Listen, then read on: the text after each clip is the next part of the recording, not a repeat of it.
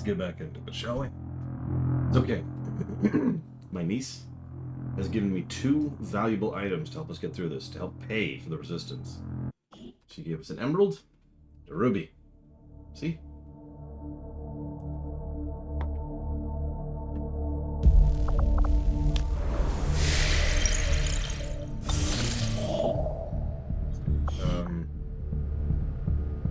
Okay, so we have rapid collection. You would ally yourselves with the most extreme among your kind. Right. Let's make sure the audio is correct. Savage beings.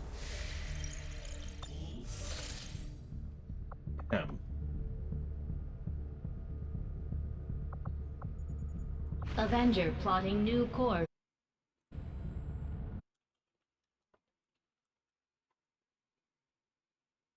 Yes, that is Darren DePaul, and yes, he is awesome. We have made a number of new discoveries. Plasma rifle. Okay. The aliens aren't going to be happy when they see we've got energy weapons just like theirs now.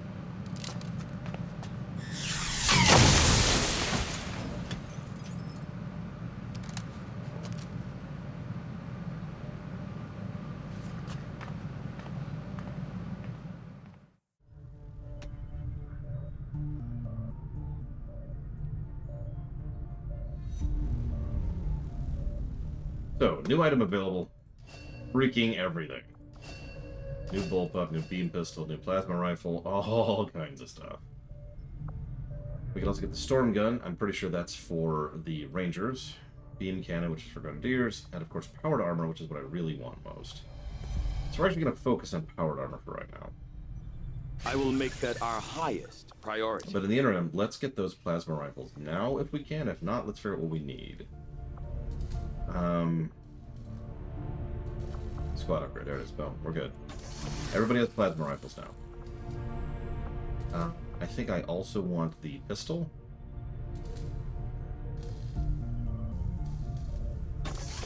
Yes. And Templar melee. And honestly, I think I'm going to stick with that for now. Yeah. Let's stick with that for now. Happy Independence Day. I got a report of some creaking down by the aft lift yesterday. I just hope it's not metal fatigue.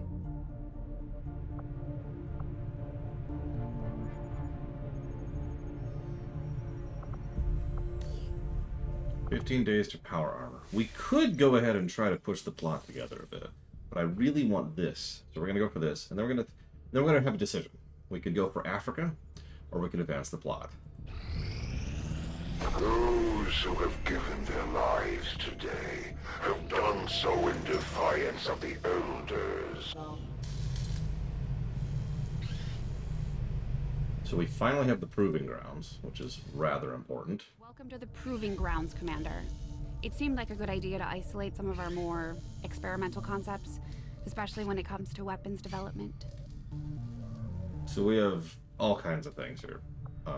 Pretty much all of which I want. Like, just everything. But what I want most of all, very first priority, the plasma grenade. We're way behind on grenades at this point. I'm pretty sure we're going to get several EXO suits, like, as in quite a few. We will probably also get a spider suit at some point. And we will eventually need the skulljack, but right now, grenades. I'll have the team get started immediately, Commander. I'll let you know as soon as we've made progress. Okay.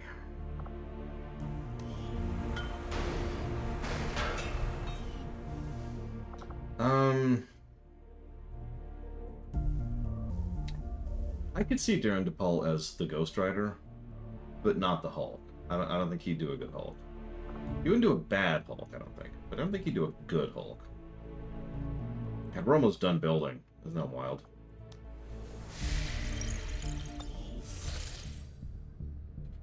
Okay, let's finish this stupid project.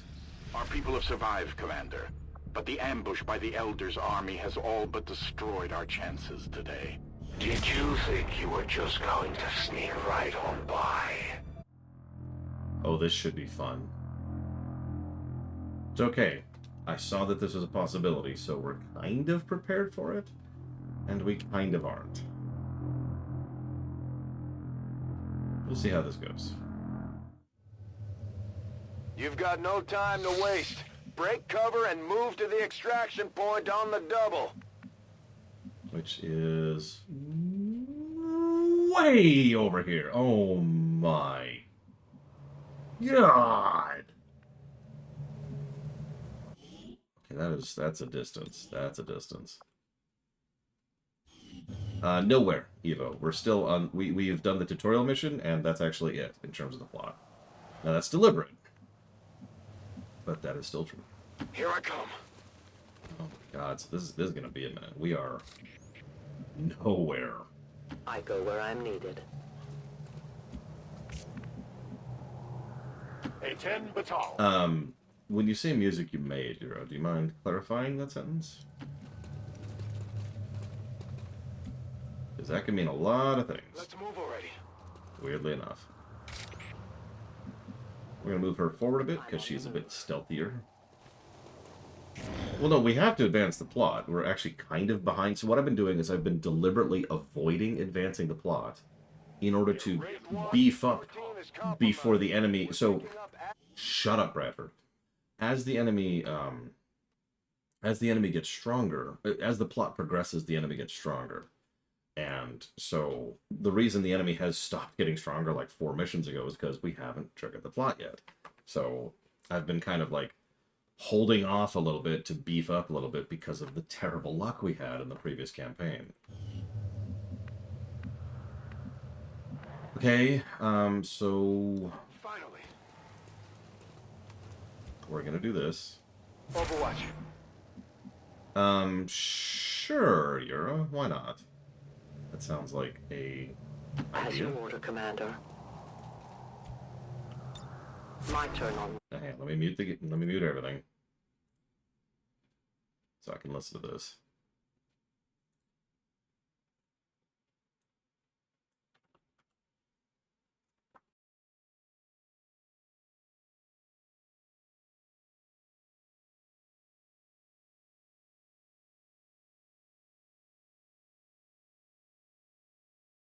No, I wouldn't expect that at all. I don't even know where that's coming from, Master.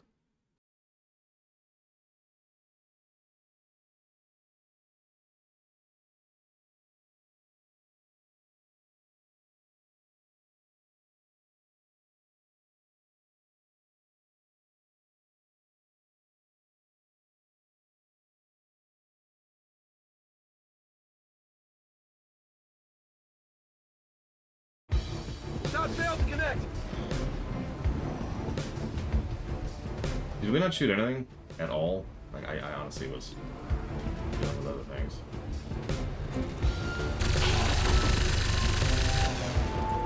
How many is that now? Draining ammo fast.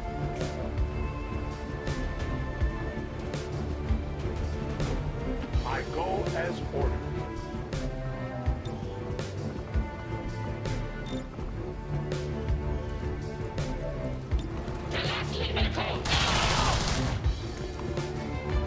Rip for 5. And that's why I don't like skirmishers, in a nutshell. I go where you tell me. This probably won't even kill him.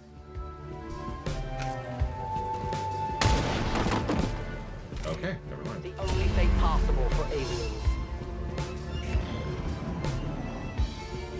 Thank you, Kyprin.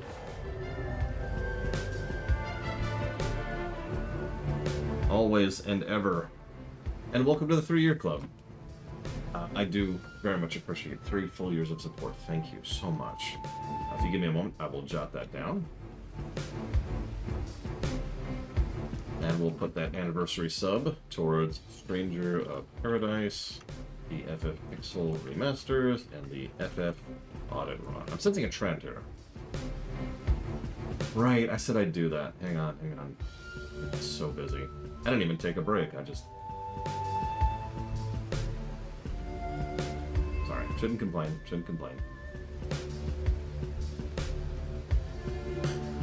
Where's the document? So give me 1 second. I need to update who's put money towards what.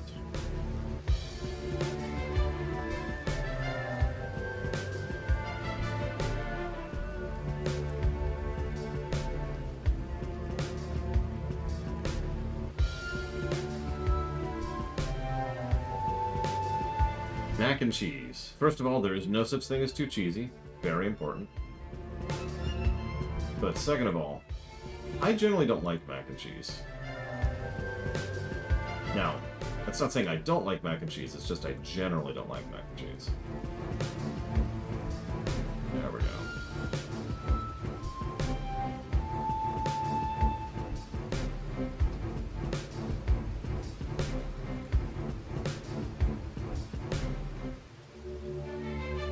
Mac and cheese must die. Although, as long as you don't put, like, bits of ham in it, I'm okay.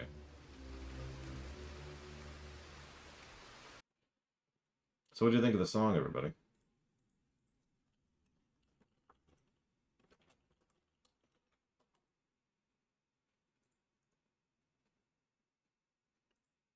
Too repetitive. I mean, yeah, that song sucked, honestly. Oh, God. Worst thing ever, except if I played you some of my original music, you'd be like, holy crap, Lore. Yeah, no, I'm terrible. No. There we Good to go.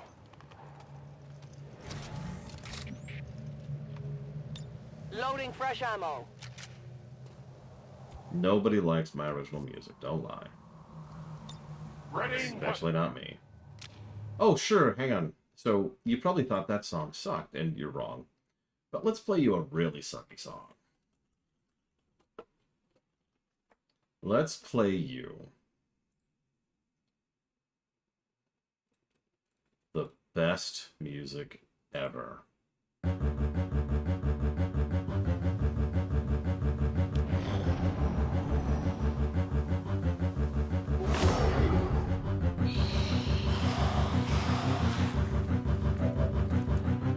Yeah! Let's do this.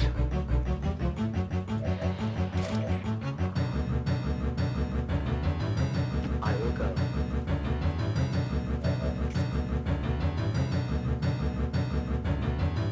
I move.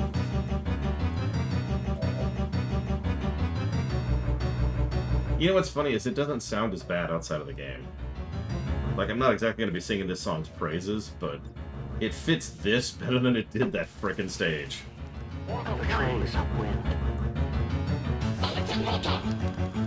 Is that a shield bearer? Of course it is. Oh.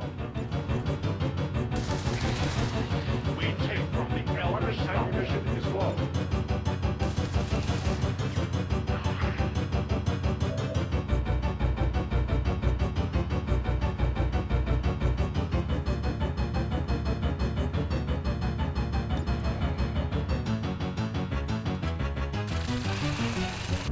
I mean, I don't even know music theory. Everything I learned from just listening to music.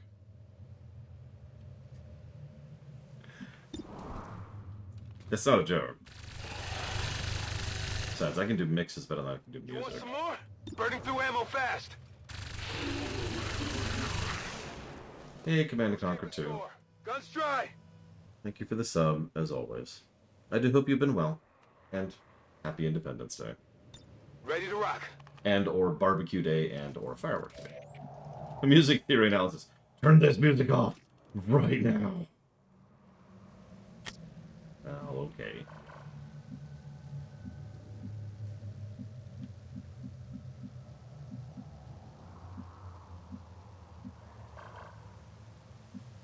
My life is in your hands. Let's see, what other terrible, terrible songs we can play here? Oh, and I didn't hear what you wanted to put that towards, Command & Conquer. So if you want to put that towards something. Let's see, what's a... You know what? Hang on. Of course, Gigapudding isn't here. But I still think someone can appreciate this. So let's play the perfect music for this music. Here I come.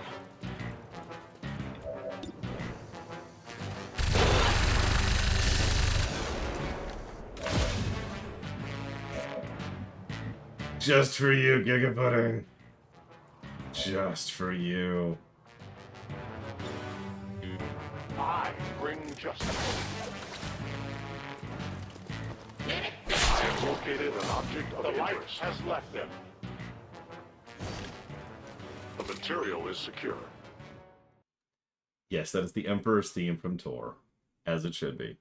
Now, hang on, I need to jot down Command and Conquer's thing. Give me 1 second, please.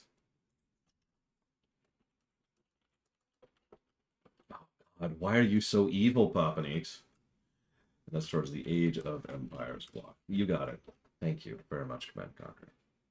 I do hope you're enjoying today, regardless of if it's a holiday or not. Okay, so let's listen to some terrible music. This is just for you, Papanix.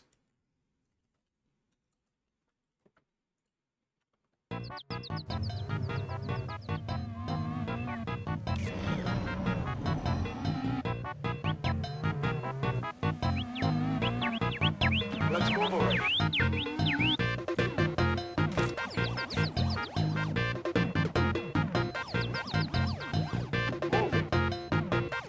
This is what's playing on their headsets as they're actually trying to exfiltrate from the situation.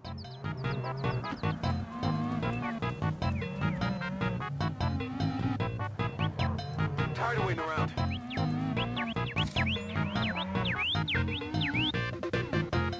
Volk says I am to obey.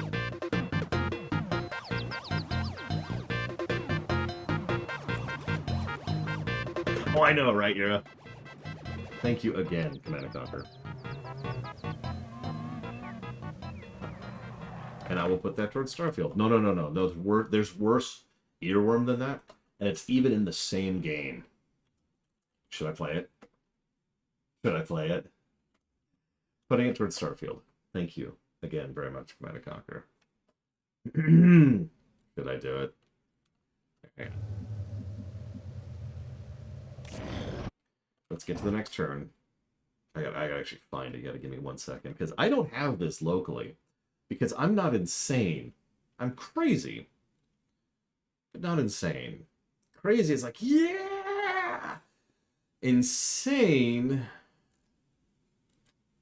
I'm sorry, is it taking me so long?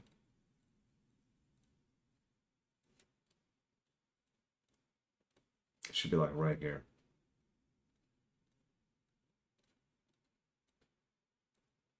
I feel like I passed it. I had to have passed it.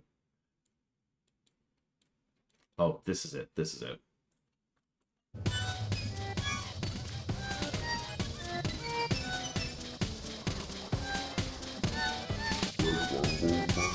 I will be in position.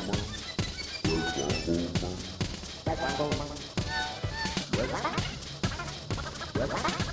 that position. And that's it. That's the loop. It's like a 20-second loop. It commits all the sins of music design deliberately. It's so terrible. It's so terrible. It's so bad. Yeah, okay. Let's just...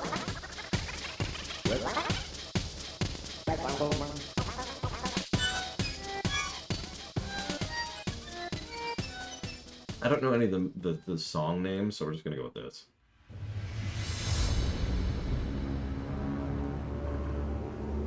We're still nowhere. Moving out. The enemy moves. My go-to example is Insane is very carefully and precisely smearing mayonnaise on top of a cardboard box and then carrying it upstairs.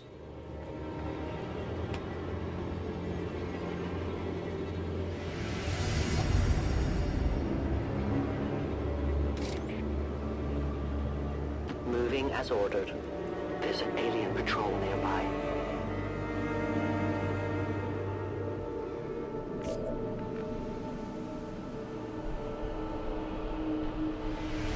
God, I could light it all. No, Image, no! Mankind was not meant for such music.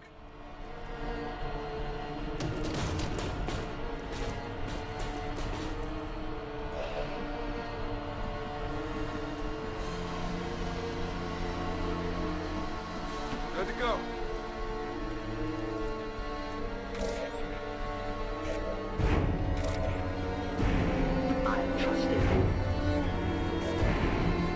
Fresh reminder that Frostpunk is awesome, by the way.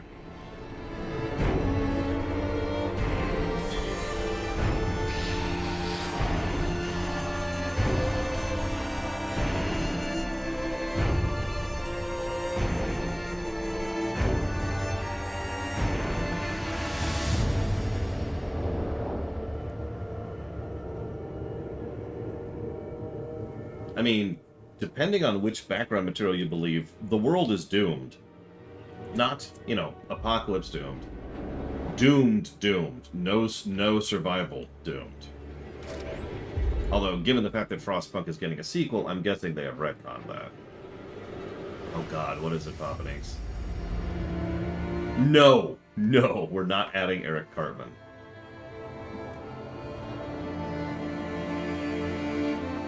Well, Blade Traval desperately needs to level. Which he would if he could do any damage. They will fight the war. Ammunition nearly gone.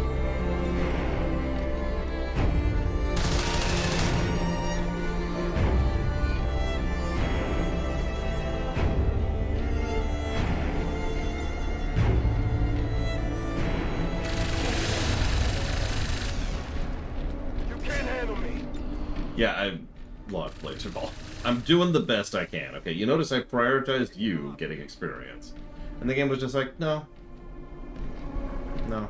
I am at your service.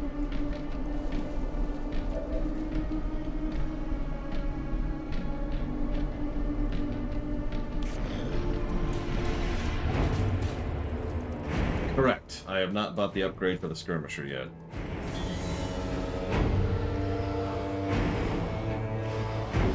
Oh, it would. Imager, I agree.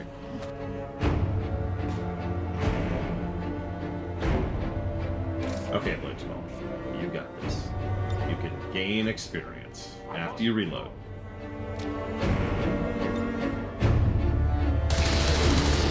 Okay. Doing good, doing good. Okay. My weapon is almost Doing better, doing better. as you command.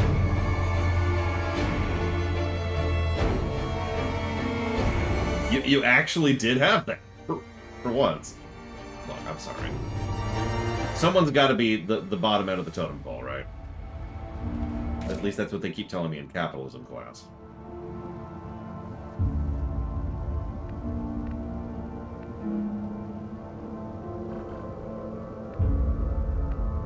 I will go. An alien patrol.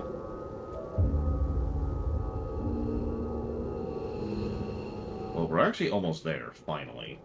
This has actually been a pretty tense mission, believe it or not. This is like our C-listers here. Oh god, yes I have. I have seen that happen. Zophage. I'm probably pronouncing the name terribly, and I apologize, but I have actually seen that happen. I hate gatekeepers. Like, there's a lot of enemies in this game that just make me go, argh, but gatekeepers are the worst. We haven't seen them yet in this playthrough.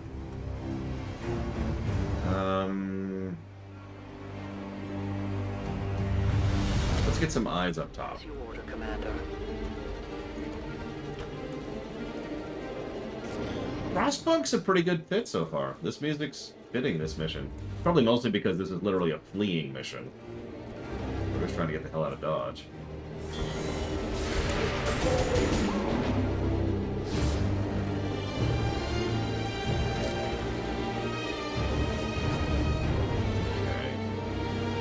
I might try to just avoid that pack.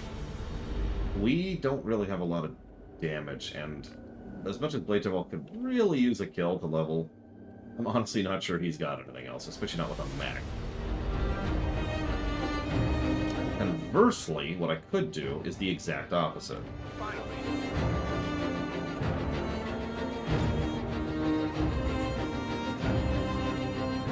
Right about here, I want to say? Frag out! Oh, me too, Command & Conquer. Me too. I am super hyped for Frostpunk 2. Did we get him? Can't even tell if we hit him. Hang on. Let's try to get some vision up here.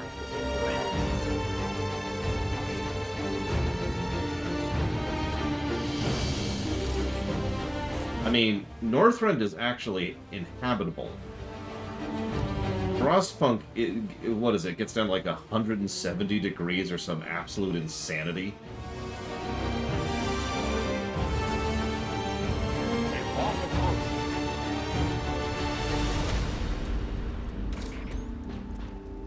I can hear the mech. Oh, there he is. I see the mech. We did hit the mech. We did hit the mech.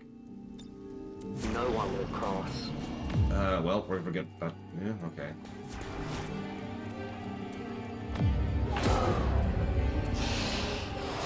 There's the Lost I just procced, but they got rid of the Overwatch. This is actually good. This is all deliberate, believe it or not.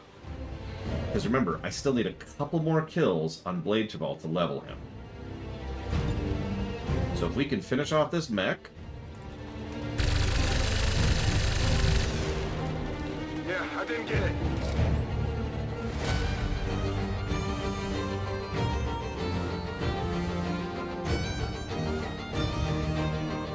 Okay, so that didn't work out.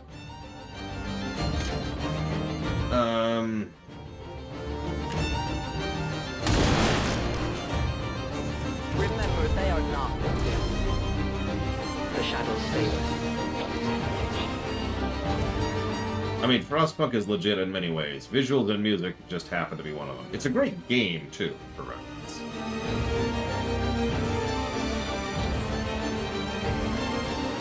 Okay, so I'm going to be very greedy with Blade Chaval because I really want him to level. So we're going to specifically target the ones with low health. Like that one. And then need to reload.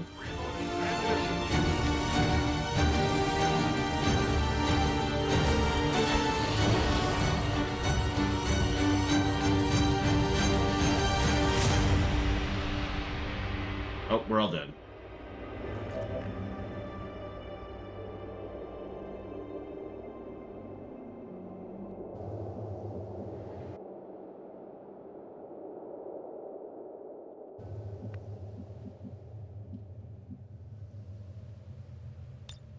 Ready to...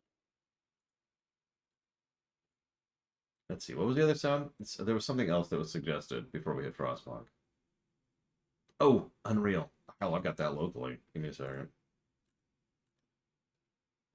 I've got some Unreal locally. Because it's Unreal.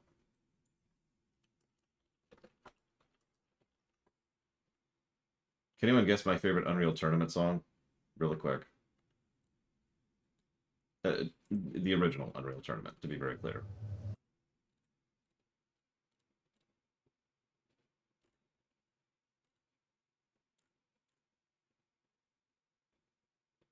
And it's this one.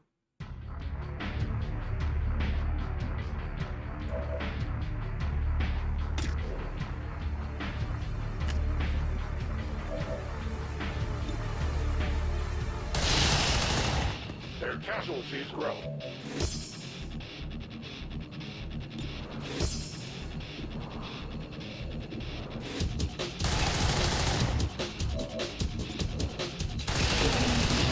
We deny our... My ammo is depleted. I am reloading. I think Blade Chaval level. Thanks. Here I come.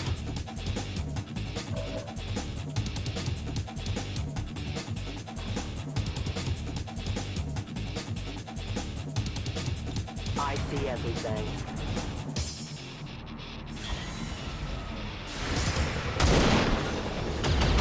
Okay, that was funny. We both Overwatch procced on the zombie. That's sure. I'll take that. Why not?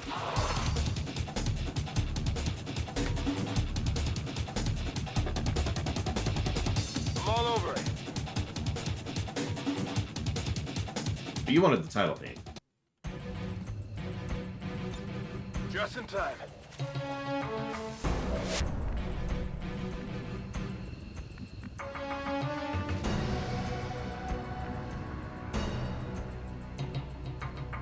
As you order. I mean, I will admit I had the most fun of all the purely versus competitive play FPSs I played. I had the most fun with Unreal Tournament. Having said that, I don't think I would enjoy it nowadays. I'm just getting back. face justice.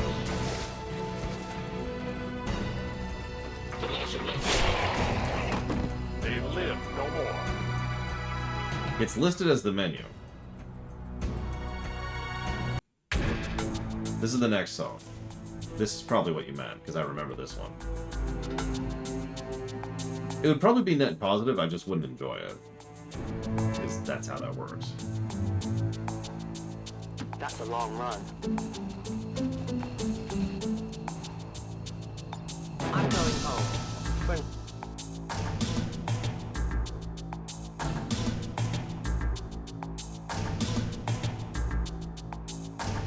Hey, Pika.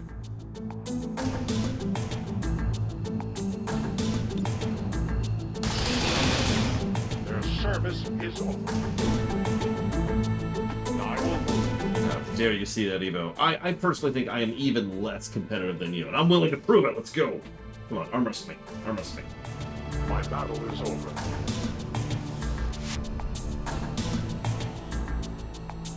Mission complete. That's as flawless as that gets.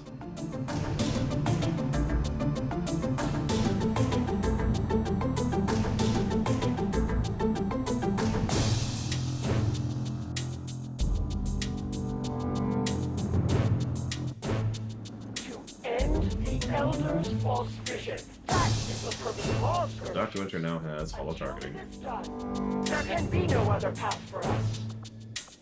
I hope you enjoy it, Pika. Because if you don't... let's see. Any unit seen by the Reaper remains permanently visible. Oh, I like that. Grab that.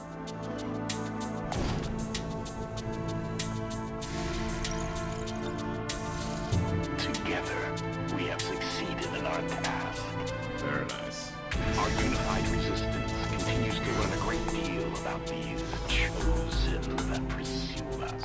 Slowly but steadily, our faith in your word grows. So hang on. This one was requested, but we're going to pause it until we get into a mission. And now, we gain new abilities as a result. Hmm. Yeah, we still need a major to actually kill the bosses.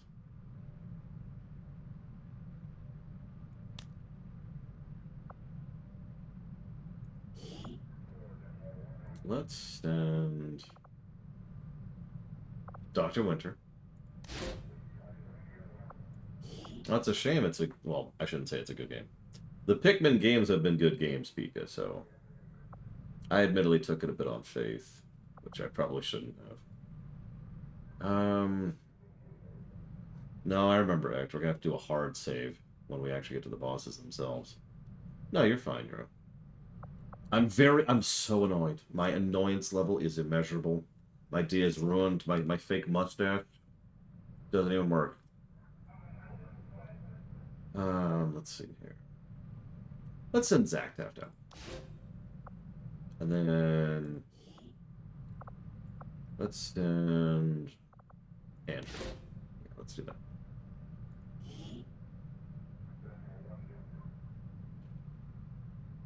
Pick a soundtrack from a Mario game that'll fit here? Okay. Let me wait until we get into mission. Covert action immediately, Commander. I have given in to the annoying side of the Force. With each passing moment, I will conquer this pathetic world.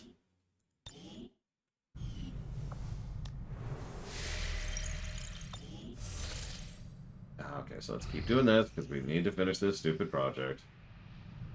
Come on. The Elders don't spend a lot of time worrying about the difference between soldiers and civilians. It's all the same in the end. Finally. Okay.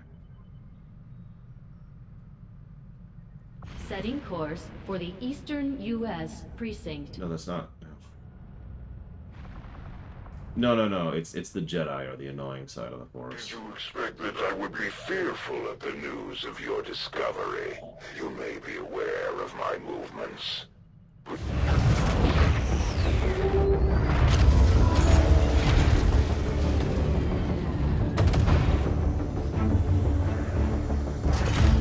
Alright, anybody order 3 cheese, extra pepperoni?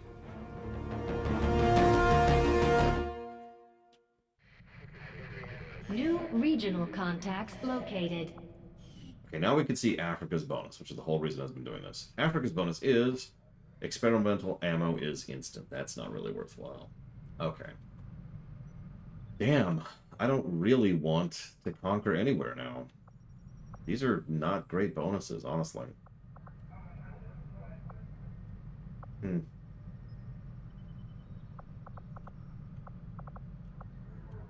Oh well.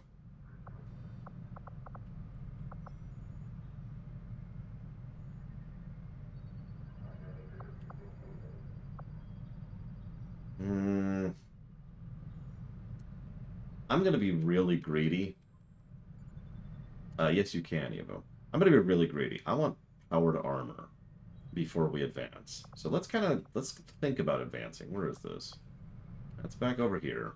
So let's kind of start heading back-ish. And where are we? Let's go here. Setting course for Eastern. Why are we back in... Okay, whatever. That's true, we could conquer Antarctica. Oh, hang on, I've actually got music for this zone. Hang on, give me a second. Now, if anybody can name the game that I'm about to play a song. If you can name the game it comes from, I will put $1 towards a game of your choice. Because nobody's going to guess this.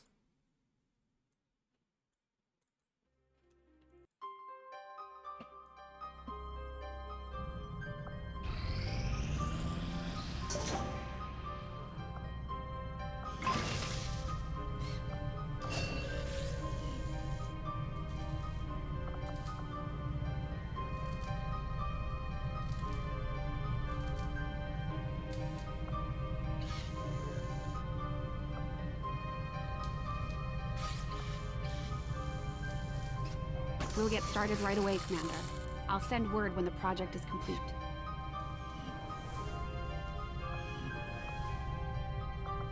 Just give the word and I'll get started, Commander.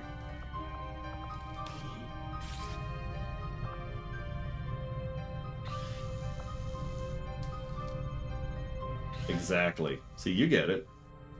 We need bigger explosions. Speaking of which, let's go ahead and upgrade the skirmisher, shall we? So that you suck less. And another skirmisher upgrade.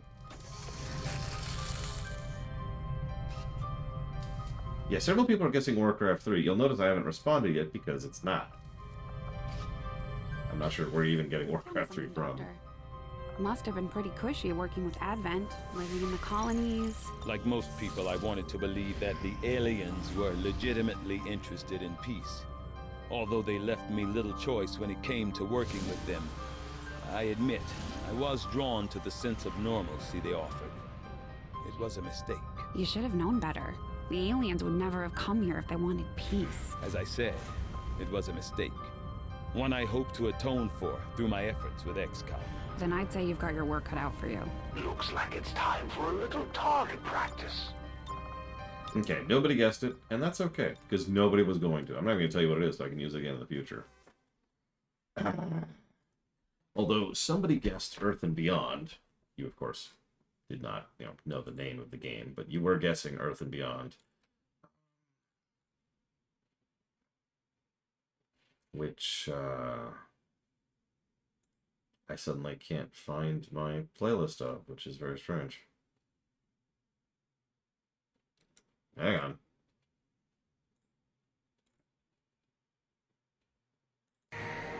This is Earth and Beyond.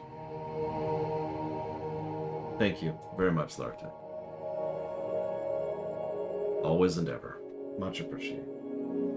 If you give me a minute. I thought someone might have gotten it because I used that game's soundtrack a lot during the tour run in order to replace some of the music, because that game tends to have very atmospheric music, which I happen to be very into. Well, I still have the soundtrack.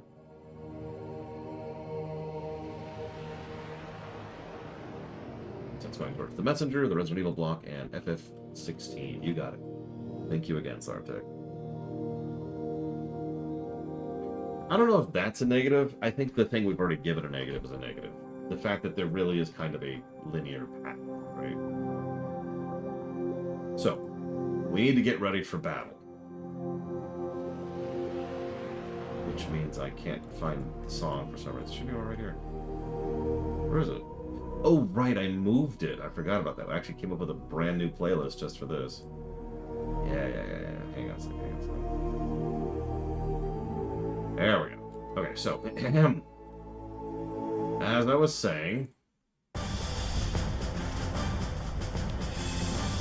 yes.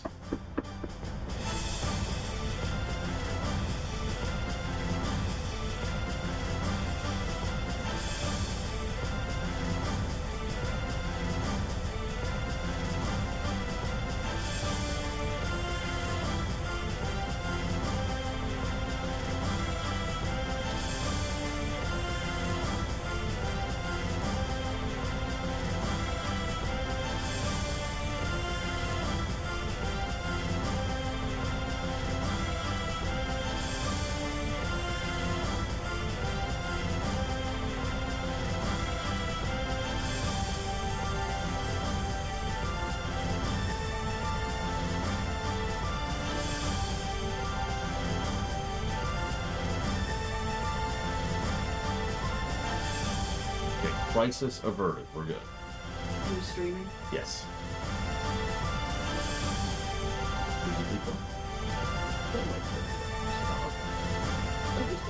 There you go. Just think, in just a couple weeks, Pikmin 4 is Mm-hmm. I bought it for you if you're hurt.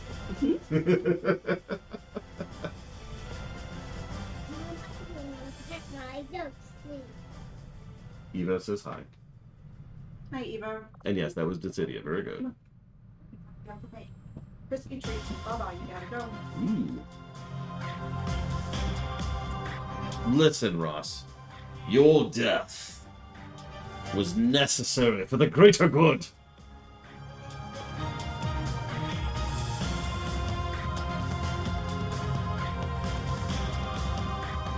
When did you die? Anyways, okay, so what are we doing? God, I am so turned around.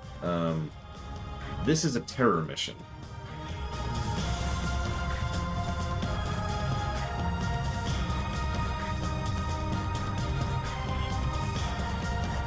I have so many goddamn sharpshooters. We need to level Bragwin. Let's bring Bragwin into this. And Blade Chabal. We're playing on Vet, Primarch. Although I retain the right to turn that down. Let's see, who is here? I know Terra's not here, I know Lakoida's not here, Takoida's not here, I know Locke isn't here, Black Malkin's in here. Ect is here. Ect. We're gonna get rid of Black Isle because he's tired. And thank you, Oculus, always and ever. Andrew is here, I'm pretty sure, although I think you're a sharpshooter. Which means you suck. Oh, you're on covert action, sorry.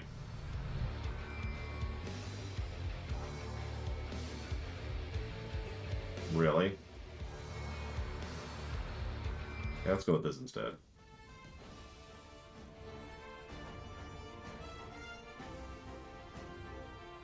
Cronin's here. Hang on a second. So Oculus is putting that towards Vermintide 2, Republic, Commando, and Overlord 1. You got it. Thank you, Oculus. As always. I'm sorry, Crazy Norse. I don't know what's up with that. Cronin's here. Cronin's here. I just saw you. Where are you? Wait, you're up here. Oh, no, we're taking Vigilant because I need to get a major as soon as possible. The faster I get a major, the better. I'll also bring Cronin. Why not? Okay, so let's do this. I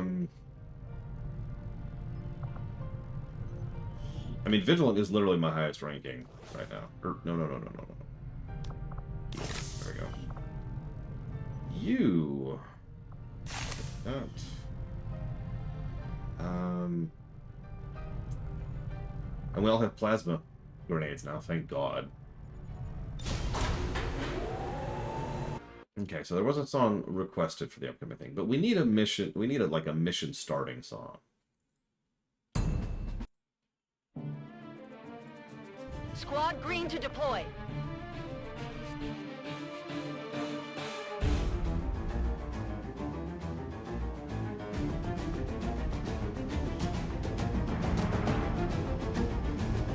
aliens just hit one of the resistance outposts hard.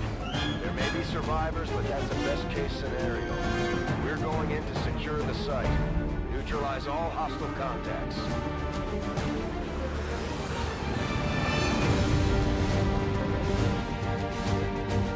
One of those chosen is leading an assault on the resistance encampment in this area. Our people are doing what they can to fight back. We need to help protect the civilians trapped nearby. There's a group of resistance soldiers hunkered down not far from your position. Move in and help fend off the attacking alien forces. Affirmative! Trust me, that's not what you're tired of, even. What you're tired of is me turning the question right around on you.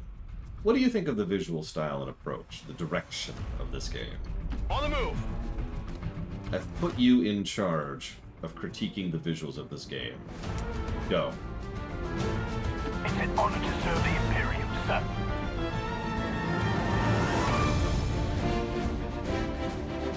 I go. This is a B team with Vigilant, who is my highest level.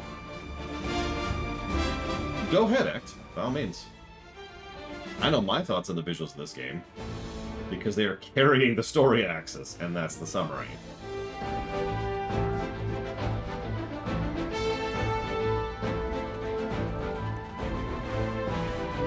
Yeah, Vigilant's an A-teamer, and then we've got the B-team. We haven't been setting up the C-team all that often. But that's okay. That's okay.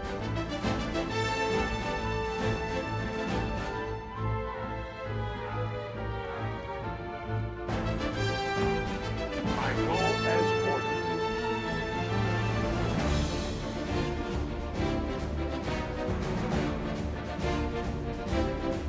I'm on it!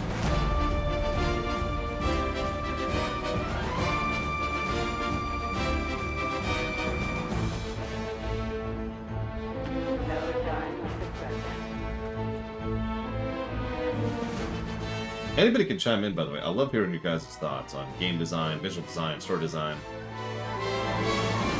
One of the biggest reasons why I prefer to stream reviews is because I love getting feedback from y'all, even if I don't agree with you. I give my life to Edward Art. I still like hearing it. That's a chrysalid. Right on schedule. That's a chrysalid.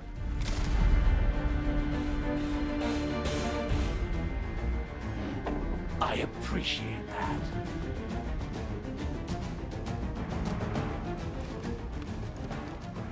The Chosen aren't going to make this easy for us. Keep your heads down and press forward. Shut up, Bradford.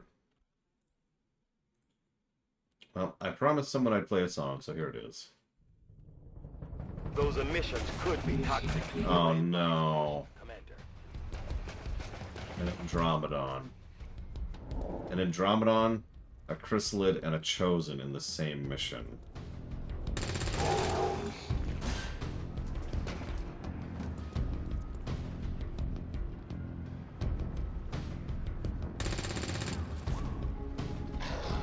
Also a Berserker.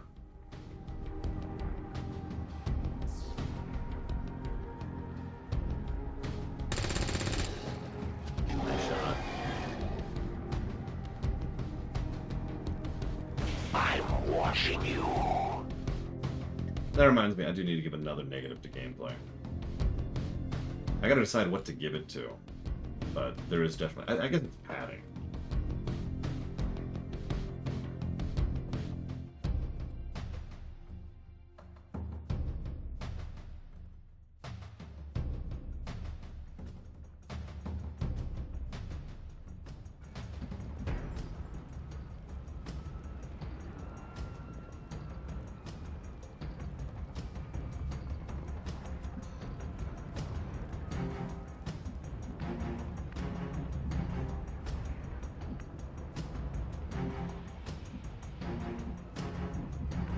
Will do. I get up there, Act. Garrus. Moving to position. I really enjoy the visuals in this game. They're better than they need to be, if that makes any sense. For a game of this style, these visuals do not have to be impressive as they are. And I don't just mean in terms of fidelity. In fact, I primarily do not mean in terms of fidelity. Color usage, animation. I know I like to talk about grass a lot, but for real, for just a second, look at that grass for a second. Let's see. We've got 1, 2, 3, 4, 5, 6, 7... 8. We've got 8 different tiles of grass down there, all of which are adding to the general variety of it. And you can see how it's painted there. Yeah, huge variety of the foliage we're seeing.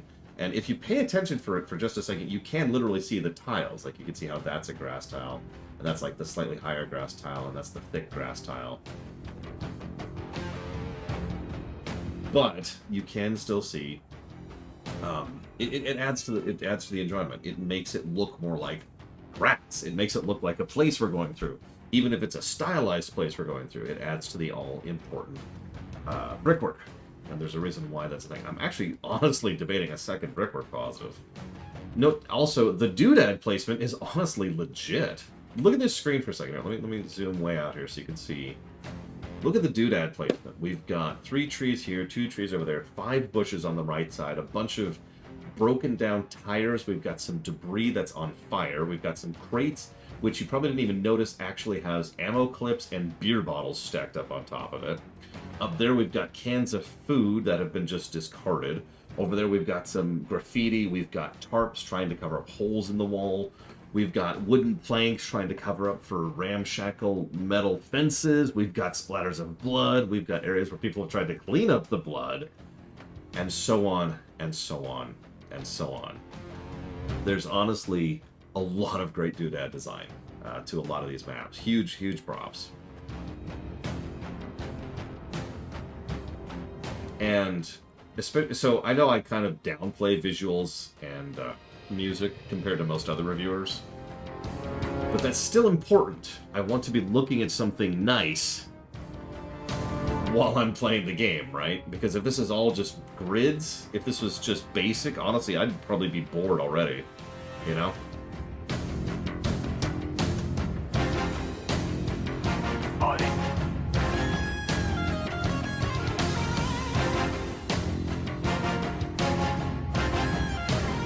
Also true, Papanix.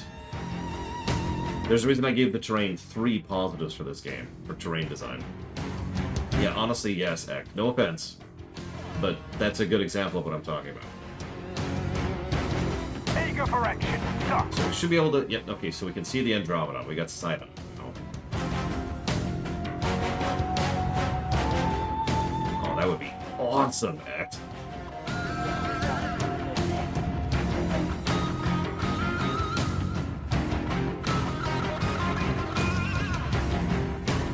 I forget who requested this one, but this is actually Halo ODST.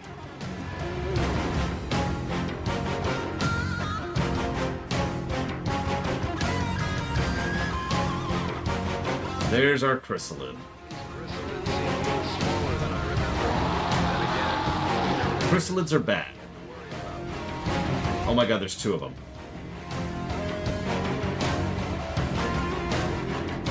Okay. We might be redoing this mission.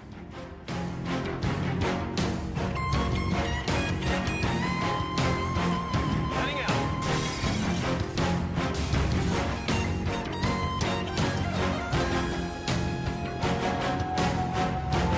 I advance.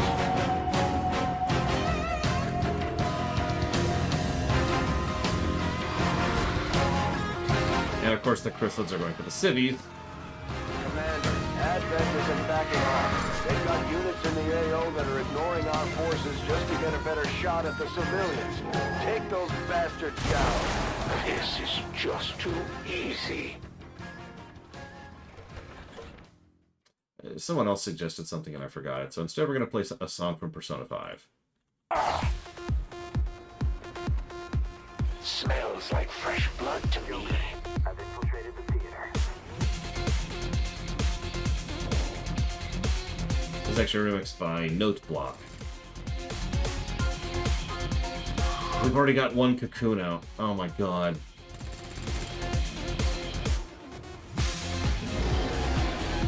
We've already got a cocoon out.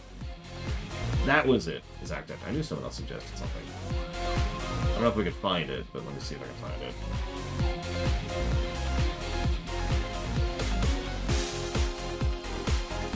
That's pretty vague, Magister, but ironically, I think I actually do know what you're talking about. Give me a minute. Give me a minute.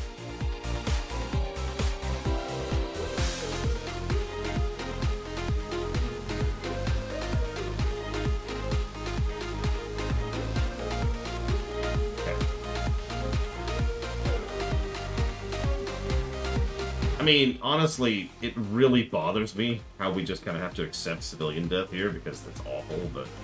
Oh my god, they've got 16 health! Oh my god. Okay, hold on.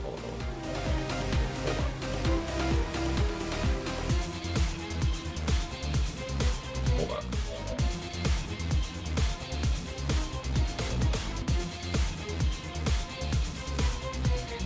Yeah. God for plasma weapons. This is a remix by Noteblock, again, giving Noteblock credit. I don't know if they're male, female, or in between, but they are a pretty good mixer, so shout-outs to them.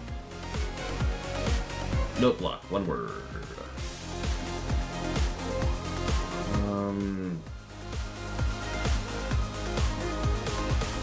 This is a terrible enemy composition. This is awful. Yeah, thank God I had plasma weapons before this mission. Give me a kill. Give me a kill. Thank God. Okay, so that Muton is out of the picture, which is great. I just upgraded the Bullpup, but it's not going to be able to take down the Andromedon.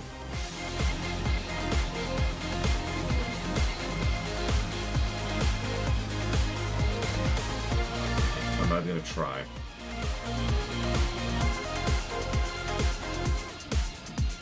As you order. I'm not going to try. I'm going to do this.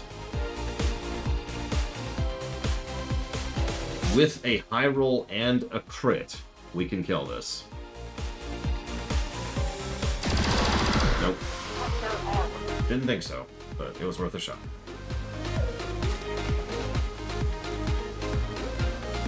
But, you know what we could do?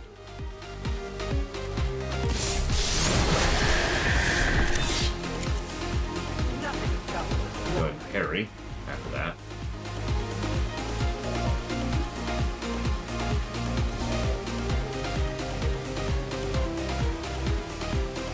I haven't decided what I want to do with my sniper yet.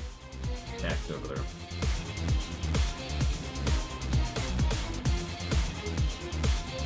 I think I'm actually not going to go super high yet because I don't want to proc too many more pods. So I'm actually going to pull you over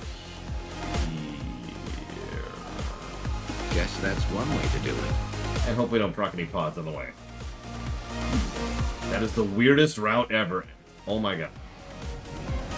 Okay, good news. You're about to be attacked by a chrysalid. I can't keep taking hits like that. Perfect, perfect. That's exactly what I wanted in my life.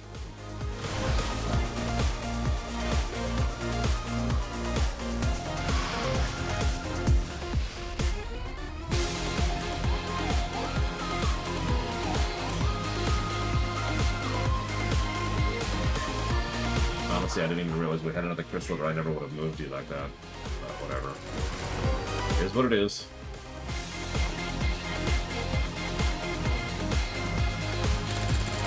I can't believe you're still hitting that Berserker. If you could just get rid of that Berserker for me, that'd be awesome. Yeah, like that. If you could just do that, that'd be great. There's a large group of civilians pinned down within range of... Oh, right. Hang on. So, this was requested. Get in there before the aliens slaughter those people. Getting nervous yet?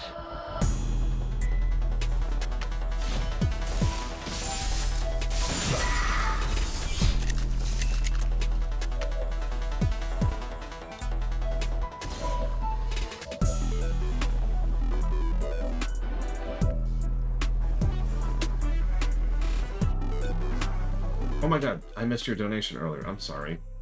God, I apologize.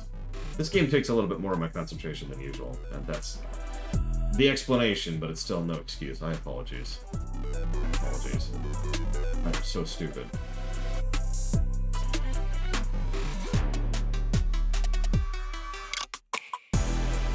I'll put that towards the Kingdom Hearts walk, Tinykin, and FF7 Noir 1. Thank you very, very much, Walk. Now, I can't bow to Walker, but you know who I can bow to? Evo! Thank you, Evo. Thank you, thank you, thank you. Turbo bow. It's a good song. I like it.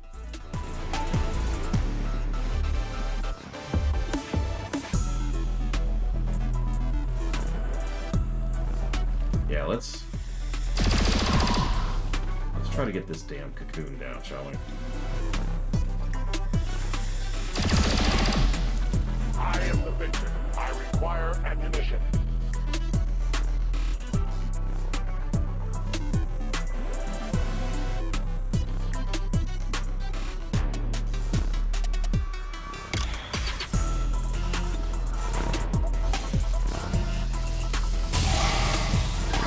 Glad I upgraded those pistols. Customer.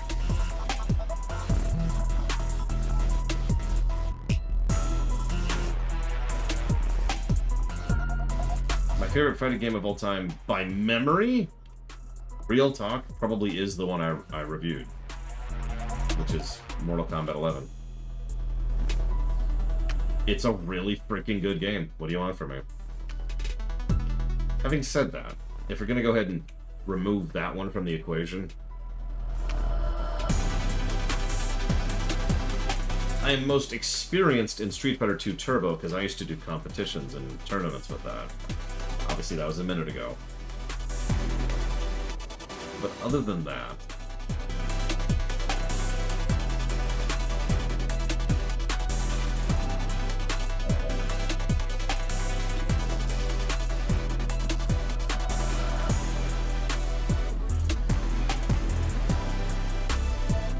that's actually a tough one. Virtua Fighter was one of those interesting ones that was more complex than it looks. Anybody who's familiar with fighting games, and Virtua Fighter in particular, knows what I'm talking about. And So excited. Those guys are a dime a dozen. And I would also have to give special praise to Killer Instinct, which in addition to being a lot of fun, had a banger soundtrack. Whoops, hang on. We're not supposed to keep playing, sorry. Someone requested something, music-wise. It was something... Yeah, Primark was asking about something from FF16. What is it?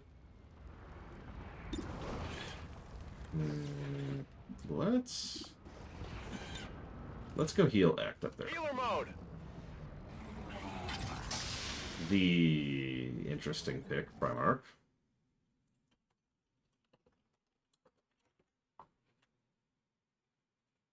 Sure. It's a turbo spoiler, but sure.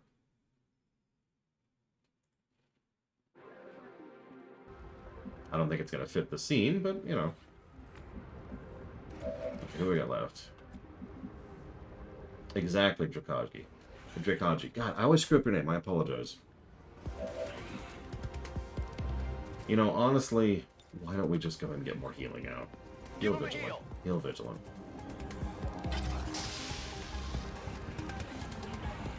It's the final boss song, Primark. One of them. No, I heard it's Act F. It was très cool.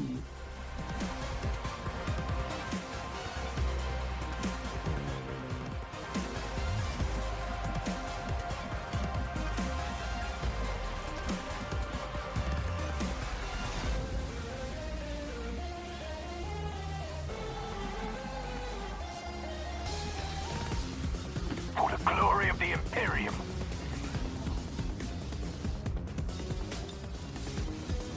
That's odd. Don't let him get past us! Parry for the win.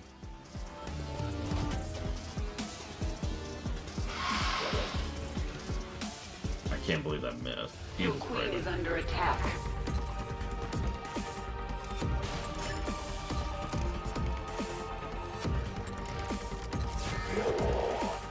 Thought you could hide, eh?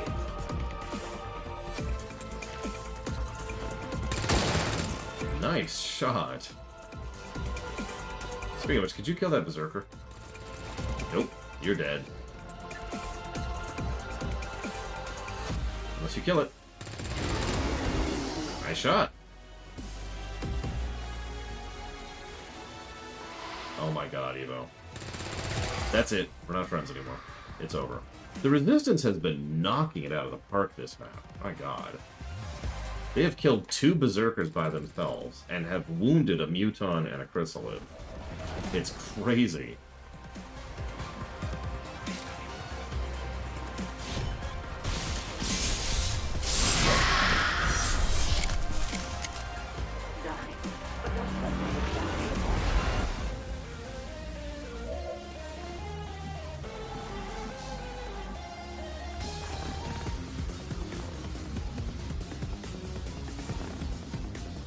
I believe you, Primarch. I'm just, like, you're like, I want to listen to this song, and I'm like... And at the moment I heard you mention what the song title is, I'm like... Really? Okay. I mean, the music itself isn't a spoiler, it's just... Interesting choice. Executing your orders, sir! Okay, now we need to get rid of that Andromeda. You're probably thinking, why can't I shoot that thing? Reinitializing weapon. Why can't I shoot that thing?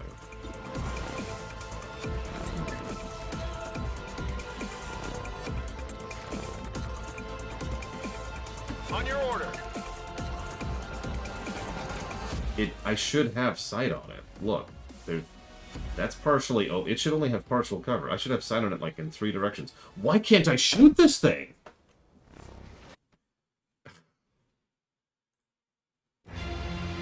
Whoops. Hang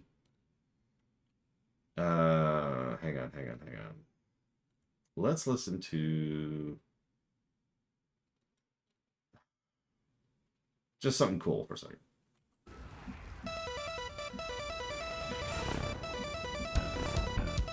Like, look at this. Look at this. That's... Okay, hang on. I have an idea. I think I know what happened. Remember, that Andromedon was actually displaced by a grenade earlier. So I bet you it's not actually there. What do you want to bet?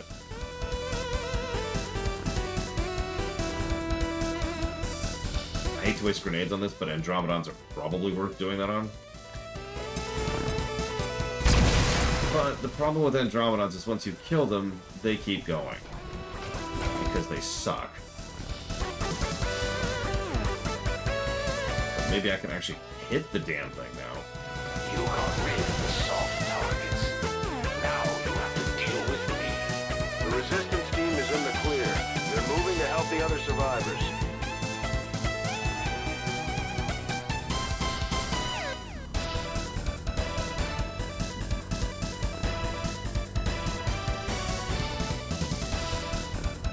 Double time it.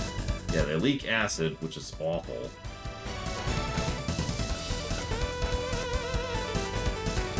This is a Mega Man X remix by... Oh, I don't actually know his name. My New Soundtrack is the name of the YouTube channel. It's the Koopa, if you're familiar with the mixer.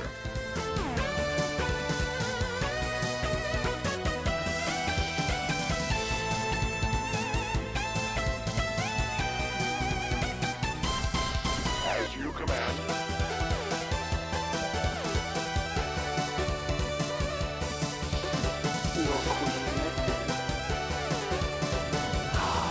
Another Templar cultist, feigning knowledge of a power they barely understand. Yep, sorry about this, but, you know, in my defense, that shouldn't have happened. Jesus Christ. Thank God I've got that extra armor. The dice and lost this time. Not far enough. I mean, Sega does the same thing, Ross. I don't know, though. Even Square has bad music, but Sega and Capcom are just like, no, we got this.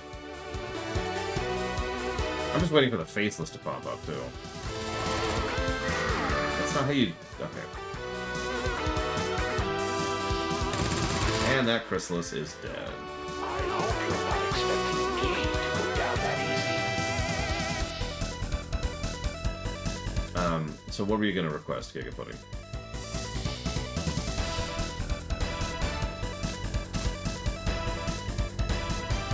Game? Game? Thanks, game. Oh, I saw Evo. Actually, it's to the left. That's how I shoot people all the time.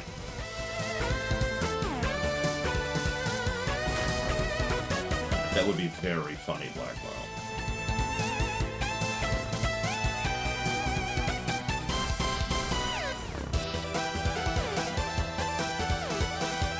Could be, Crazy Norse. Could be.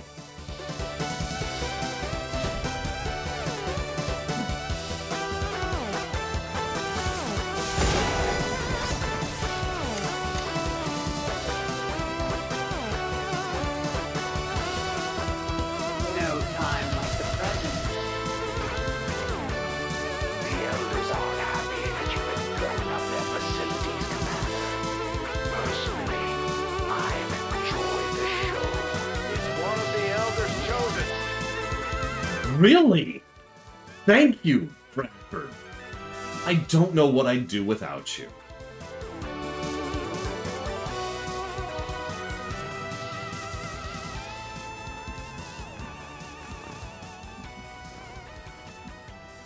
You like the chrysalid that's still just stuck in the air there? I'm on it. Does it have lyrics, Giga Pudding? Because if so, the answer is no. Target neutralized. I almost feel bad for them. They've got no idea what they're in for. What's the name of the song? Excuse me.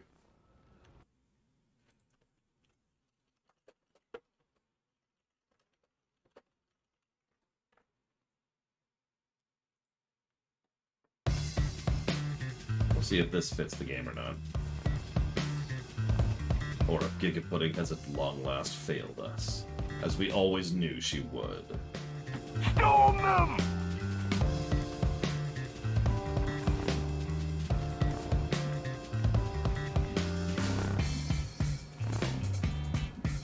A great distance.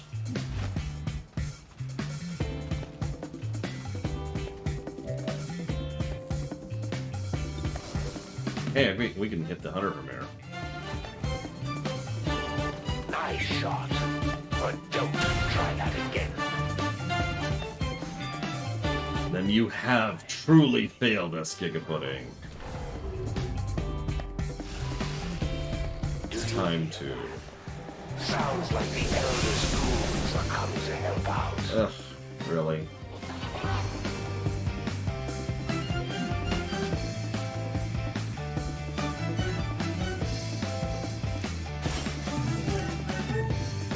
I'm coming for you.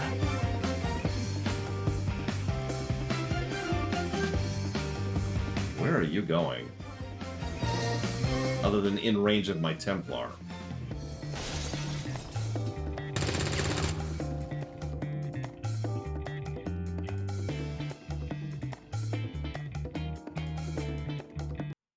Okay, so anyways, that doesn't work at all. But you know what doesn't also work at all?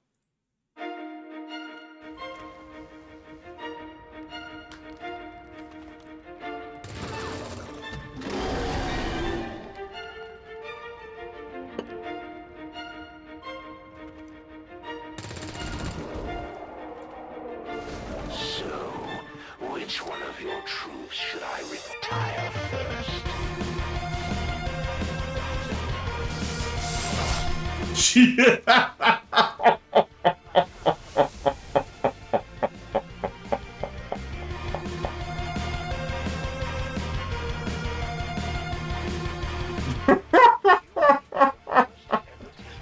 Brigwin just one-shot the boss.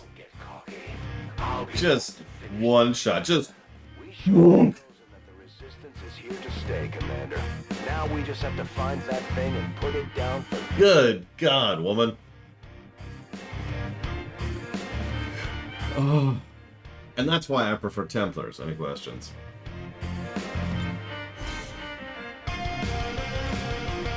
God, what's even left at this point?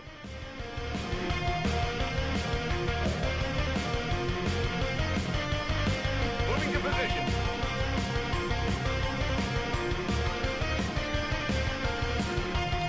Swimming to Overwatch.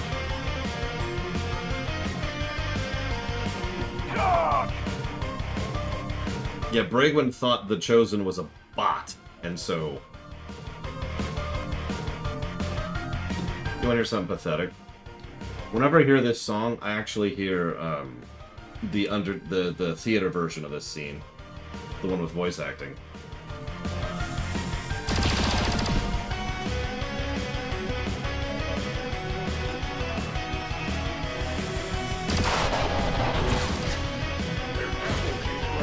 Loot. So much for the stealthy approach.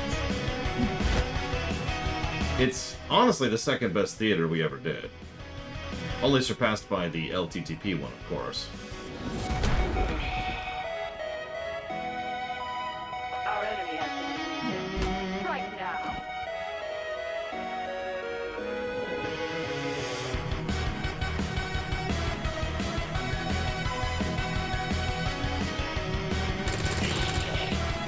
Of course, the third best theater is FF9. And the fourth best theater... Look, shut up.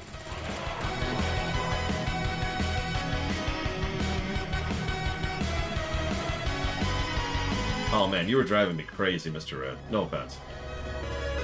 Like, you give me this, and I'm staring at it, and I drop the audio file into the thing, and here's your line. I'm just staring at this like, how do I make this work? How do I make this actually audible? Oh well, thankfully... Look, I have lots of lists. Thankfully, we need a Victorious music now.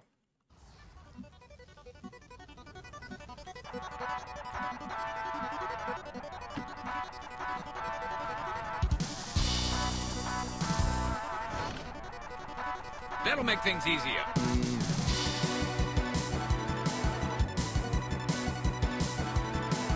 No, you and Linnea both gave me the same issue, Mr. Red. So one of those has got to be a faceless. So I'm going to get ready for them, because I know they're going to show up.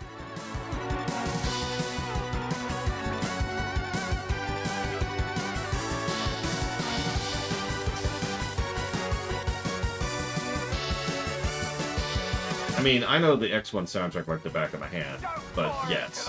This isn't even my favorite song from X1. It's also not the most popular song from X1, from what I've seen. If you can guess the most popular song, then, I don't know, you get a cookie. I'll give you a hint. It's going to be the next song that plays. Now, let's get her right up out there. Ready to go for this.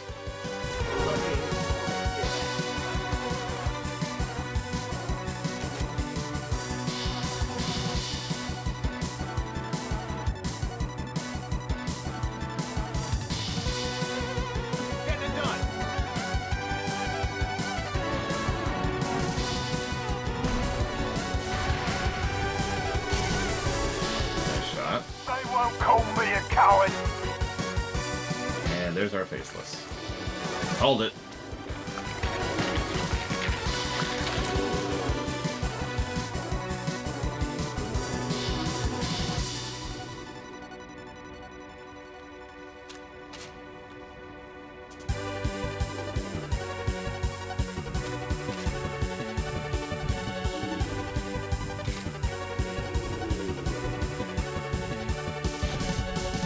Yeah, I don't know.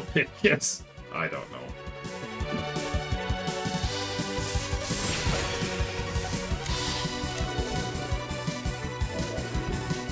And then just stand on his face and tank him for a second, would you? Thanks. Nice shot, Act. I technically still do, but yes, Ross. Yeah, that's what we call a sweep. Not flawless. That was a sweep. Now that we've got our plasma weapons, we're doing a lot better. Did you notice that? We've started catching up here. To return us to the chaos of the old world. I actually can't recall it does. It's a forbidden song.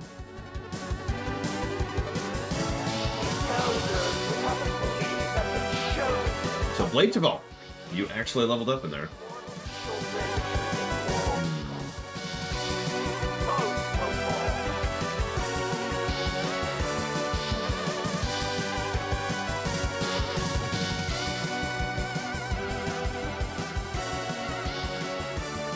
You can think about that game design idea you were working on, Mr. Red. You can also watch TNG. You know what? I'm going to change my idea. Watch TNG. Relax with some TNG.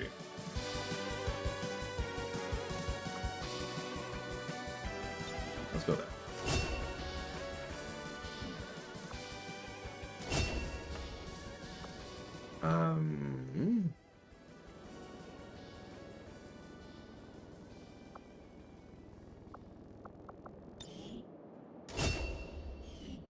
So, most popular song in X1.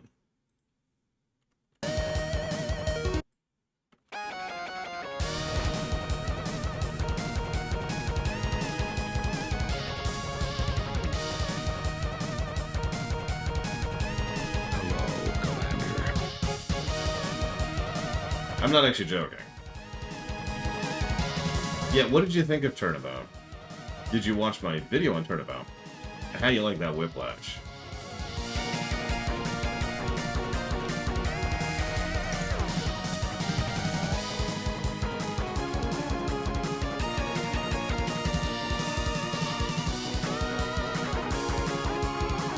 It's always exciting. I was in the middle of toying. I was actually doing something. And you certainly done a good job at that. I usually try to avoid OC Remix as much as I can. But that's for much more complex reasons. It's probably fine.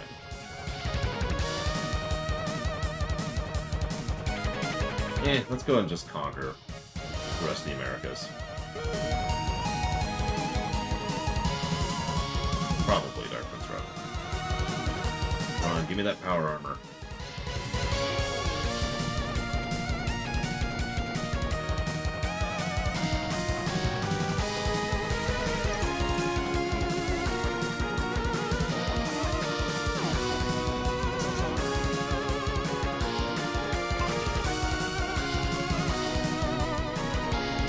Medkit's finally improved.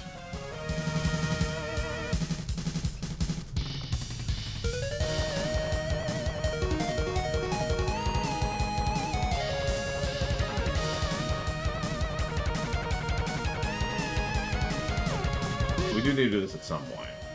I'll just do it now.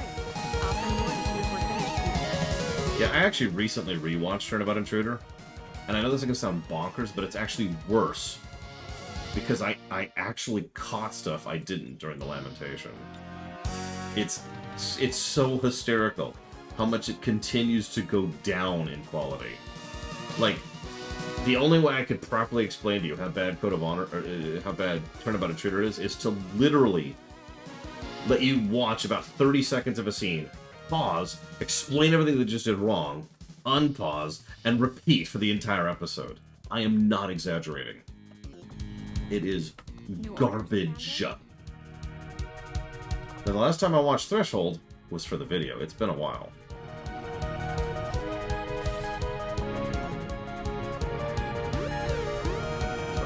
I think Dad would have been proud of what we're doing here. For the first time in a while.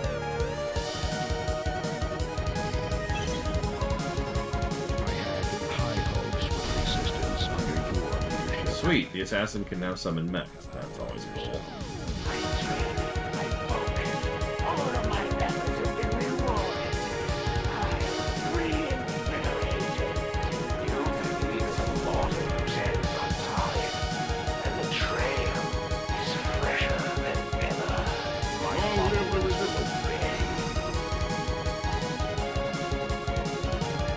Where'd you drop the supplies?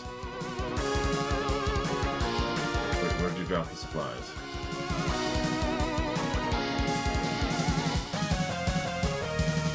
Where did you drop the supplies?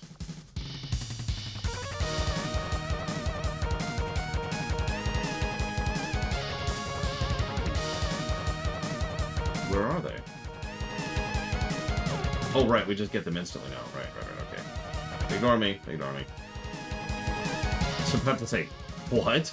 Okay. 5 more days. Setting course for Brazil.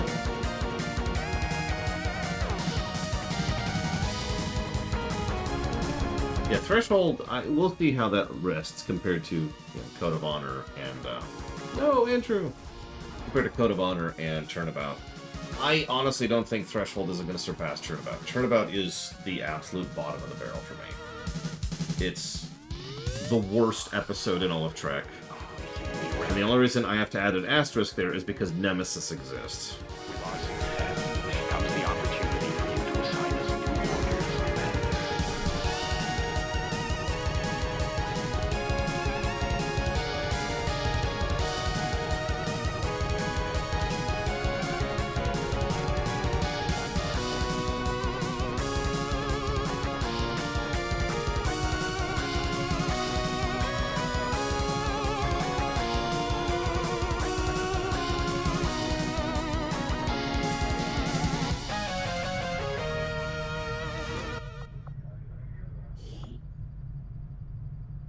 Correct, Dark Prince Rowan. We have nothing.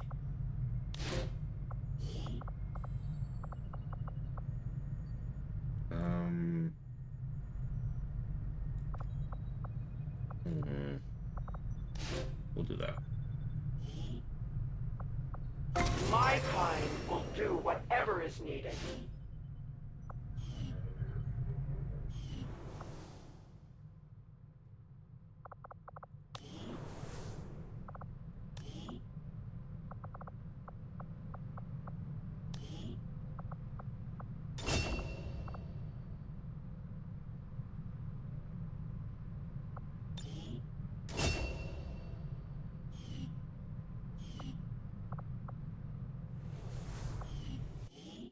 Yeah, Threshold... If I was to do a review of episodes, there's a pretty good chance that Threshold would actually score worse than most episodes. And I mean that. It might not be the most offensive episode, which is what most people consider to be worse. But I think it does more wrong, for lack of a better way to put it, more negatives, put simply. I don't want to say Threshold is objectively worse, because that's not what objective means, but you get the general idea. The deceitful traitors who have left the service of the Elders are known to reside nearby. Power armor. Do well to distance yourself from... Power armor. Yeah, objectively is kind of a different thing. Oh yeah, I wanted to play another song for you. I'll save it up for the next mission.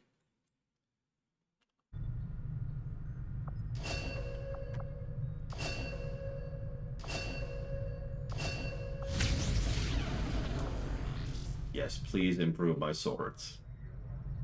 The science is eager to begin, Commander. Hey, Commander.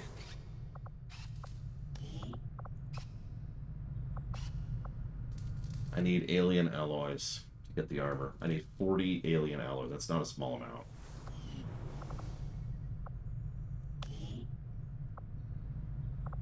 And I could get that from clearing these 2 spots. So...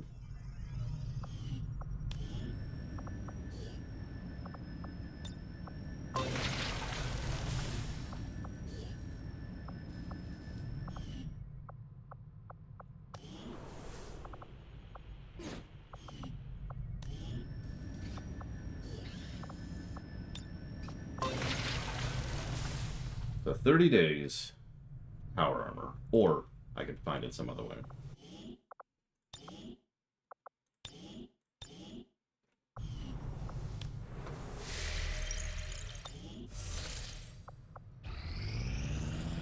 Now a true test of your allies' devotion to the cause. Reading you loud and clear. Waver in the face of death. I don't know if it's viable, Yura. I'm pretty sure you can do it. I just don't know if it's, like, worthwhile.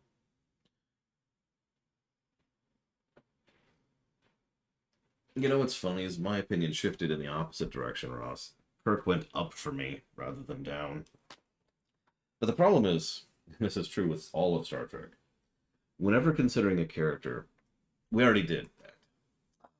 whenever considering a character, what you really want to do is you want to just eject the bad episodes, right? And I know that sounds strange, but you kind of have to. Because they're bad episodes, you need to establish, like, even footing, right? If you're going to compare and contrast characters across each other. So, like, when comparing the Star Trek captains, for example, we have to just eject all of the dreck, otherwise it just becomes a giant jumbled mess, right? Avenger plotting new course. Yeah, they're out of character in bad episodes. They do weird and dumb and crazy things in bad episodes. Let's see here.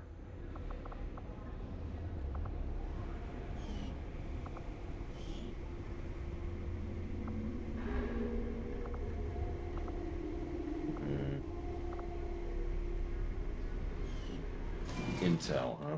Let's get some intel. Setting course for Sector 10, Eastern United States.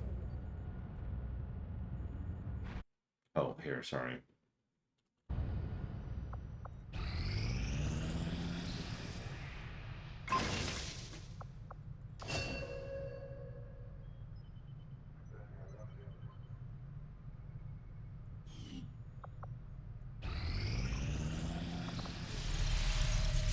The most consistent Star Trek captain?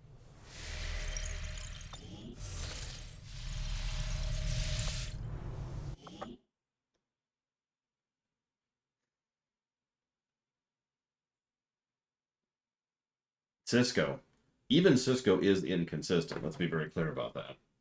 Especially since his Season 1 character is functionally different than his Season 2 character is functionally different than his Dominion War and Onwards character. But that's still more consistent than all the other captains, so I think I'd still give that to Cisco. Once Cisco settles into who he is, he doesn't change much. Unlike Janeway, who continues to bounce around consistently, and Archer, and Picard. Market is open. I would like your alien alloys, please. Thank you.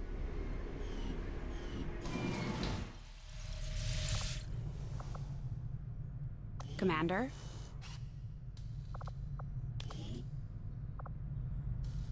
I would like armor. This is our basic power armor frame, providing the durability you'd expect from a giant armored suit. It's also shiny.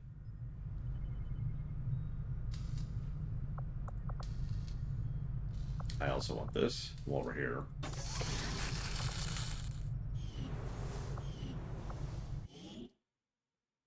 Okay.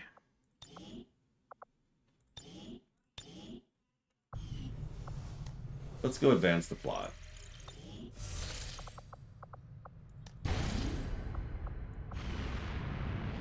Setting course for Sector 9, Western I said we'd do it as soon as we had power armor. We have power armor. Oh, here, hang on. Let me get some mission music going. Something short. That's not mission. Here we go.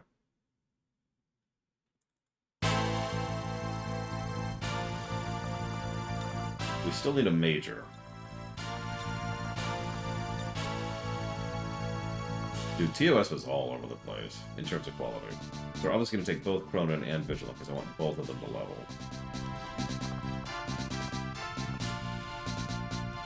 And since this is a Lobby mission, we're actually going to take Lobies after that. Just all the corporals at the bottom here.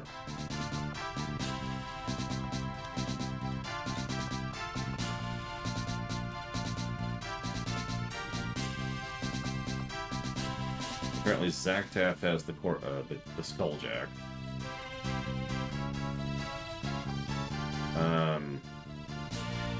Sure, I'll accept that.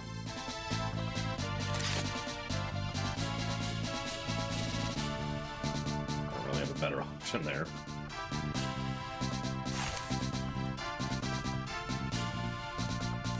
See, the real irony, the reason I always recommend Turnabout Intruder last is because Turnabout Intruder is worse if you've seen the series. The familiarity with the characters makes it worse by sheer virtue of the fact that you understand how out of character they are, how bad they are. Do I even have a ranger in this team? I do not. Yeah, that's what I thought. Boop.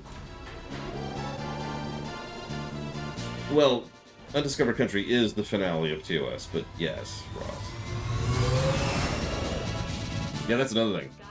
Turnabout is an awful episode on the face of it, and then it's awful if you're familiar with the characters and the franchise, and then it's awful if you realize that it's the last episode of the series. But yeah, 6 is the actual finale. I'm sorry, Yura. I don't actually have any Mega Man Zero music on locally, so I would need a song name to look it up on YouTube. Under the radar, and we don't know what we're gonna find in there. I do have another song to play though. That might work.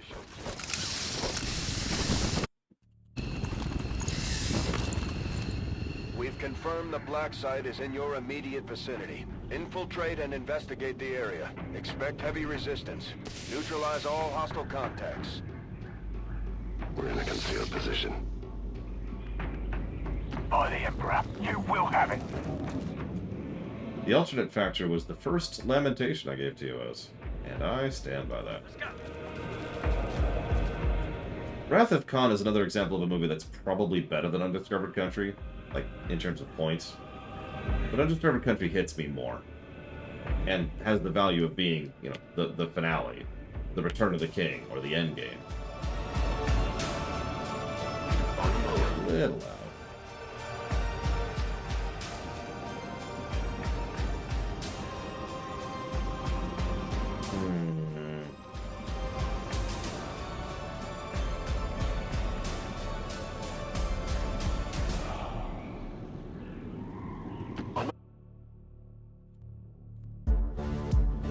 Oop, too loud.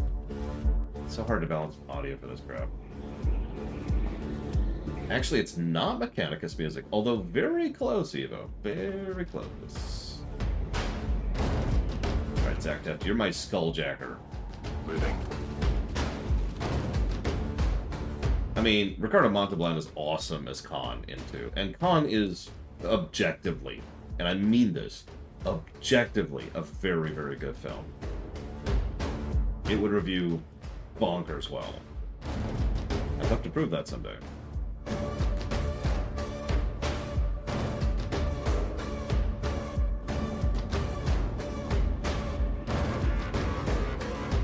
But can you guess which one, Evo? See, that's an interesting question, Ross. All Good Things is a good story wrapped in some irritation and some very bad storytelling. Shall I get started? What You Leave Behind is an excellent story, hampered by an entire B-plot that pisses me off and shouldn't even be there. Like, mathematically, both finales are kind of the same to me, you know? Great, but, ugh. Everything about the anti-time anomaly doesn't work, and everything about Pa Dukat doesn't work. If you eject both of those aspects of those two episodes, they suddenly become nearly perfect episodes.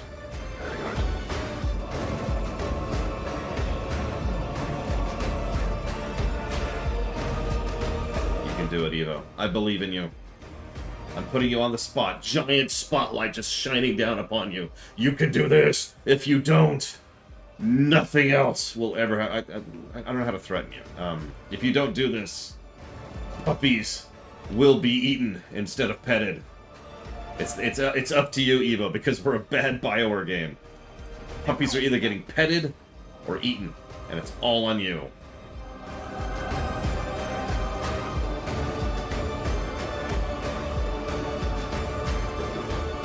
Also true, Russ. They both ended on essentially perfect notes. Tear-inducing notes, if I might be so bold. Position confirmed. See you around, Dex. Have a good one. And now that X gone, time to play all the music he was requesting. Understood. Moving on. But yeah, Wrath of Khan is funny because... Okay. Hang on. There's this strange myth that probably got started... Well, it's extremely obvious why it got started, right? There's this strange myth that because of the fact that several very talented, very skilled people have, over the years, managed to take limited resources and limited budget and limited technology and make something great out of it. Therefore, if you reduce the budget, the technology, the resources, you're going to get a better work. This is demonstrably not true. In fact, this is objectively not true. We can prove this factually. Because there are many, many examples of cases where they had tons and tons of resources, and they were able to put out a really, really good project. And there were cases where they had very limited resources, and they put out crap. The difference between the two things has really nothing to do with the limited resources itself, and everything to do with the people in question.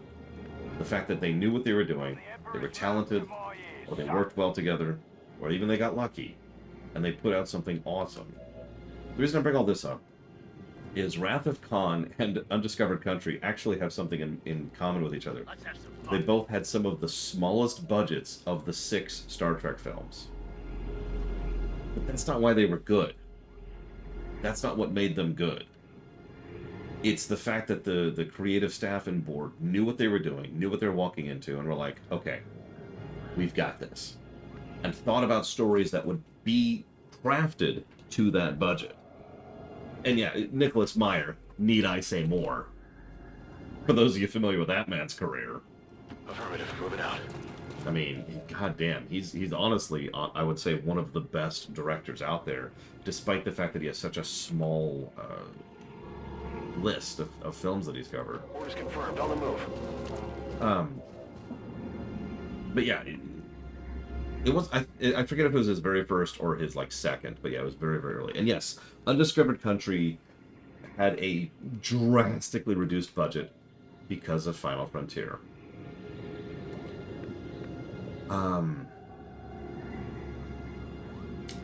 Dark Tide, Evo. Dark Tide was the game. Actually, it took me a second because I've already moved on to an entirely different topic now. I apologize. No, absolutely, Papanix. The mere fact that his first reaction to you're making a Star Trek film was, okay, let me sit down and watch all of TOS. That's a good sign right there. That's a good sign. That's someone who clearly gives enough of a damn to bother. And yeah, it's actually bonkers. TMP had a huge budget. It's actually why TMP lost money at the box office. So then, Wrath of Khan's budget was shrunk, and it did really well. So episode 3, or Search for Spock's budget went big, and then Search for Spock didn't do well. So, and I know this is bonkers to say it, but 4's budget was shrunk, and then 4 is the success story of all of Star Trek. Like, the actual highest point of success that Star Trek has ever had to this very day. So then 5's budget was gigantic, flopped, and so 6's budget was minuscule. It's literally this. And I know why executives do that, but I just want to smack them. I just... Ugh, you know? Just right across the face. Learn to manage a budget. Learn to know what the frack you're doing, you morons. And yeah, 6 doing well led to 7 having a big budget. 7 actually did well, which I know is bonkers considering the fact that that movie totally sucks. But it's fully understandable if you consider everything in mind. If you take it all into perspective, Star Trek was riding a high. TNG had just ended, and people were clamoring for more TNG. It had Picard, it had Kirk, and it had a lot of fan service. Of course it sold well.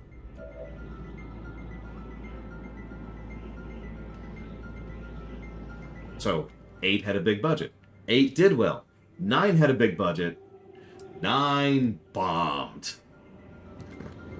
And that led to Nemesis. On my way. If such is the Emperor's will. And then the Abrams films kind of bypassed all of this. But, yeah.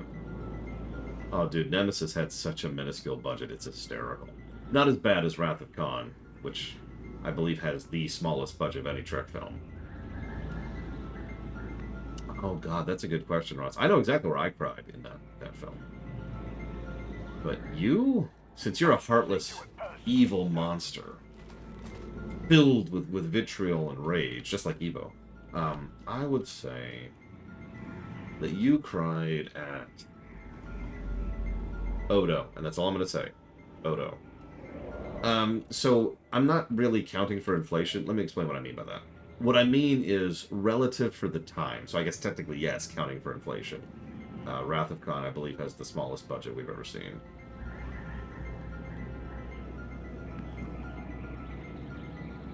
Let's move fast. No, that's a good one, Ross. I'll give you that one. I look forward to a friend of mine watching the Trek films. Probably not for a few months, but we'll get there. There's no rush. I just want to be there right now. Just right now. Just let's go. Okay. I'm tired of waiting. God damn it.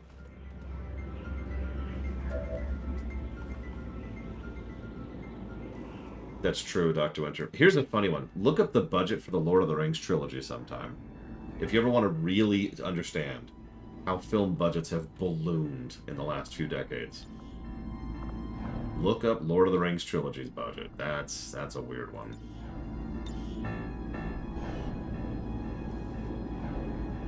I mean, the odd numbers curse is well repeated for a reason. I myself actually reviewed, excuse me, wrong word, ruminated on Galaxy Quest as the 10th Star Trek film.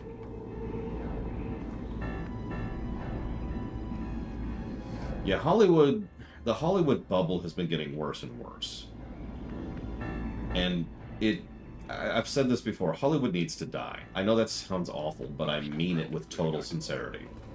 The more I've thought about it, the more I've looked into it, the more I've researched, the more I believe, legitimately, creatively, personally, like philosophically, and of course, most importantly of all, financially, Hollywood needs to just die. It is holding back so much by its mere existence. I'm on the move. The amount of money that they are cycling through there, at this point, I'm half convinced it's a freaking money laundering scheme. For those of you who've never heard me rant about this before, Anything for the Imperium! Hollywood is very incestuous because almost all of the money that goes into Hollywood stays in Hollywood, right? Those films and their budgets are fed into people who keep the money going into that particular cycle. So like a huge portion, like hundreds upon hundreds of millions of dollars just sits in Hollywood in circles. And it's not good on any level. I'm starting to think there weren't any enemies on this mission. The officer, though. Yeah, Hollywood accounting is a generic term for several dozen different ways that people lie when it comes to budgets. That's how I'm going to phrase that. Orders confirmed. Moving out.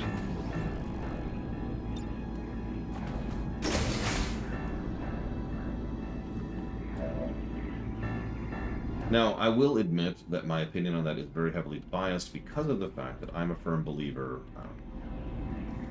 of the idea of money needs to flow. Currency needs to keep going, right? Hi, Czar. So many victims, processed with such brutal proficiency. Test subjects for some sort of weapon, perhaps. Looks more like a refinery to me, Doctor. Once we get our hands on that sample, we'll know for sure.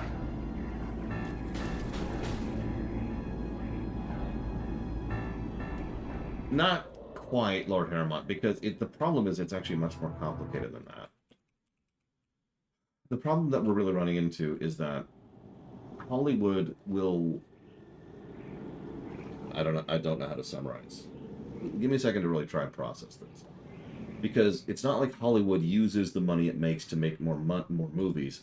It's more like Hollywood spends money on Hollywood in order to make more movies, and a pittance of the money that is circling through Hollywood sieves out. But when I say a pittance, I freaking mean it. I mean like a fraction of a percent of the money that's sitting in Hollywood sieves out of Hollywood. That's for things like food and raw resources, generally speaking. And a bit of money also sieves into it. But the thing is, that cycle isn't sufficient for how much money. I'm explaining this wrongly. Okay, you say a company makes money by selling a product, but that's not what Hollywood does as a industry. There's no one company that's making a film. It doesn't work that way. There's more like 12 companies. If you ever sit and watched the credits at the end of a film, anytime in the last 20 years, right?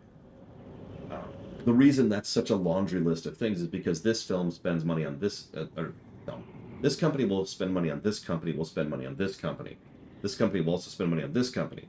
These three companies will then spend money on this company which will then spend money on these two companies, which will then spend money on this company. Now, I know this is a really, really basic way to explain this, and that's because it's actually ludicrously complicated. What we're looking at is roughly 100 years of deliberate money laundering, for lack of a better, I don't have a better phrase for it, where companies will spend money on other companies, which will spend money on the former companies, and it just cycles within this one little bubble. It doesn't leave the bubble, right? So to give a little bit of an explanation, let's say, of course, now I can't come up with an example. Lots of large-scale corporations spend money on other companies, but the thing is, usually those other companies are actually outside the industry in question. If Microsoft has to hire a bunch of people in order to work on something, or if they're trying to open up a new studio, or if they're trying to hire a bunch of new people in a new nation or whatever, a lot of the money within that particular bubble of Microsoft will actually leave Microsoft to go into this new other bubble, right? And then that money will leave and go over here and so forth and so on. It's a very natural flowing procedure. Now, not every industry is like this. The reason I keep focusing on Hollywood is not that they are unique, but that they are the worst. Hollywood just stays over here.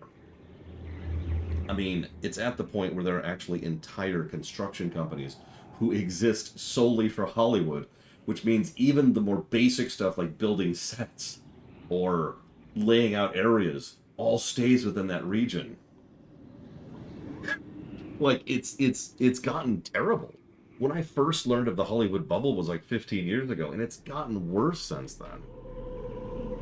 I'm sorry. It's bonkers. The way it works is absolutely bonkers, and it shouldn't be.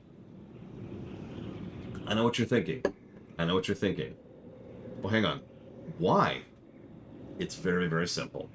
And it really is.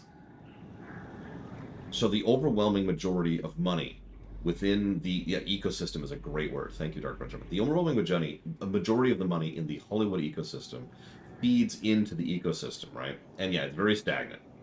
It causes a lot of decay. But you're probably thinking, now hold on, Lore. People go and buy movies, right? People buy theater tickets and they go and do all that stuff. Thing is, you walking up and paying for a ticket will get a release saying such and such movie made this many $100 million, but that's not how much money actually goes back into Hollywood, because that's being part and parceled out 3 or 4 times before it gets there. So that's problem number 1. Problem number 2 is even the blockbuster films, all that money that goes back into those companies doesn't then necessarily leave the cycle. Make sense? This is why the bubble's been getting worse. So yes, money is actually going into the Hollywood bubble and then staying there. Sense make? This is, in my opinion, this is speculation, one of the biggest reasons why the budget of films has ballooned so badly is because it kind of has to, right? It sort of has to keep things going. I really, really, really hope the Writers Guild strike just smashes Hollywood in half. I really do. It's not going to. But for the record, I'm also 100% in favor of this Writers Guild strike. And I'm not always in favor of Writers Guild strikes. But this is a big one. And there have been... I actually should double check because I haven't looked up on that in a week. But about a week ago, there were movements indicating that the Directors Guild of America might actually side with the Writers Guild on that one. It would be more accurate to say that I think it's like 30% or so of the money you have spent on that movie goes into Hollywood, and then about 29% of that money stays in Hollywood. I don't like anything about this room. Moving to designated position. Moving to position. I hear him. They're there. You heard the doctor. Secure that canister. But, okay. The real problem here is that even the writers striking are actually only a portion of the writers that exist. Because, for some reason, guilds feel the need to divest themselves into different types of guilds. So... Oh, that sucks, Cronin. That doesn't really surprise me. Last I checked, which again was about a week ago, Yes, sir. most of the companies facing the strike flat out said, yeah, you go ahead and strike. We'll see who blinks first. We'll see. I know it is very selfish of me to hope that people go without jobs in order to make Hollywood fall over and die, but that is absolutely what I want. I'm not going to lie about that. Like, that is ideal circumstance here. Well, not ideal. I think that'd be a good thing. Enemy patrol on the move.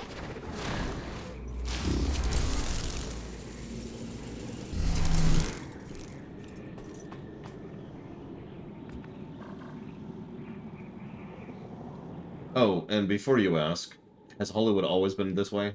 Kind of, yeah. The reason I mentioned the money laundering thing is there is a theory with very little proof, other than just speculation, that when Hollywood was first getting set up, which was over a century ago at this point now, or, excuse me, about a century ago now, that the idea was, we'll bring in money into this area, we'll use it to make movies, and then, you know, we'll sell those movies will make money, and then we'll have more money within our ecosystem, and we'll kind of keep doing it, you know. We'll go ahead and keep making movies, because we need to keep the machine running. But most of the money would then stay within that ecosystem in order to, you know, be money laundering. Let's just call it what it is, straight up money laundering. Not necessarily for what you would normally consider criminal activities. More like scummy activities. You know, people doing things that aren't necessarily illegal, but, you know, let's just keep this stuff off the books. That kind of a thing. Now, whether that's true or not, honestly, who knows?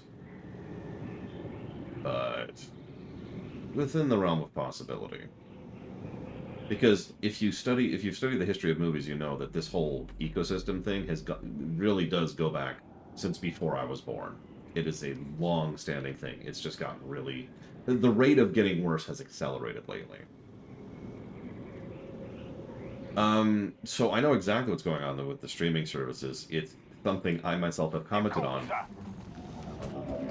like 8 years ago with regards to Steam competitors. Move it! Secure the zone! It's... Move into position. God, where do I even begin with that? Actually. Because the problem is, on the one hand, the reason everybody... So all the streaming services have been failing. We have demonstrable proof that they are failing. And we pretty much know exactly why they're failing, too. The reason all the streaming services have been failing is twofold. First, burning money like it's going out of style, which they're controlling back. And second, because there's too many streaming services. We're busted! That's like the worst way to go loud possible. Look at that. Shore up that left flank and keep firing! Here, hang on. This was requested.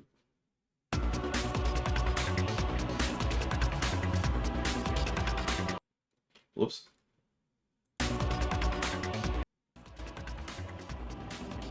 The simple reality is that, unlike most industries, most products, most services, whatever you want to call that, you just can't do a thing where there's too many streaming services. It doesn't work. The only way for that to work is if streaming services were substantially cheaper, and the problem is maintaining a functioning streaming service, especially one that is going to keep producing content, is expensive. So it's not possible. to put very bluntly, until it becomes substantially cheaper to keep making content, you cannot have multiple streaming services. Eager for action. Now, the reason that kind of sucks is because it brings up the automatic idea of, well, what's the alternative? Are we just stuck with Netflix? But the answer is kinda, yeah. What should probably happen is we should probably get down to the point where there's, I'd say, about 3 streaming services total, like, for the world. And those 3 streaming services between them, no, carry, like, all of the content, right? Like, that's where all of that is being presented. Let's just kill this guy. Hi, Elizar. And obviously, even that's going to require careful management. Doable, but careful management. Running. Now, you asked specifically about Paramount. So Paramount is just the latest victim, and they're probably not even going to be the last victim. Almost assuredly, Dark Prince Revan. I'm pretty sure that there's some deliberate sabotage going on with streaming services. Sure to the point where I'd put money on it. Let's put it that way. Okay. That's not what I wanted to happen. That sucks. Yes, without question, Ross. Especially when you consider the fact that the main reason that they axed Prodigy was because of short-sighted stupidity. And I'm just going to say it that way.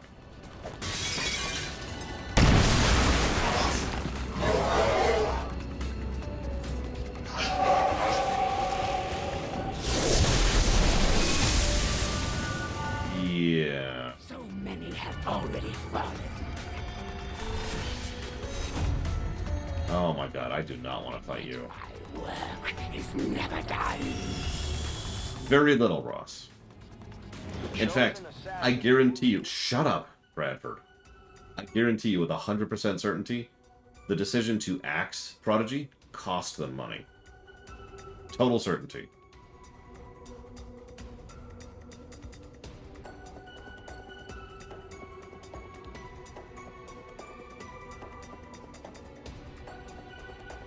That's a good question, Cronin.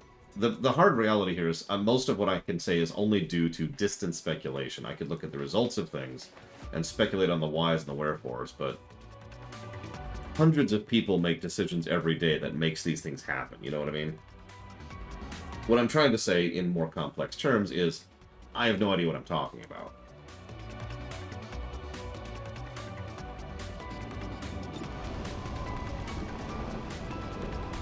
Can't even shoot him, seriously. Like, I don't know, low tier Elizar, like level 10-ish, maybe, something like that.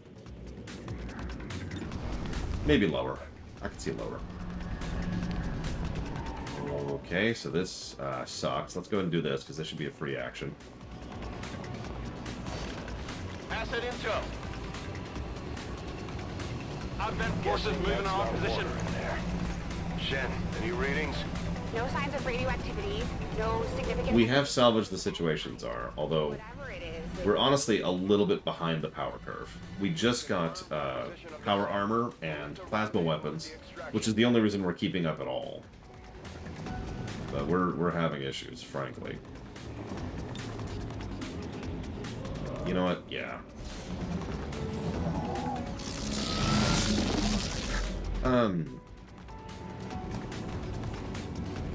So, I mentioned sabotage. Let me try to explain this in a slightly different term. Let's say that you're a big, fancy, powerful executive producer. Now, you have roughly... Okay, let's also assume you have a brain. I know, but you do have to assume that you have a brain, okay? So, assuming you have a brain, you have, really, 2 choices in life. You could do something that's going to give you... personally, more money, more resources, you know, cushier job, you know, nicer house, that kind of a thing. Or you could do something that's going to be for the betterment of the company and the franchises that are under your purview. Which do you do?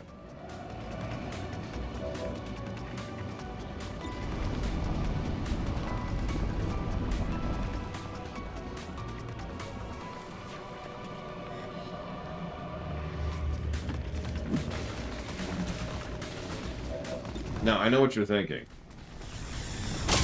Why the false dichotomy?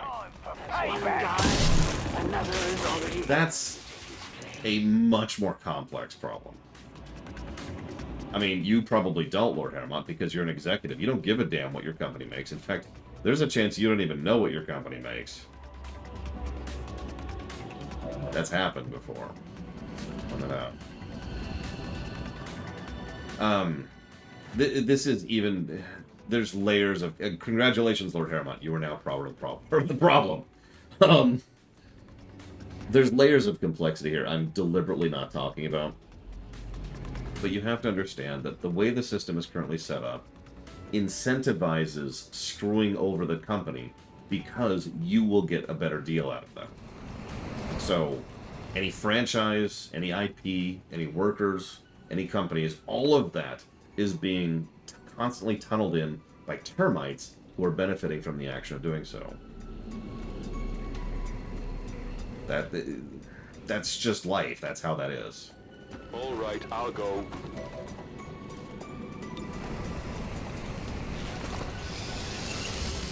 You're damn right I would do differently, but then again, I actually give a damn about doing my job properly. As I've said many times. As I've proven many times. Oh my god! Smaug can breathe fire! That puts Smaug at the level of, like, a level 2 fell boar in a tutorial zone, Eleazar. I don't know if we're going to be able to deal with Smaug at this point. I'm going to go for it. Sorry, I'm not trying to be mean. I'm just poking fun. Smaug's a joke. The One Ring can't even do anything.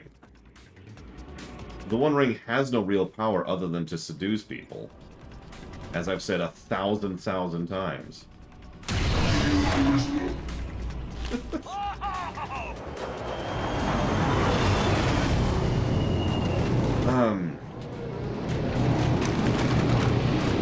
Damn it. And there's an officer there, too.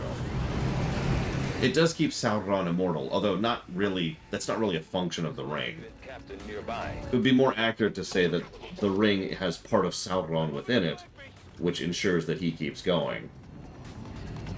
Which means that eventually Melkor will die, but Sauron will keep going forever. So that's cool. Many gifts. Where they see you, they send me.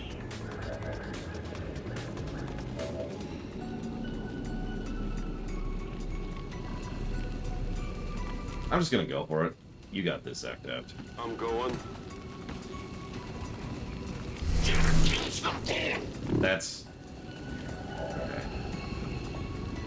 Use the Skulljack, please. Oh yeah, that looks safe and wonderful. We have complete access to the Advent Psionic Network.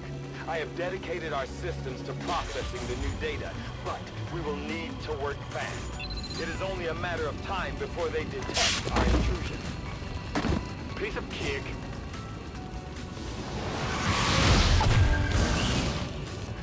Okay. That appears to be the codex responsible for safeguarding the alien data stores. We'll have to neutralize it if we intend to recover the data. Understood. Weapons hot. We've got our target. Weapons hot. Really? Are you sure? Are you sure, Bradford? Should we be using our weapons in this situation? Damn, didn't even kill him. Don't let him get past us! That's probably worth it.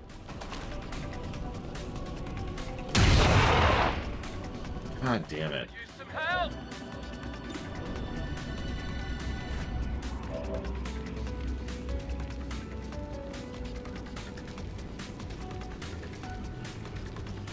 On the move! Drop some puppy! Hostile target down.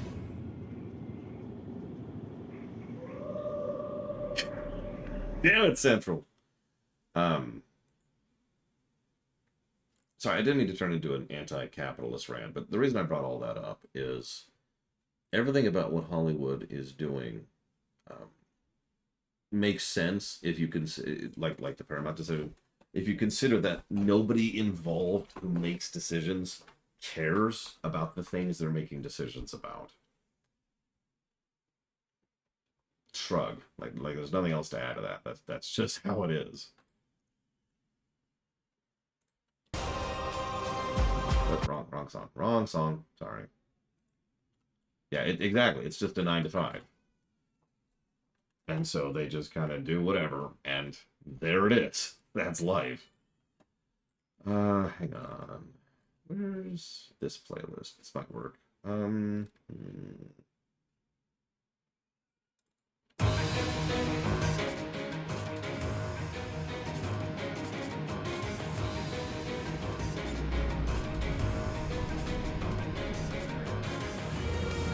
Backtab should be safe. Assuming this even hits. Which it did. And he did blow up, of course. Okay, of course we've got reinforcements coming from there, and we have to kill the Codex. Oh my god. This mission's spiraling out of control very quickly. Please don't. Okay. That could also be bad. And that's because it is.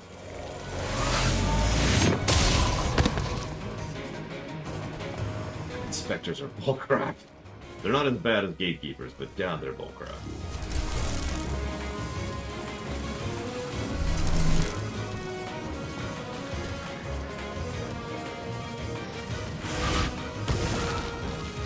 The Codex appears to be in a state of flux, existing simultaneously across multiple dimensions. Okay. And there's the assassin. Oh my god, there's the assassin. Oh, okay. Question mark.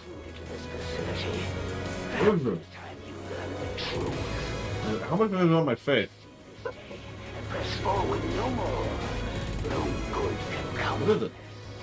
You've got the Chosen in rage. Let's take it out. Oh my god, are they still taking turns? What was it? What did it taste like? A Cheeto covered in marshmallows. Yes. Ezra made Cheeto Rice Krispie treat. Oh my god. And they're weirdly good. I mean, I'll have to try like another one that isn't on my face and in my mouth instead. Well, it stayed stuck to my finger. It's okay, it's okay.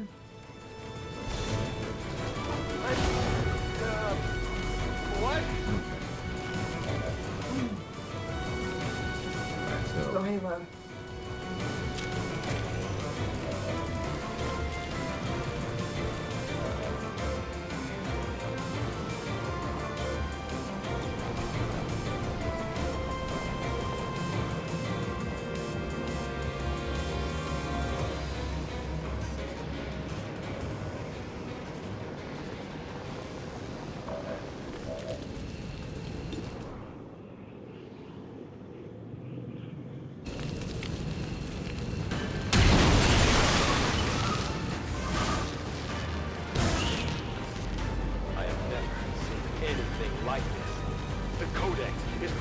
Multiple copies of itself into our dimension.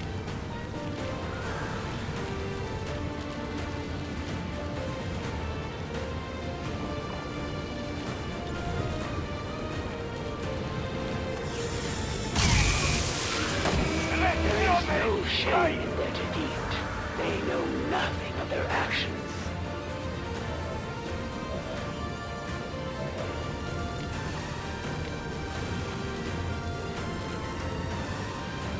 On your order.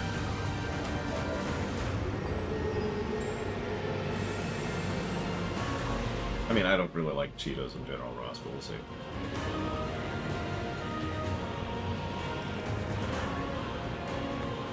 Like Sauron, can't Sauron kill Deathwing?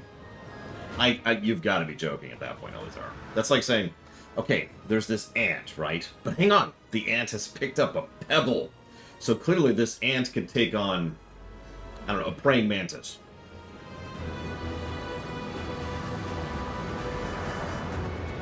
No.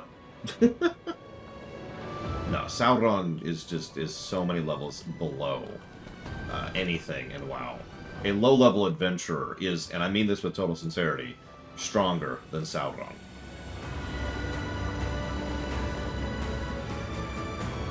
Well, a mid-level adventurer, at least. Like, Sauron would be like, behold, I have armor and a big mace. And then a frost mage who is level 20 is like, uh-huh. And he's dead. Yeah, no kidding, Bobanix. Hi, Django. Yeah, I'm trying to salvage this one really quick, and I'm debating my best move here. Of which I have very few. Yeah, it's one of the reasons I don't like this kind of questions, even. But I get them all the time. We're gonna withdraw a little bit. Serve your master's wrath. Destroy all who stand in your way. For some, the pain would be impossible. Would you shut the crap up so I can get on with this stupid mission? No, you're not dead yet, Zactaft.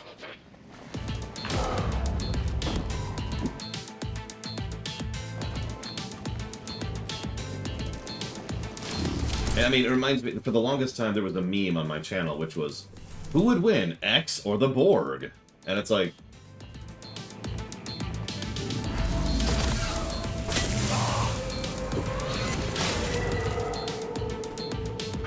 We put our soldiers through a lot. They'll need time to deal with these issues when we get back. Okay, this is bad. Their wounds will quicken the march to death. could you not, please? Taking hits! Yeah, Sauron was trying to exploit. I like that. I will deliver you to the next world without... So it's mostly Azeroth, Lord Helmet. There's actually an in-lore explanation for it. The planet of Azeroth is literally constructed uniquely. It has a unusually high amount of spirit energy going through it, which naturally means everything there just has, for lack of a better way to put it, a larger battery than everything else. It's okay, I actually have gotten that question so commonly, Fife, that I got it a couple weeks ago. What I recommend is you watch the episode Season 3, Episode 1, Evolution. It's from Star Trek The Next Generation. Excuse me, it's from Star Trek The Next Generation, Season 3, Episode 1, Evolution. If you like that episode, congratulations, you like Star Trek. If you do not like that episode, stop there.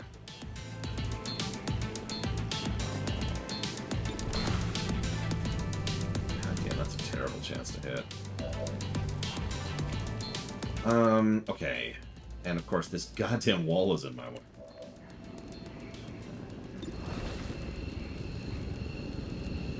Really? Where's...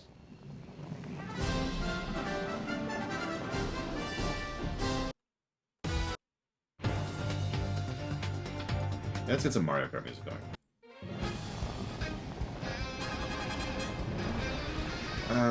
Okay, this is actually really on every level. Okay. Hang on, let's drop a... We're probably going to undo this fight save, because this has spiraled out of control very rapidly. We'll put that as save 6.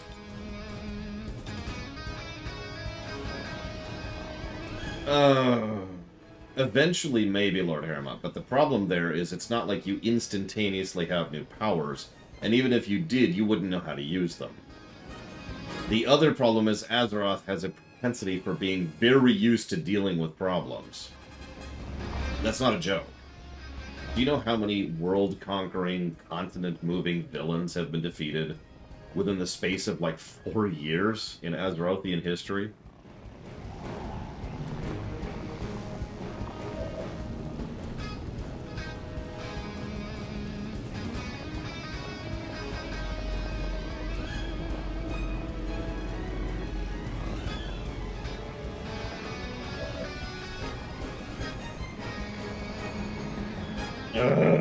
Okay, hang on. Let's do it this way.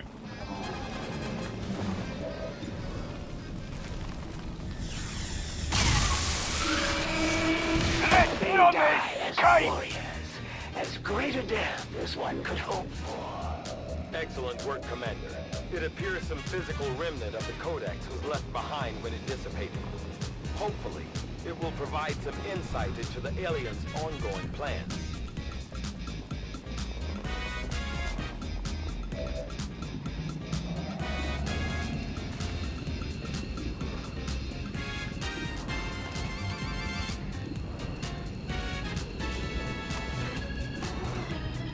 Yeah, the fact that the assassin is right there is making this whole thing much more frustrating than it needs to be. Well, I think I needed to kill the Codex. The problem I'm having right now is I'm debating losing Kira White Noise. That's the problem. I could probably bail if I just accept that Kira White Noise is lost, and I'm very strongly debating doing that.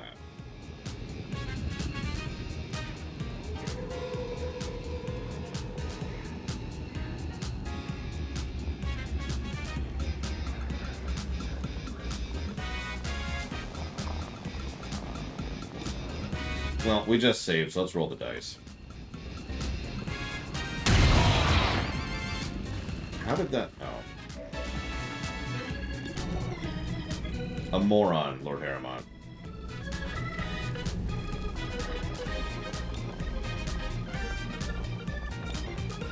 Overwatch! Fight and die! Oh my god, there's an Andromeda. Yeah, this is escalating bad in a very rapid sequence here, so I think we're gonna go ahead and just let Kira White Noise die. Sorry, Kira White Noise. That all you got?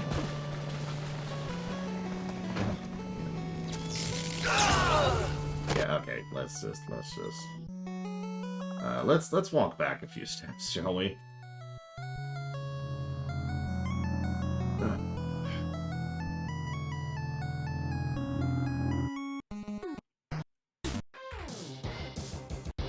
Yeah, Divine Pulse. Guys, to cover! Okay, where's this? Okay, I know where this is. Okay. What he wrote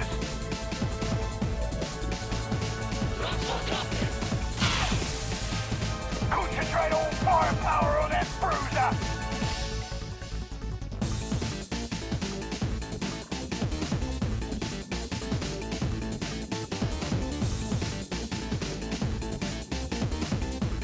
Well, the problem is, using the skull thing actually spawned an enemy, which I completely forgot was going to happen. Although, in the interest of fairness, if I didn't know that was going to happen, nothing indicated it, so... whatever.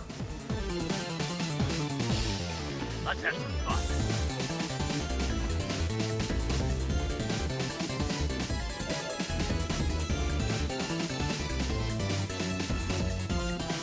Double time!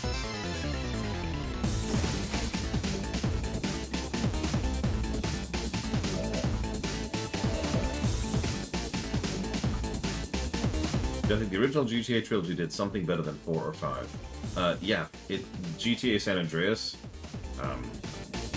is more fun to drive in than GTA 4. There you go, boom, done. That's easy.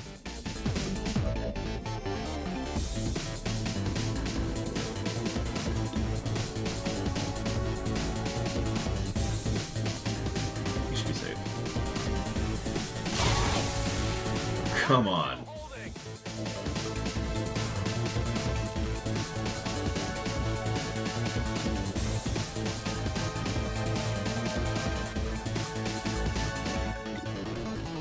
See you around, Blue Hero. Have a good one. Of course, now he doesn't blow up. There you go.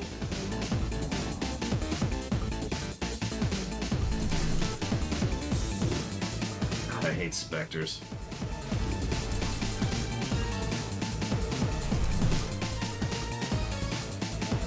They just returned 1 hour!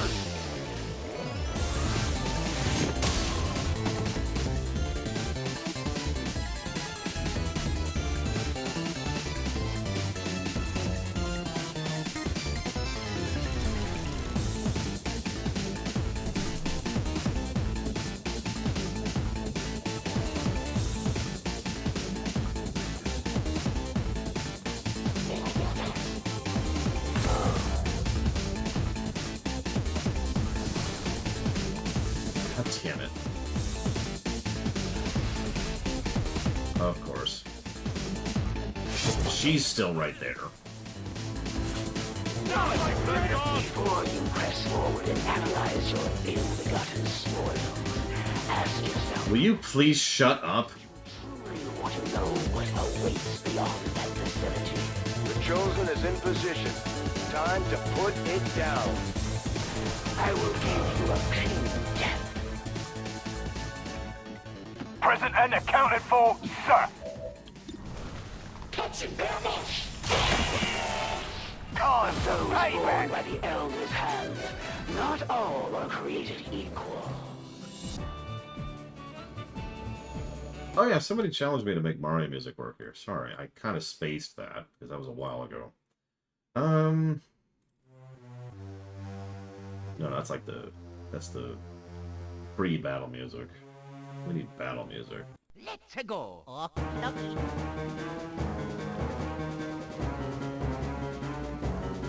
Heading out.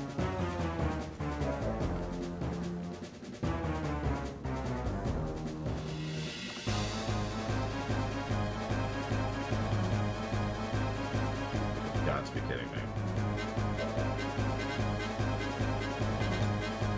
Give him a heel.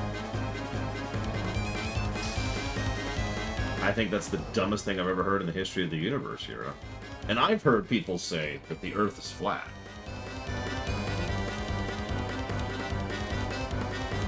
Well, not seriously, obviously. Nobody actually thinks that. But, you know, I've heard people jokingly say that. Come on. Whatever you say.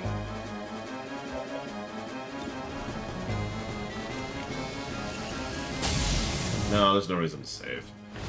The Elders will hear no excuses except no failure.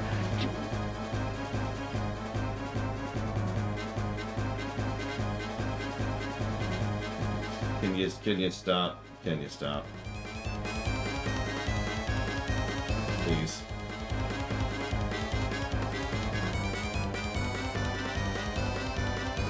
This armor's pretty tough.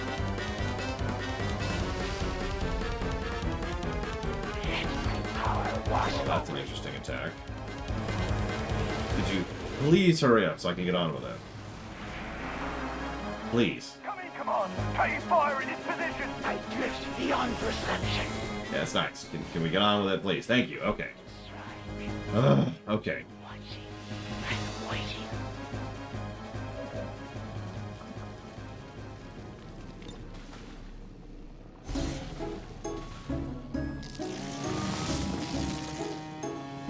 I'm obviously being facetious, Yura, but I apologize.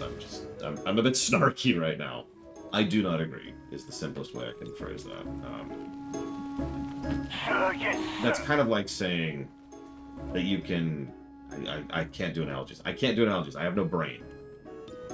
I do not agree with the fact that you have to artificially hinder yourself in order to learn better. Some people probably learn better that way.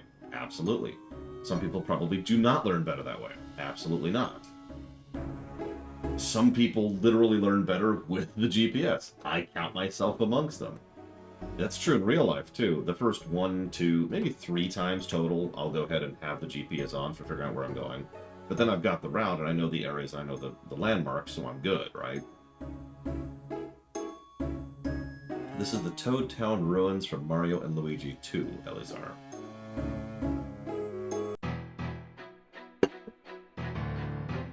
Or Mario music. Okay. Okay, so we've got an elite trooper, and I've lost, like, everything else. Where the hell did the Spectre go? I actually lost where the damn Spectre went. And all this nonsense. No, that was her. She used vanished up here. Unless he also vanished, in which case, god damn it.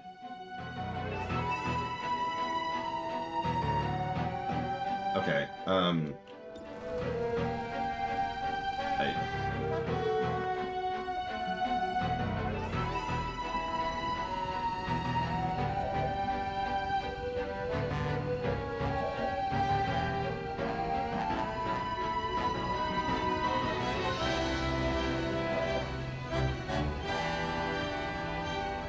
You know, I honestly just want to quit the game. I'm just going to be very, very honest. I'm sitting here staring at a very annoying, frustrating scenario with it's just irritating, and it's just slow, and it's just boring, and I just want to put the game down and go play Dragon Quest Builders 2. I'm not going to do that, but god damn it. Whatever. Let's get on with it. Let's get on. Place on the lives of your enemy. One down, thousands to go.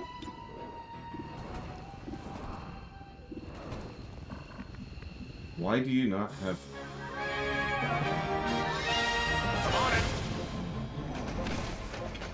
Damn it.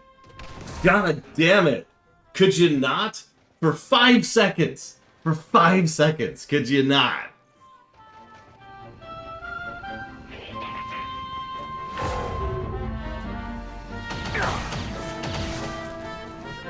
They won't last long at this rate. So there's the Spectre, which we need to focus on. And it's about to kill Zactap, which it just did. I'm just gonna reload. Let's go all the way back here.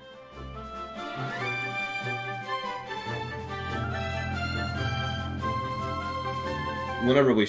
oh, no, actually, that's not true. Whenever my sister played it, Ross, which I don't remember when that was. Yeah, you know what? Yeah, let's get some Feel Better music going here.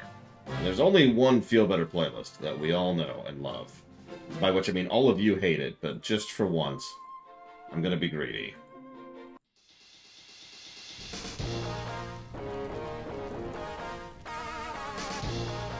Okay, where is this? Okay, the Codex was still alive. Oh, because Zactef had already... yeah, okay. Okay, so do me a favor, Zactef. Or do nothing, that's also cool. Okay, sure. Go for the shot.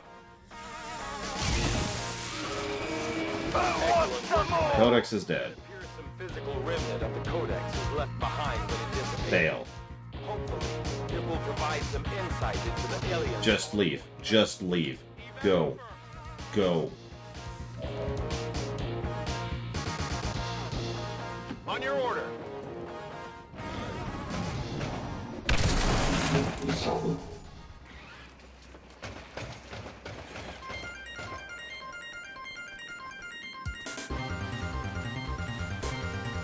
I have a mod on to make actions like these go by quicker.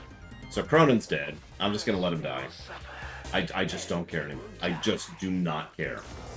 Vigilant is dead. Don't care. There is no room. Elizar asked a question. Didn't see it.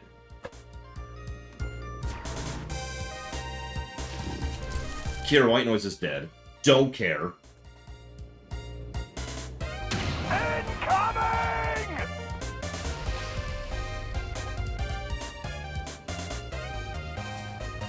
Do not fear the darkness. Well, please resist. Or just be blinded. That's cool.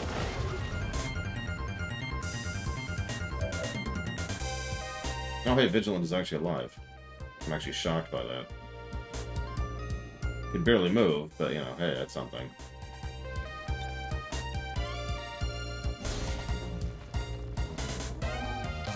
What was the question, Elizar?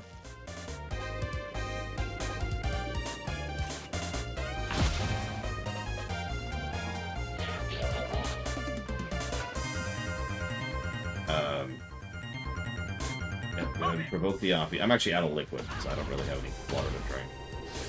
With the One Ring, make evil characters in WoW like Gul'dan or the second one more powerful. No. The One Ring does not empower people. It can't empower people. It doesn't work that way. Ah! Okay. I'm okay. It is not the weapon of the enemy. That's the lie. That's the whole point. That is the entire narrative point of the One Ring. Yeah, look at Gollum. Is he empowered? Is he strong? He's lived a while. The whole point of the One Ring is it's a trap. And it works so well that people outside of the setting watching the movies or reading the books or playing the games for decades have presumed that the One Ring is a weapon. That's how good the propaganda was. It tricked real people. Just run. Just run. Just run. Get out.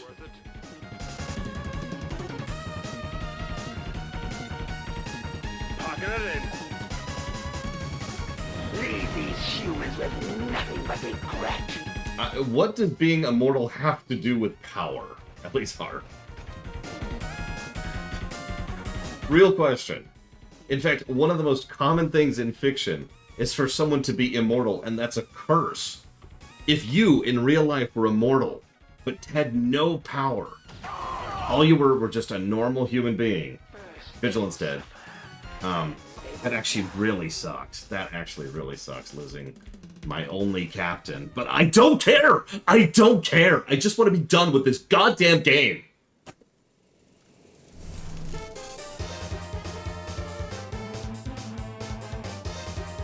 Come on. Come on. Get on with it. Get on with it. Get on with it. Get on with it! All surviving XCOM operatives are secure. 5 Rand returning to base. Acknowledge. Jesus Christ, game. For your decision to abort the operation, but it may be some... The true power of Advent is unleashed upon our enemy, and they crumble. We do not. Bullshit. That was not a failed mission. I got the item, I killed the Codex, I left alive. Bull crap. That's a failure.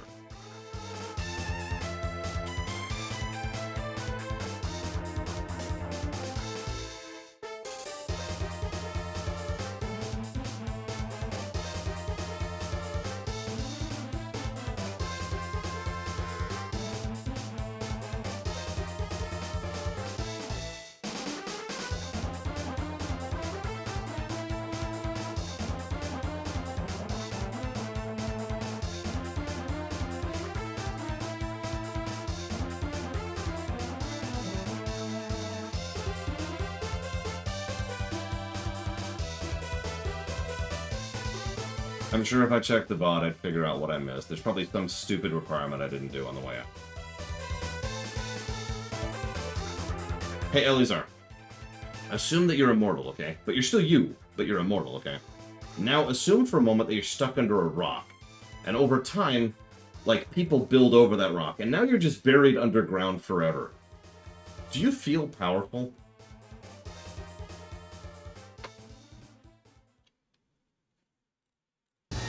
Immortality isn't really power. Not really. Immortality is actually suck unless you have other actual powers to go along with it.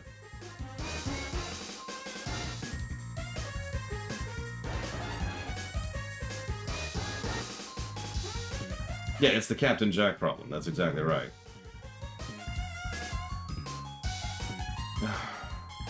No, I'm sure there is one, but no. Let me look at the list.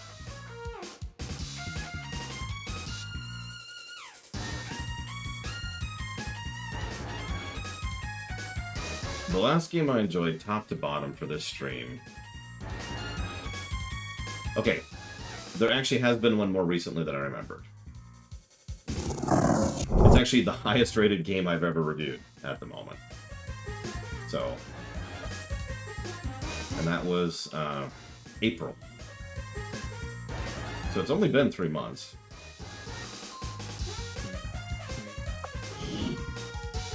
I am well aware of the Gollum game, yeah.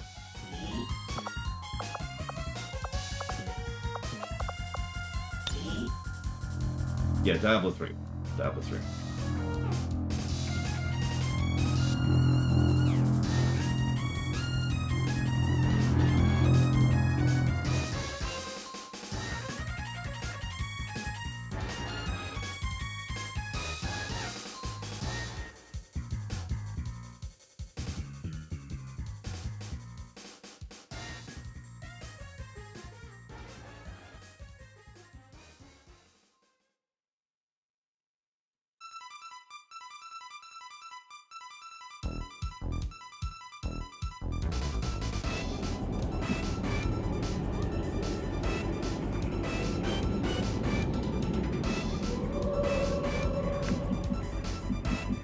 I'll even Trek as an example of an immortal, although he had other things going on. He was also a badly written mess, but that's neither here nor there.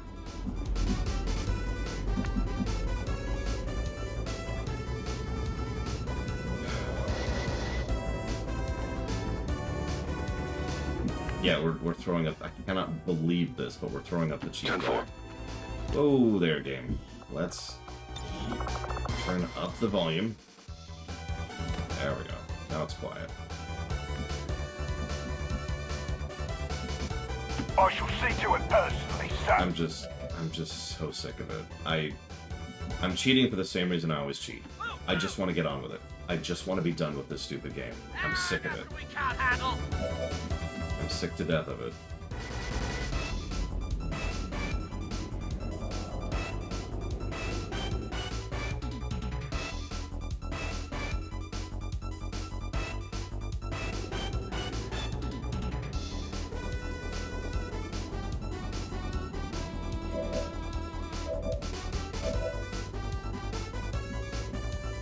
Headed there now.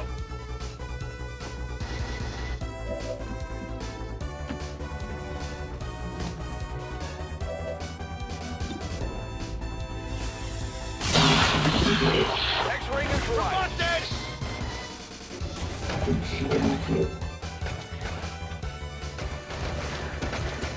No, Tech, not even close. We're on day 4 of this game. There are games we've cheated in which haven't even lasted this long. Could you just stop wasting my time for 5 seconds?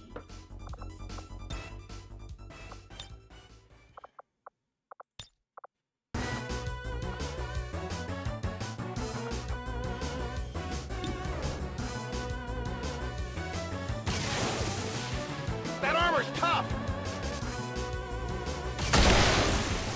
Target eliminated. Weapons burning ammo fast! Shot failed to connect. I'm pretty sure the Gollum game turbo sucks, Elizar. So if we play Gollum, I'm pretty sure it's gonna turbo suck. Deflection! Hostile target down.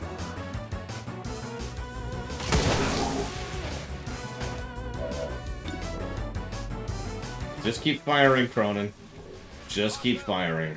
Out of ammo here. Just keep firing. Locked and loaded. Just... Oh, there's no targets? Oh, we literally can't see it. Hang on, go kill the damn thing. Hang on. Can you shoot it now? Okay, keep firing.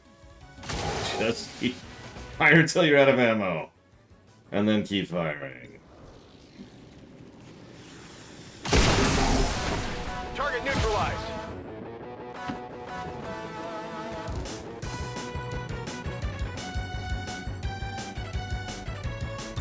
We're green to go. Heading out. There's an Advent captain nearby. We should attempt to disable it with the Skulljack.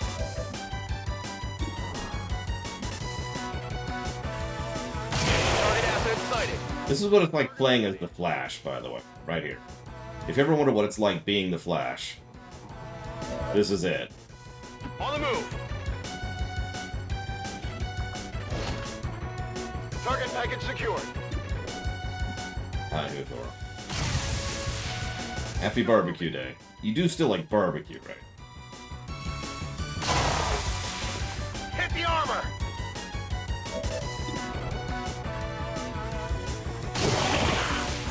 Hostile target down. Weapons empty. Cannon ready to rock. On your order.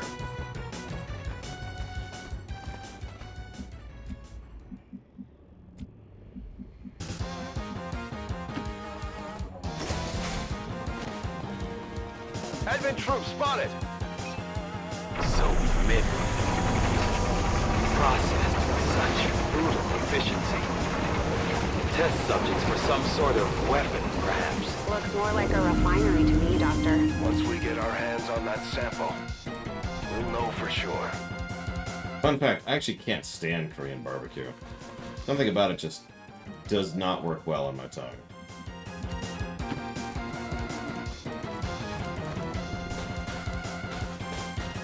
You heard the doctor. Secure that canister.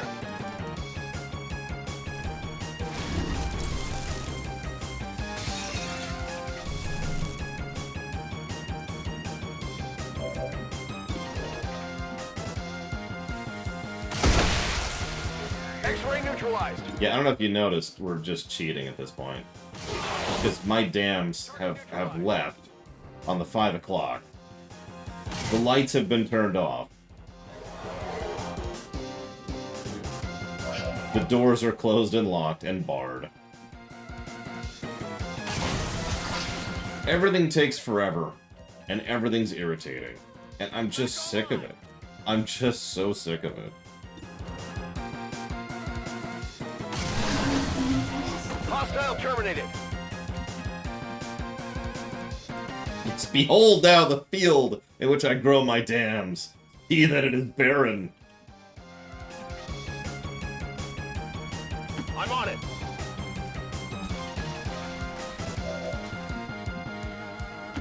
Yeah, might as well go grab the objective while you're here, Cronin. After you kill the Spectre, of course. Take this, Shepard. Humanity never should have left for the stars. Hostile target down. Could use some ammo over here. Then reload.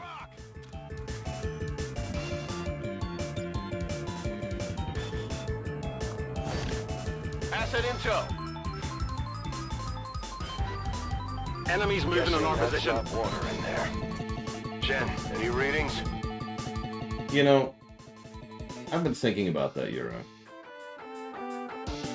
And I think at the end of the day, there's actually one specific reason this game is pissing me off so much. And it's not actually the irritation or the RNG, believe it or not. You're probably thinking, oh, that's what... No, it's actually not. Can you guess what it is?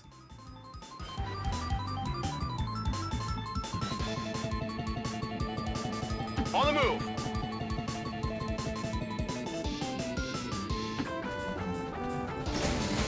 Bingo, Fragwin. It's so padded. Everything takes forever. Everything. Every little goddamn action takes forever. People will not shut up. Cannot be skipped. Cutscenes cannot be skipped. Animations cannot be skipped. And it just drags and drags and drags. And if you skip a battle, you're penalized for it every time. So you have to fight every battle, and there's dozens of them.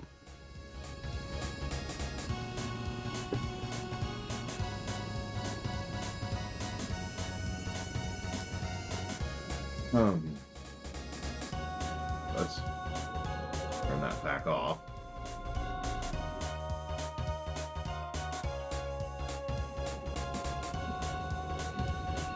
Moving to position. I'm going. So the Flash has left the area.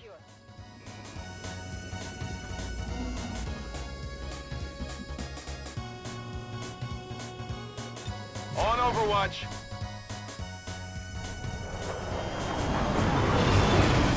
You may be right, Vigilant. I unfortunately don't really have a way to gauge that. I mean, the literal days it would take to give a real feedback on that, I don't have to burn, you know? Power on that flanking right position.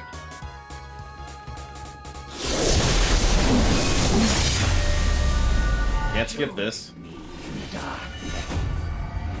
And I will end this quickly. Sounds like that Chosen is headed right for us. Keep your guard up and your eyes peeled. This is a perfect example of what I'm talking about. I have virtually everything turned off and a mod installed to speed this up. And that still was just me sitting here waiting to get back to the point where I could frickin' do something. Where's Zactaft? There he is. Okay, let's turn on unlimited options again. Go over here. I'm going.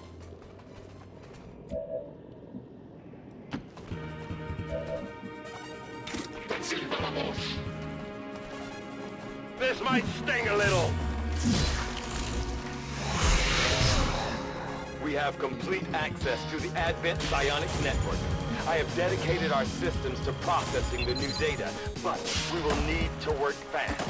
It is only a matter of time before they detect our intrusion.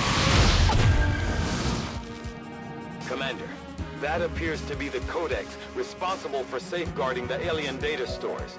We'll have to neutralize it if we intend to recover the data. Understood. Weapons hot. We've got our target.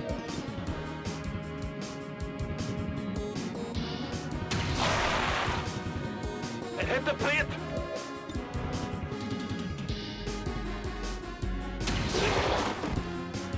Okay, so I got one.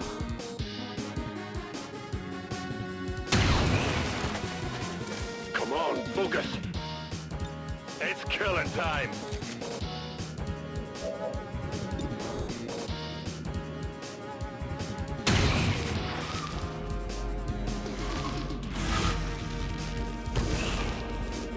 I have never seen anything like this. The Codex is projecting multiple copies of itself into our dimension. Big deal. If the Elders had expected more, then I wouldn't be here. Reload it. No, you're right, Vigilant. We're getting spammed like crazy in this mission. Excellent work, Commander. It appears some physical remnant of the Codex. Which makes sense. After all, this is a plot mission, right? Hopefully, it will provide some insight into the aliens' ongoing plans. I hope it's worth it. Well, something somewhat... First of all, I disagree with that in general. I've always thought that's an invalid defense. I'm just going to start with that.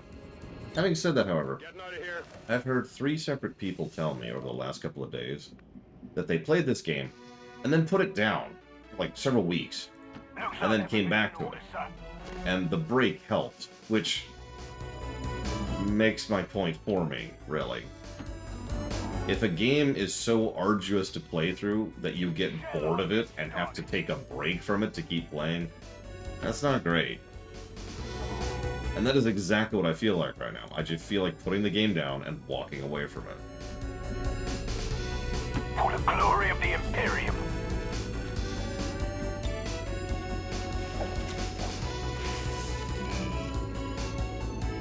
And yeah, Persona 5 and its legendary length. Holy crap. Let's have some fun.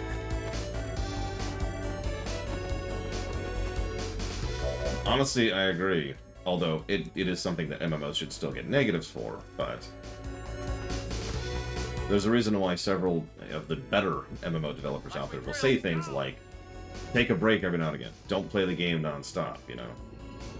Go live your life a bit. The game will still be here when you're done. Copy that, General.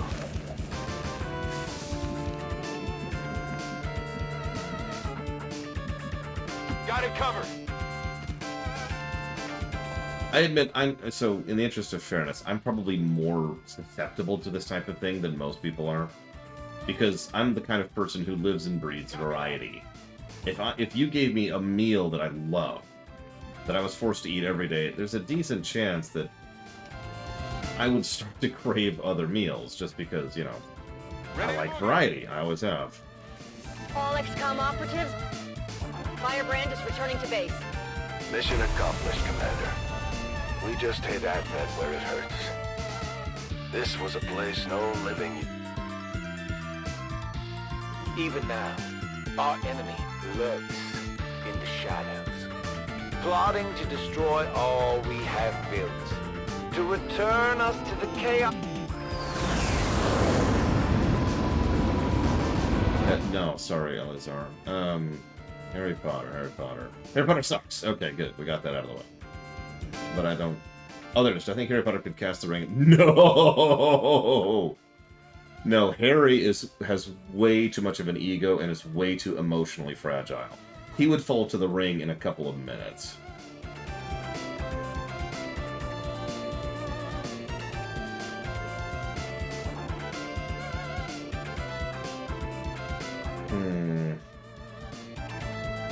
No, I'm sorry. Harry would be like, Oh, a magic ring. I wonder what it does. Oh, that's cool. I should use this ring. I should give in to the power it gives me. It will give me the power of the enemy. Yeah, minutes. Minutes.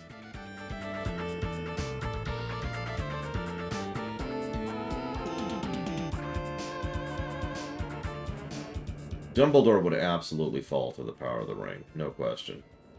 Probably take a bit longer, but he would fall for it. Yeah, the problem is finding someone in the Harry Potter setting who wouldn't fall to the ring would actually be hard to do. I'd have to think about that. This is a weird song. We won!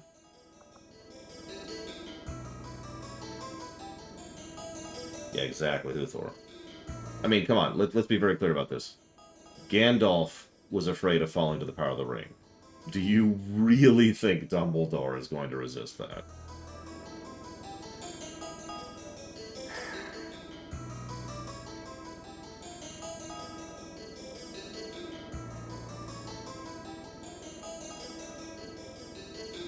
Yeah, let's go with that.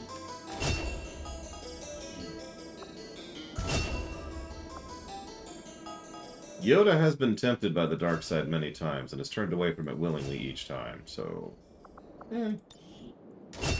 Pop out.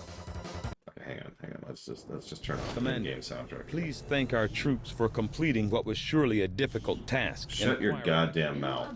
Alien. Shut your goddamn mouth.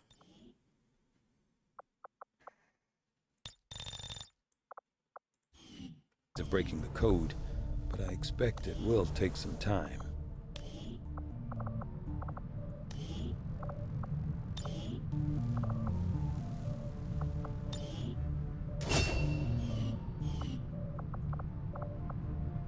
It is worth noting that people have argued for years that Gandalf wouldn't actually fall to the ring. And that his refusal of the ring is actually evidence of that. That he was sufficiently afraid of falling to the ring that he has a mind that would not actually fall into that temptation. I don't know if I agree with that, but it's an interesting thought process. No, Geralt would be fine. Geralt's like, nah, screw this. Having destroyed their black site, you have dealt a blow to the alien operations, Commander. But there is still no time to lose.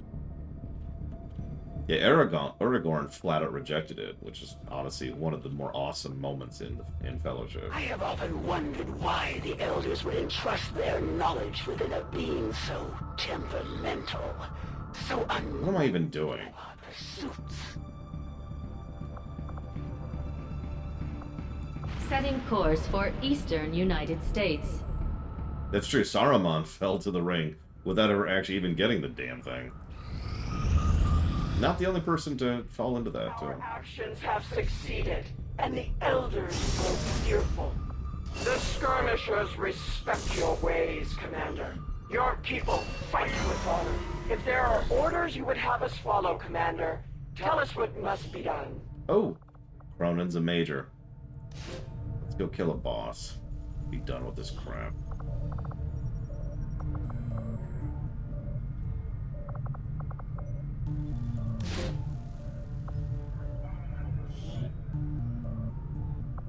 I'll order my people to get underway immediately.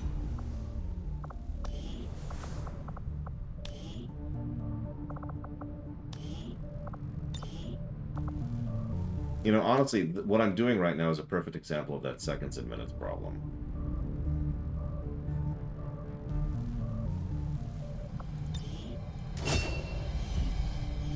Like, the mere fact that every single time you enter a menu, there's about half a second before the menu even renders, so you can see what you're doing. I get that it's stylized, but God, does it get old. Especially when you're just trying to do something, you know? And every time we enter and leave the map, we have to go through this. Every single time.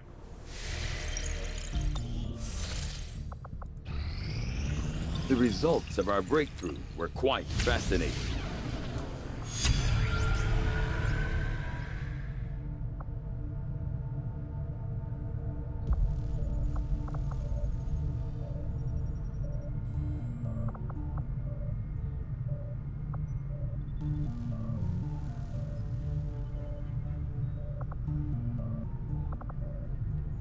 doing? God, legit. That's right. I'm decrypting the damn thing.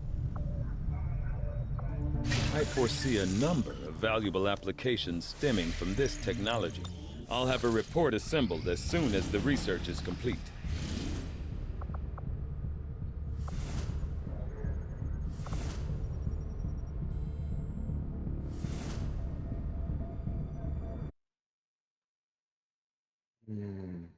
Yeah, I saw Papa Neeks.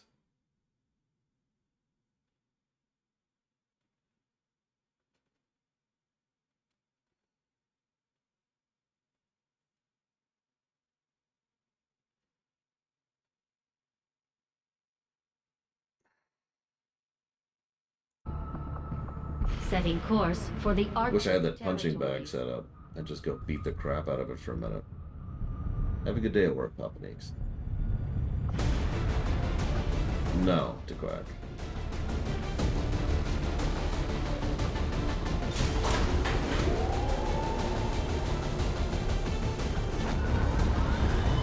I don't know if Obi-Wan could resist the ring. Sky Ranger deployed. In position to drop. Well, I'm not into gore, I'm not into psychological horror, and I'm not into eldritch horror. So, there's not much else there to quack. No, we don't actually have that mission yet, but this time. We've been given a prime opportunity to disrupt Advent's operations and delay their current plans. One of their field commanders has decided to tour the actual field, and we're going to make sure he never leaves there alive. Once you hit the ground, find our target and eliminate him as quickly as possible. Menace 1-5, we're tracking the Advent General and his escorts, but we don't have an exact fix on their location. Really? Sweep the area and eliminate the target along with any other hostiles that stand in your way. No, Cerberus would give into the ring in seconds. Like, he's... no. There's no way.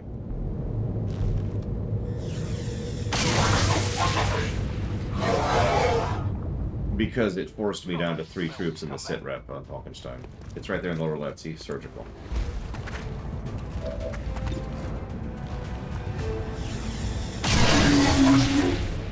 They won't call me a coward.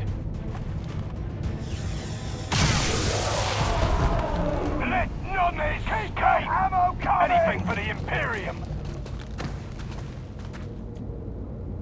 I love how the objective is kill the general, also kill everyone. What do we do, sir? I mean...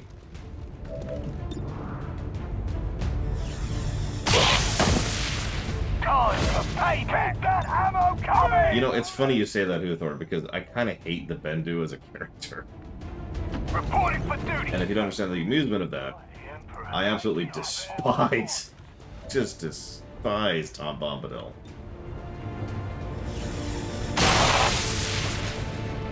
Oh god, you're right on Falkenstein. Oh jeez.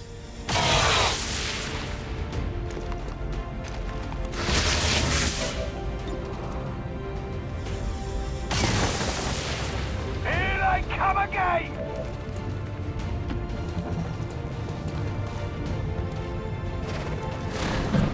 Everything, Magister.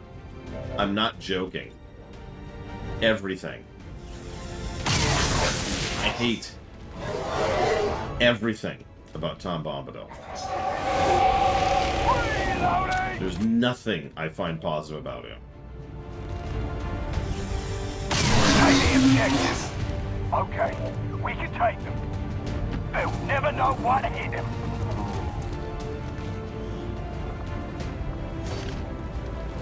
Thought I smelled something. Ready and willing, sir. Let's see them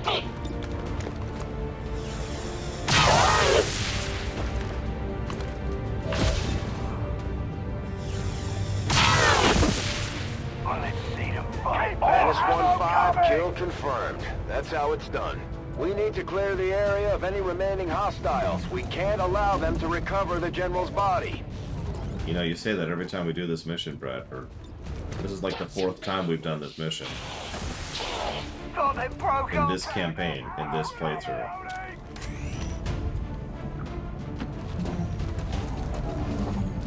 Just point it out, Bradford. I know you think I'm 3 years old.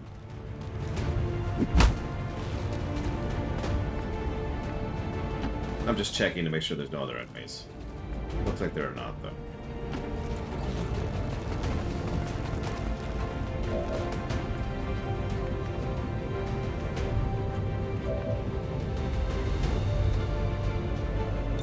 Nothing will get through our field of fire.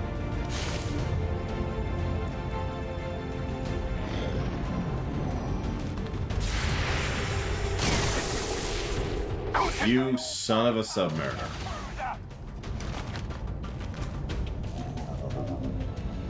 You piece of garbage. Move it!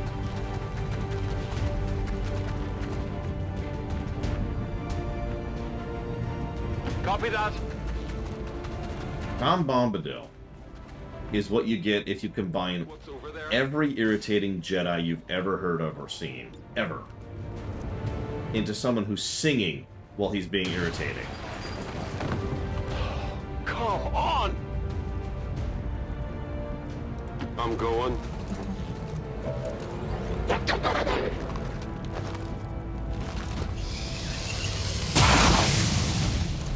Copy now.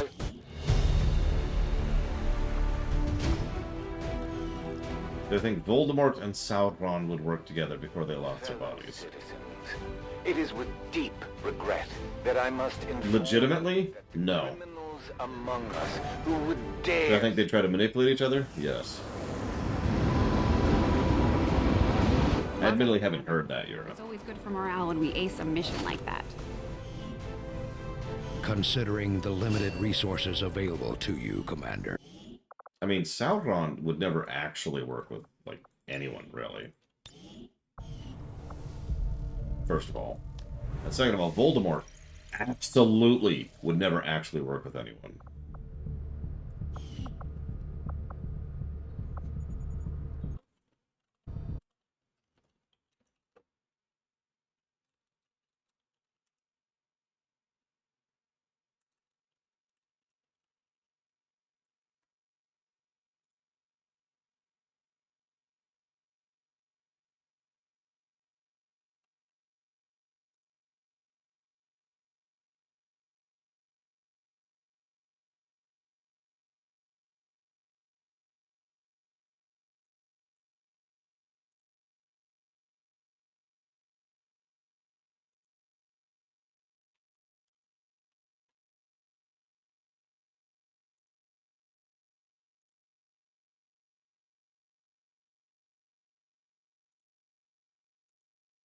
I'm trying to find something. Give me a second here.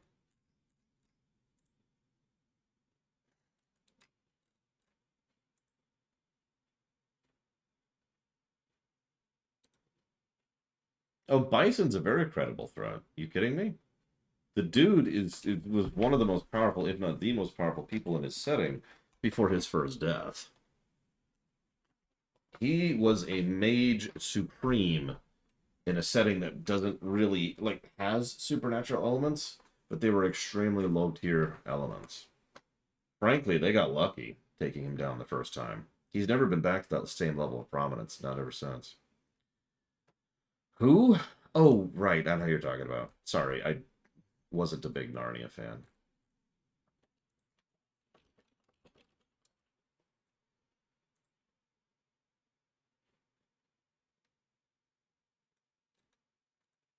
I'd tell you, but you'd make fun of me, Evo, and I don't think I could take that right now.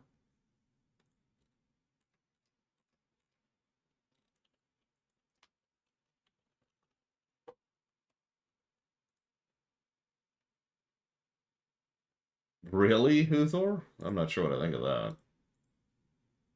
Avenger plotting new course. No, I didn't actually click anything.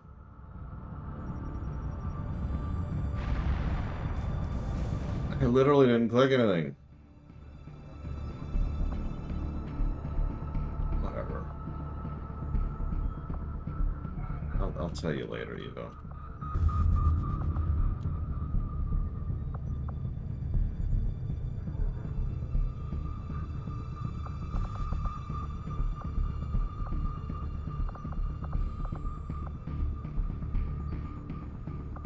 Avenger plotting new course.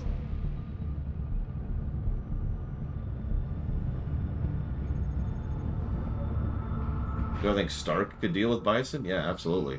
Stark's used to dealing with higher tier stuff than Bison. I am sure you will find the results to be as intriguing as I do, Commander.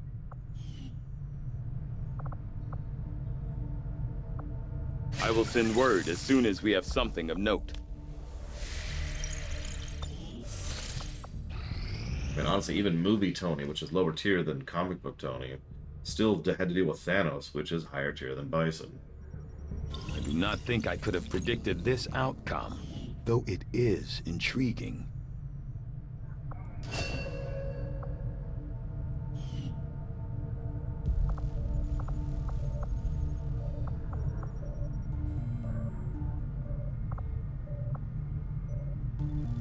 Knowing that my past surgical experience is limited. New objective added. Having developed a greater understanding of the aliens' encryption methods, we can now construct a facility designed specifically to analyze any materials we recover related to their Avatar project. I would suggest we begin immediately, Commander. Commander, I appreciate you recruiting new staff for the engineering team, but as it stands, we have people still waiting for an assignment. We can have them working on construction, excavation, or staffing a facility.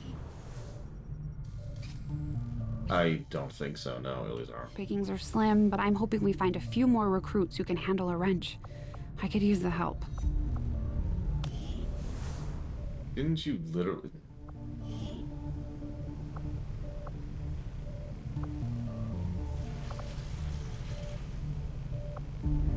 Power relay upgraded.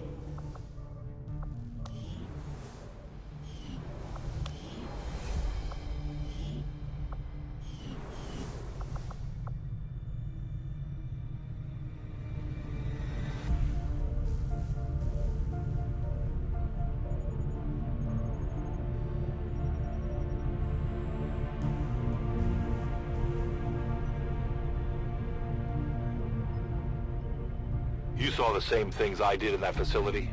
So now you should understand why I've kept my people away from their cities all this time. Blah, blah, blah. Okay. Okay. Okay.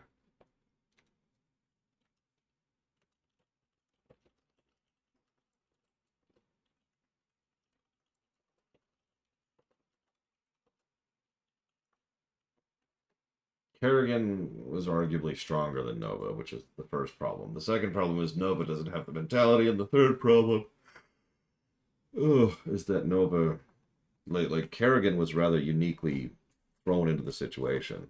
If you somehow magically swapped Nova and Kerrigan, all you would get is a weaker Queen of Blades.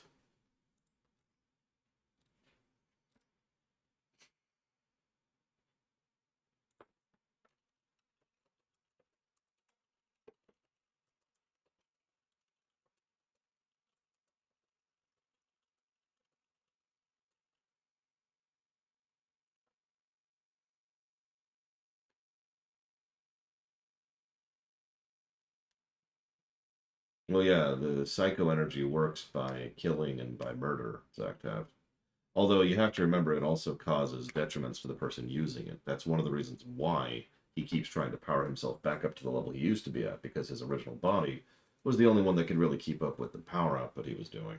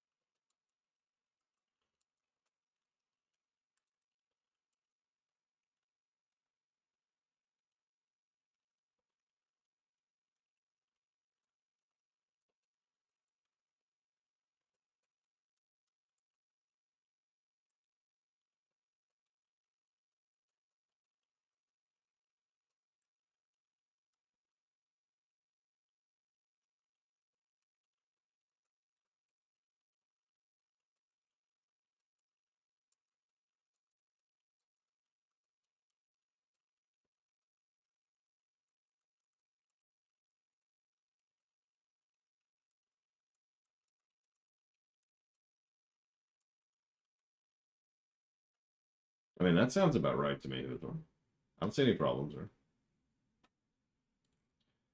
I'm joking.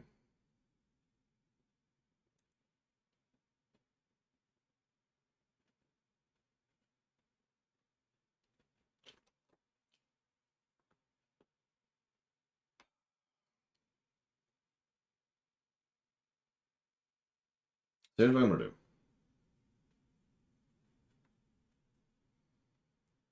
Hey, you're not angering me, Eva.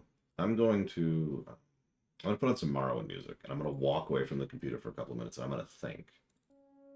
I'll be right back.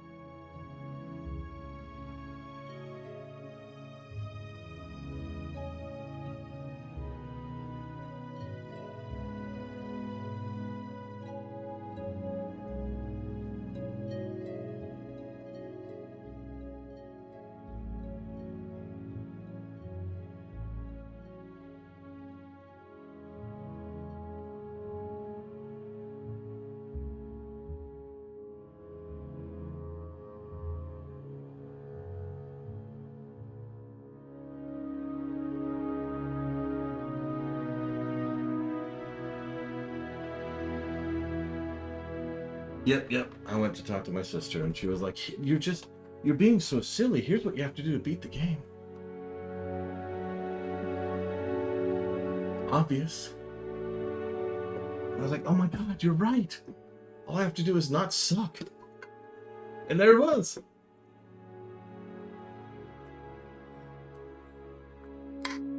I apologize for how long that took me. It looks like that was about 9 minutes. I brought some liquid too. So, one of the things I had to do was I had to analyze how much of this is the game's fault. This is still a review, and I still want to give the game as fair of a shake as I am capable of doing, right? So, I had to take a moment and mentally change my position. You know, let's assume I'm not horrifically behind on everything. Let's assume I just won the lottery, and I'm just streaming for fun, right? Just because I want to, because this is something I've wanted to do for a lot of my life. And get someplace less hot. It is so hot up here. Oh my god. And there's no fixing it. It's just hot. That's life. So I was like, okay. So I'm someplace comfortable, which is where I went. I did talk to my sister for a bit and just chatted with her.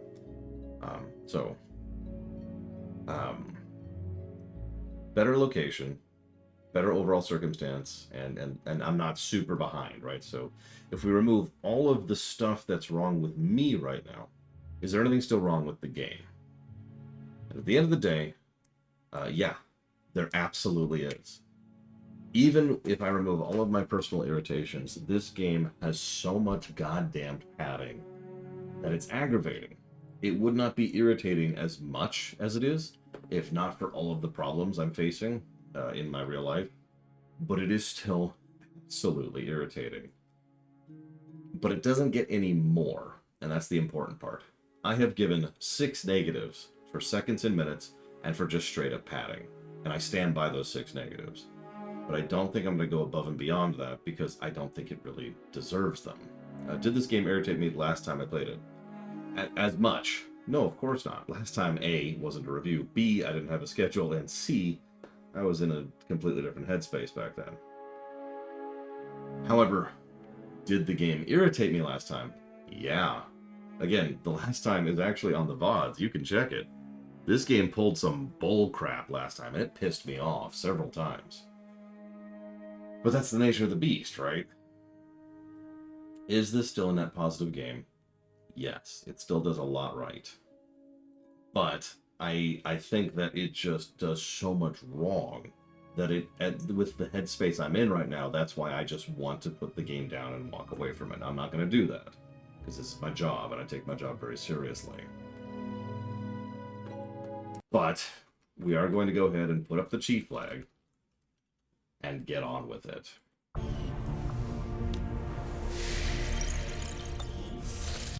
Oh yeah, and I need to pull something up here really quick.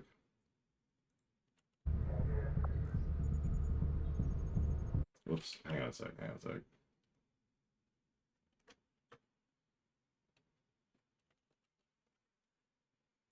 False hope, Commander.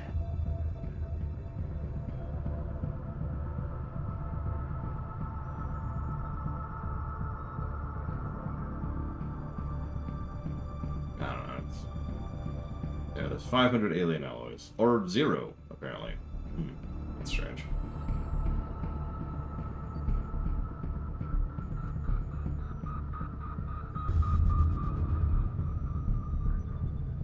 Let's try 100 alloys. Nope, that didn't work either. That's strange. Avenger plotting new course. Or never mind. Yeah, let's just give ourselves some Illyrium while we're here.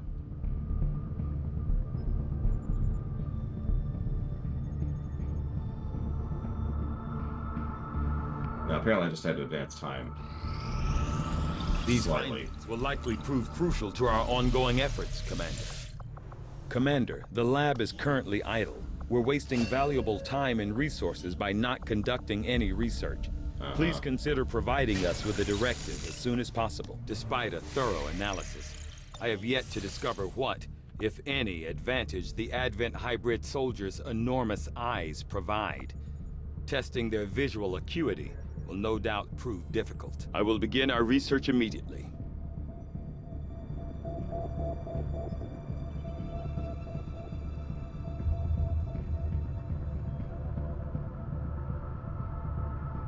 Setting course for the Eastern U.S. Lazar asks, what's my opinion on grinding research in RPGs? Okay, so... I'm astonished you've never heard me rant about that before, Zar, because it's one of the most common things I've ever brought up. So let me be very, very clear. The way I define grind is that it is universally a negative thing. If it is grind, then it is bad. Grind is defined as any repetitive action that you don't enjoy. Now, the catch there, of course, is if you're paying attention, it has to be something that's specific to you. There is no universal definition of grind because someone somewhere is going to enjoy a repetitive action of one type or another. However, I do think in game design we need to get far, far away from grinding because A, it's primarily used for padding like it was back in the day in arcades and NES era, and B, nowadays it tends to be used in order to make your game seem longer in order to try and pad out the marketing. Oh, and also C, there's plenty of games which try to use grind in order to force you to spend money on it. None of those are good things. All of those need to go away. If you've got the time, we have a little bit of a situation here that could benefit from your help. Sure. Setting course for the Arctic. Why not?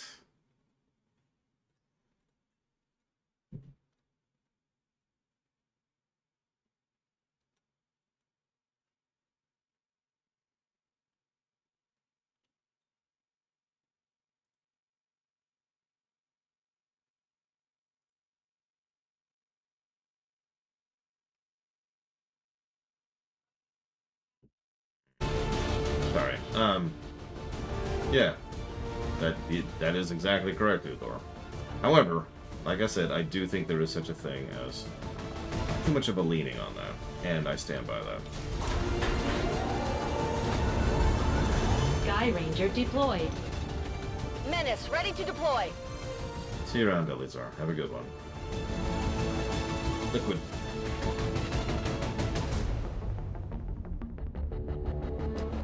Oh, and just to talk it out, there's several reasons I'm so irritated right now in real life. Obviously, my real life circumstances with everything that happened with the goddamn... Everything that happened with the apartment complex is one of those things. Losing 2 months of my life, especially my progression life, is already bad, if you know me at all. But also, if you're aware of my circumstances, I was supposed to take about 2 weeks off in order to finish 2 rewrite projects, which I did, and then I was going to get right back into it because I was finally catching up on the schedule, and that's when I got interrupted for another 6 weeks, so that's cool. So that's irritating me. There's obviously the heat. The heat isn't fun. But there's one last reason, and I'm sure you've already guessed it.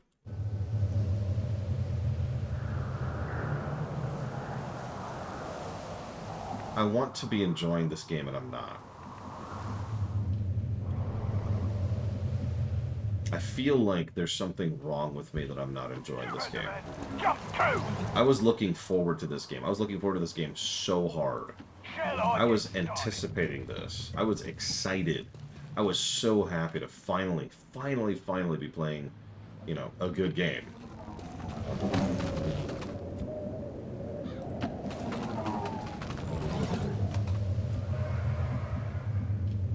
Yeah, I was so happy to, no offense, Mr. Red, so happy to be done with the last of the runner games, which happened to be King's Field 4, and it's like, oh, thank God, I can finally get to a good game. I'm so happy for it. Yeah, the disappointment, exactly.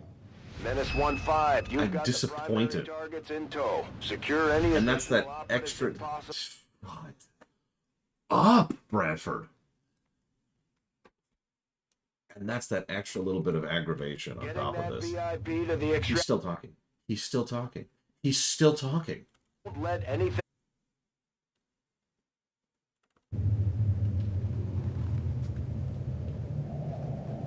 This is why I had to take that moment. I had to mentally divorce myself from reality. I know that's weird. But I had to just be like, all right, shkonk, let's walk away from reality for a second. If everything was ideal, would I still be as irritated by this game? As irritated, no. But would I still be irritated by the game? Yes, absolutely. And that's kind of where I'm at. I have given multiple negatives for Bradford. Yes, he will not shut up. And I have a mod installed, which makes him talk less.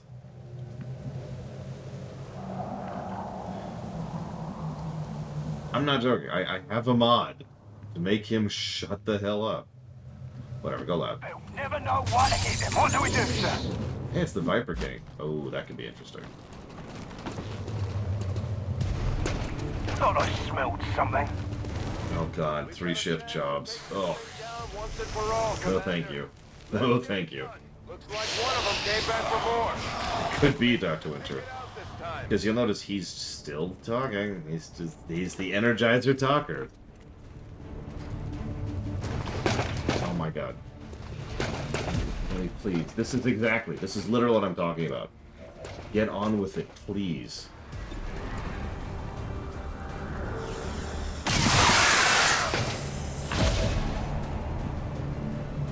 I'd give my life if that's what asked.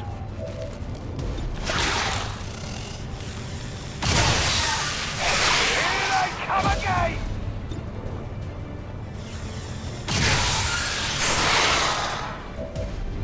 Honestly, yeah, Andrew.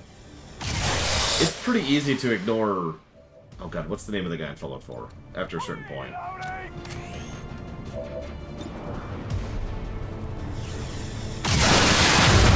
Okay, King is down. Good work, people. It's over. Preston, thank you. There's an easy way to check this. Narrative control. Bradford narratives, none. Oh, here we go. No narratives in Geoscape. No narratives at all. No narratives at all.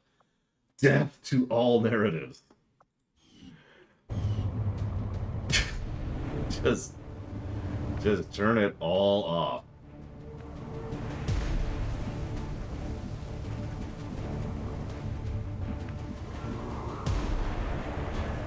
Rolling out.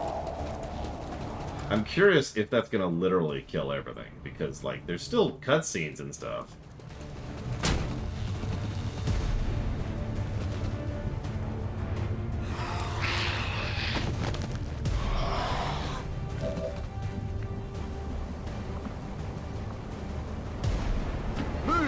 Move! The repetition makes it even worse, too. I don't mind characters talking a lot, as weird as that may sound. I mind them repeating themselves. It's something I gave a big negative for in Tales of Arise and Persona 5. In fact, we even came up with a term for it, empty text. Because they just would not shut up. And they kept saying the same damn things. Over. I honestly, legitimately recommend anybody who's wondering about what empty text is, please go watch my rumination on Tales of Arise. I on the fly, came up with a way to explain it in that, and it's probably one of my better bits in one of my videos. I guess that'll be okay. And yes, this is with an option and a mod speeding everything up, Evo. You probably noticed that you can actually see it skipping the interactions and animations, because the camera will, like, adjust for half a second, just a little bit, in order to accommodate the cutscene that's supposed to be playing, and then immediately stop, right? I'm out of here. Oh god, the pawn dialogue. I agree with that, Dark Prince Revan. I agree with that. And honestly, we're probably going to give that a negative when it comes to Dragon's Dogma, but it's not this bad. Oh my goodness. I mean, I could forget that. I was actually debating just leaving them here. Von Vulcan stuff. That's one of the contacts we were looking for, but there are still others in the area. Yeah, I don't want to sound weird, but as much as I see like that right there, it's like, and it's like, okay. Also, you notice Bradford still said something just now. Copy that. Did you catch that? I mean, Halo Wars 1 was legendary for its barks. That was great. Oh man, that was so terrible. There are no additional VIPs or resistance operatives working in that area. You should be clear to move for extraction. Moving to position. I'm going. Rolling. Yeah, I'm glad some of you still remember rolling. What was I gonna say? A lot of people bash Bethesda games for the fact that they push out a buggy game and they expect the modders to fix it for them. I'm gonna be honest, I've never 100% bought that narrative. I've never 100% been convinced that's true. Roger that. But part of the reason I bring it up is because we should get the rest of our people to the extraction point as soon as possible. The longer we wait around, the worse our chances look.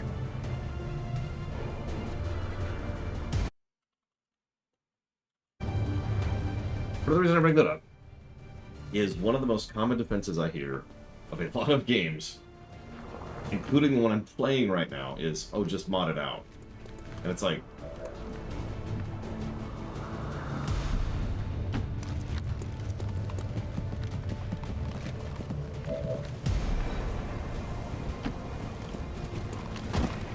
it.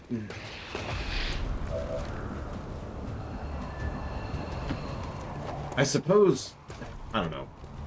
I guess that it is valid from a real-life perspective to say, oh, just use X, Y, and Z mods to fix things, and that's true.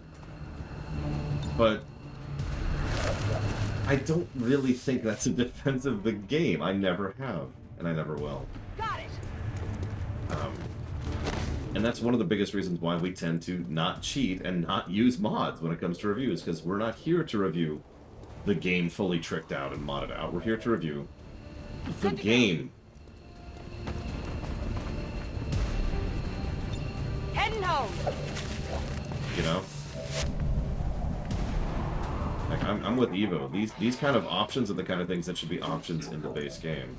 It honestly makes me wonder, because someone asked earlier if this is the best... Is that General Grievous? Someone asked earlier if this is the best of the turn-based, tactical-based, you know, the turn-based, tactical, grid-based thing. Even with all the irritations and frustrations I'm having, honestly, yeah, this is still a great game underneath all of its frustration. Roger that. It is still a good game. It's still going to score a net positive.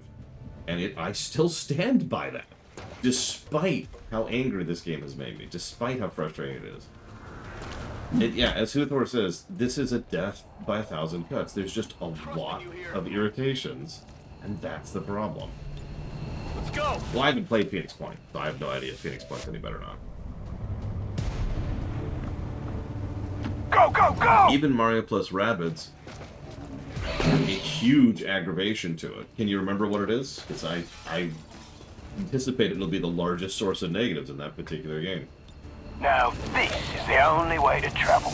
All XCOM operatives are secure. Firebrand is returning to base. I mean, yeah, it's technically the Rabbids. But it's the limited, I'm speaking mostly from a gameplay perspective. It's the fact that you have to take the Rabbids in the mess. Despite the destruction The left, fact that you are forced to always group with Mario and at least one Rabbit severely limits your squad makeup in a game which should all be about squad makeup. Yep, that's great. I do not care.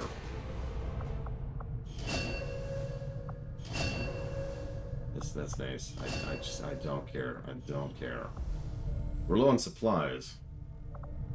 How are we low on supplies? Did we just underflow on supplies? Oh, I guess I just didn't actually give myself any. Hang on, what's the supplies string? Supplies. Let's give myself 1,000 there.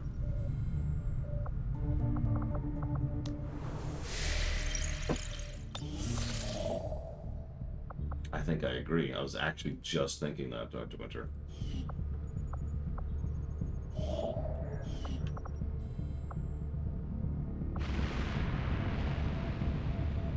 Just bring one MVP to just wreck everything. And by that I mean probably not kill anything and just wreck everything.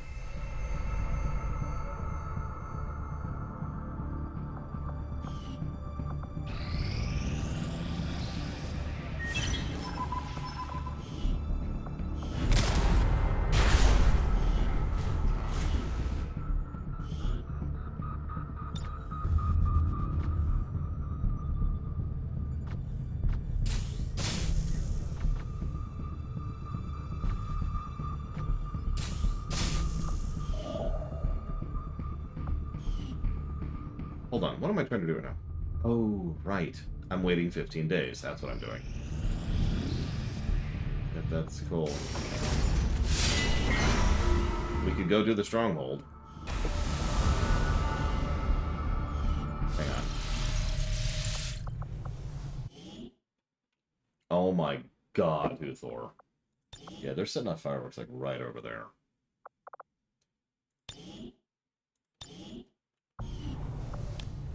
So, let's talk about this. I'm going to keep the cheats on because I just want to get on with it. But let's go do a Chosen Stronghold mission.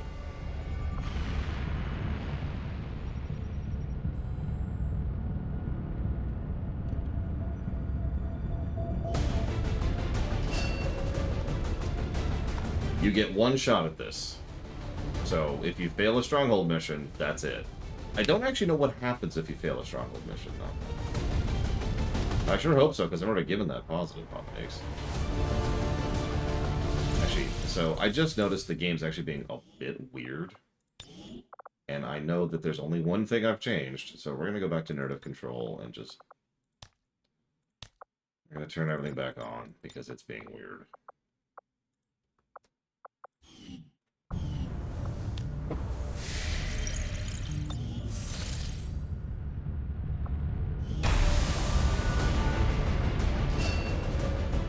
So, Chosen Stronghold. You get one shot at it. I don't actually know what happens if you fail. It's the Chosen, like, at their turbo level and death. And if you kill them, you permanently kill them and you get a nice benefit for doing so. Who are you?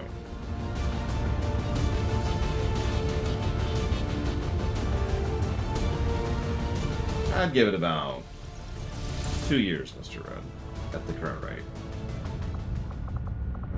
Here.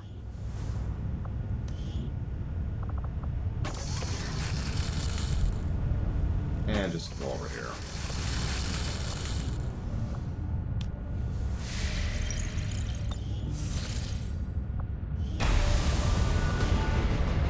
Okay, so, since we're cheating, and we are, because I just don't care anymore, who wants to go kill the assassin? I'm going to take more than one person, because there's some wacky stuff that can happen if you're solo. Now, STO is a great game, except when it's terrible. STO, I mean, the review's on the website. It's still a net positive. In fact, I think STO scored better than Tor. So, Dr. Winter's here. I'm going to talk to Dr. Winter. Andrew's here.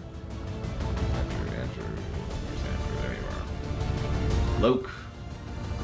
Loke's down here somewhere. There you are. Loke.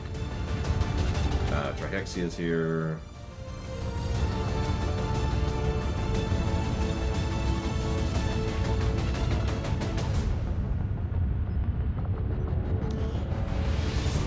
Black File's here.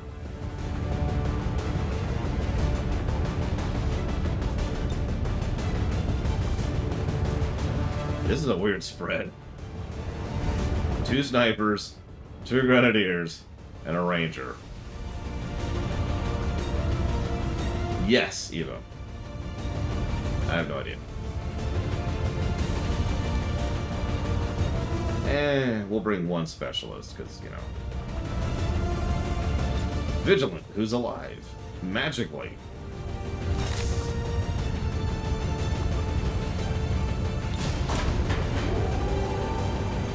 You asked me about something. What was it, Evo? I was thinking about other things.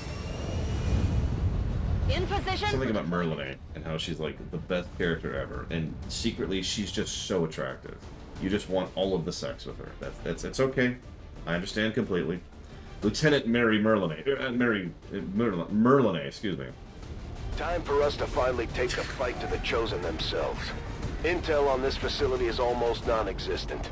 In fact, you may be the first human beings to step foot inside these walls. This may not be the most ideal situation, but it could be our only chance to take one of these things. Yeah, these missions are rough. Good luck. As you can see. Be careful. I remember these missions quite a bit, They actually. can't do much from range, but they're lethal up close. Well, we weren't expecting to sneak in here today. Let's take these things out. Okay, people. Stay alert and remember why you're here. That thing dies today. No matter what it takes. Detecting a strong energy signature further ahead in the facility. There is no doubt in my mind that it is from the Chosen. Then that's where we need to be. Take pride, XCOM. Pride that you have come further than any of your kind. Pride that your death this day honors the Elders. Oh, they're done. They're done. Oh my god. On your order. Oh, hang on. Alright, Loke.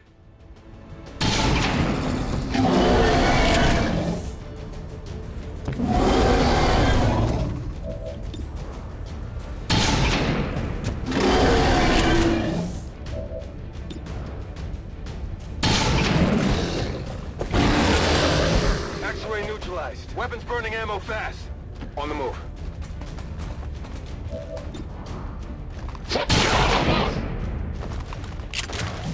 Hard target, minimal damage. Ready to rock.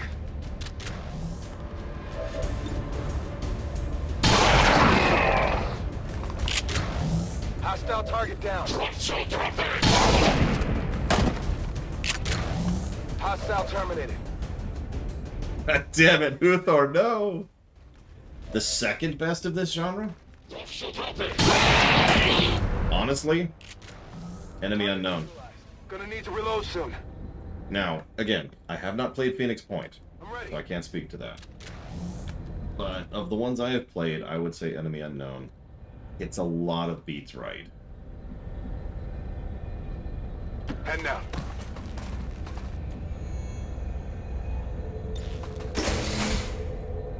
Oh, I forgot about Mechanicus.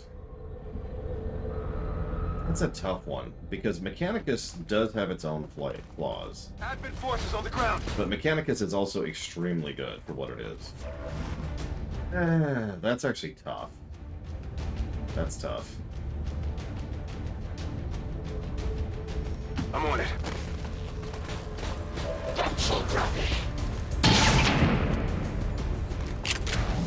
Adjusting aim.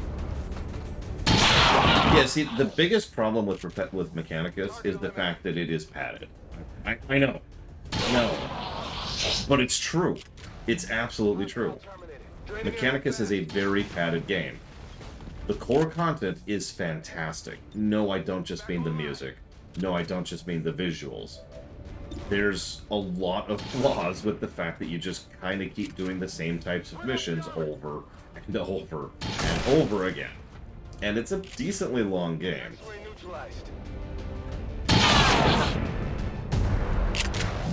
Target eliminated. Could use some ammo over here. Reloaded. Moving to position. I mean, maybe Uthor, I don't know. I do not know. I know nothing. And that is all.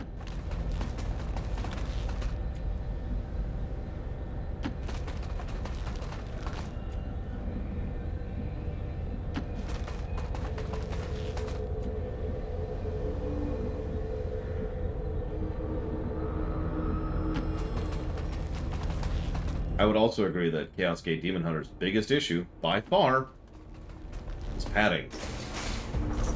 In Chaos Gate Demon Hunter's specific case, it was actually grinding.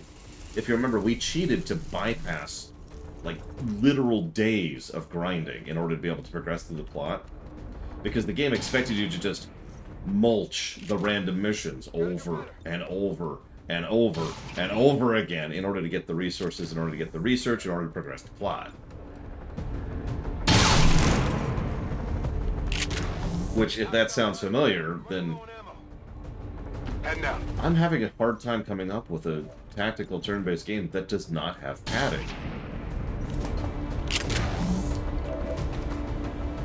Help me out here.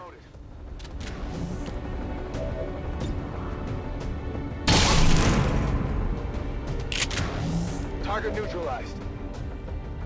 On your order.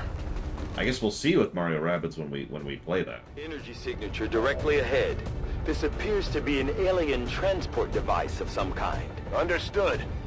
Looks like we found our way out of here.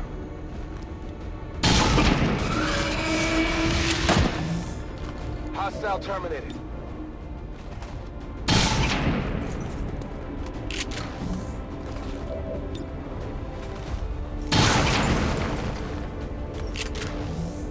Come on, focus. Let's rock. I would say DOS 2 doesn't have padding. I'm not sure if it counts as the same category of game. I get why you're bringing it up, though. Like, I even agree with why you're bringing it up. Because the difference between a tactical turn-based RPG and a tactical turn-based non-RPG is pretty minute. I will agree, however. DOS 2 does not have padding. Rolling out. I'm not sure if it counts. That's more debatable. I haven't played Chimera Squad, unfortunately, so I can't speak to that. And like I said, I haven't played Phoenix Point. And it's been a long time since I played the original XCOM, so I can't speak to those either. Moving out.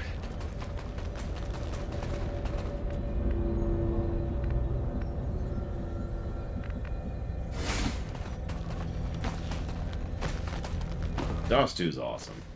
I'm looking forward to my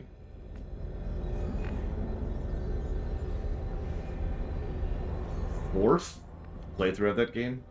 Probably not for a few months, but I'm going to play it with a couple of friends of mine, and I'm actually really looking forward to playing through it again. It's a great game.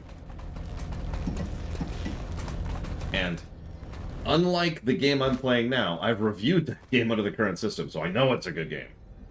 And yeah, Valkyrie Chronicles, it was a rumination game. I barely remember the gameplay of that. Go, go, go! I think Magister doesn't have a PC, Czar. Actually, we have an XCOM block, Cronin. It's called the Grid Tactics block. It has both of the Mario Rabbids, the original XCOM, XCOM Enemy Unknown, and XCOM Chimera Squad. And I forget what else. If you type in !blocks into chat, you'll get a full list.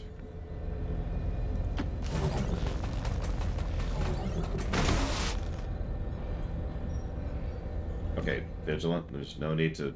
Okay. Into the breach! DOS 2 is actually after the Oblivion line, yeah. Sure. Please double check me, but I'm pretty sure.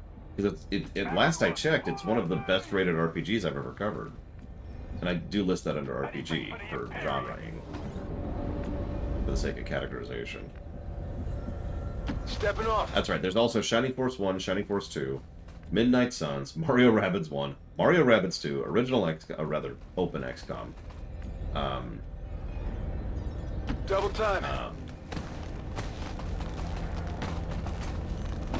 XCOM Enemy Unknown and XCOM Chimera Squad. There we go, that's the full list. Yeah, 222 is an extraordinarily high score. For those of you unfamiliar with the system. On the move!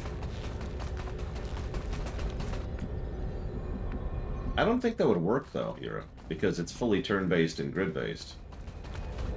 Unless what you're saying is you wish that it wasn't turn-based and grid-based, in which case, I know several people who wish that, so I don't think you're alone in that.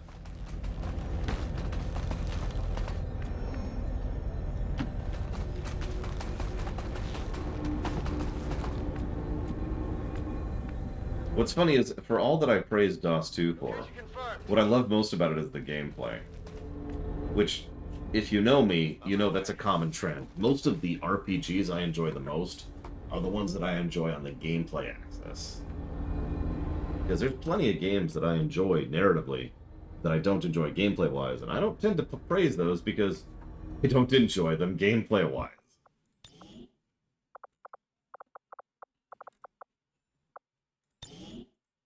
It's one of the reasons why FF6 is at the top of the FF list. Yeah, sure, it's got a great story, but it's fun to play.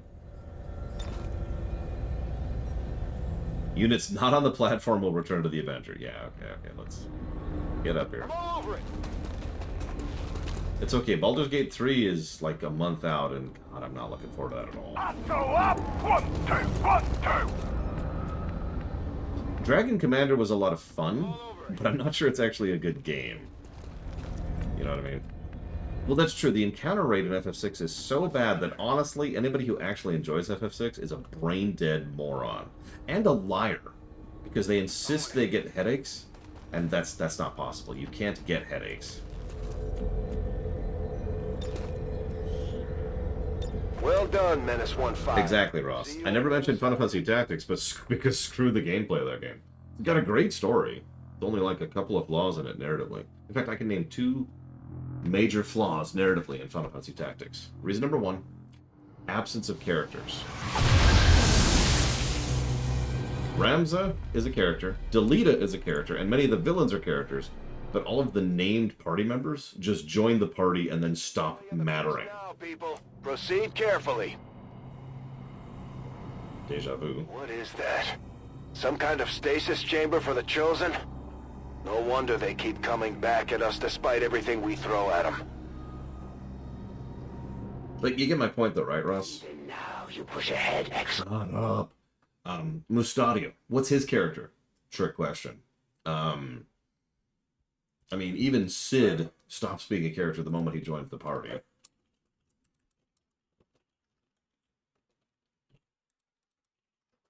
There's one that really pisses me off, because I remember liking her, but then when I went back and replayed it, I was like, wait, I don't actually like her. She's just the character that I used a lot, because she has no character. Agrias. Agrias?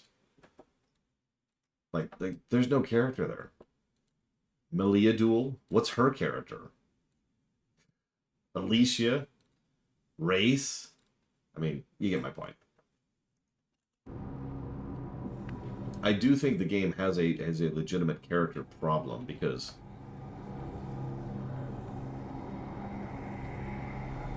it feels like when you're playing through FFT, you're playing Generico Army 13, carving through armies which are usually consist of significant and relevant characters, right? Which is not all that engaging. Even Ramza barely has any character, honestly. Length, Evo, length. It's a long game, and it's already funded. Length.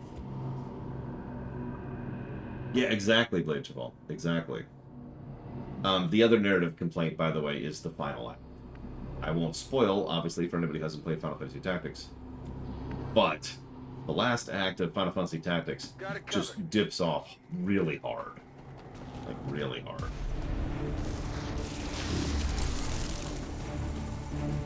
Like, the game effectively ends, and then it keeps going for a bit. And it's just like, okay. Oh. If I'm being completely honest, both, Dr. Winter, but it's not like... How do I explain this? It's not like I would be completely okay with a game wasting my time normally, but it's made worse by virtue of everything that's been happening, which I listed earlier, which is part of why I'm so irritated with this game, right? It's always going to irritate me, but it irritates me more now. At last, a true battle. You have done well, XCOM. Know that you have earned a good death. See you around, Walker. So... Alright, we've faced these things before and we can do it again. No matter what happens today, only one side is leaving this place alive. Game? Game? Okay. Never commit to strike unless you are truly ready. We have to expect our soldiers to feel the strain of combat eventually. We just have to give them enough time to recover properly. I had expected something more. What?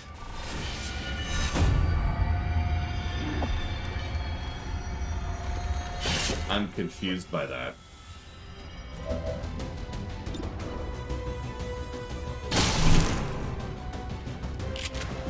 Target eliminated. A trivial loss, easily replaced. Kind of, Evo. This is one of the 4 major boss fights in the game. This was added with the DLC. And let me go ahead and get this out of the way. These are good fights. I know that sounds strange, given the fact that I'm just bulldozing through these. But no, these are good fights. It's good arenas, specifically designed to tailor to them and their abilities.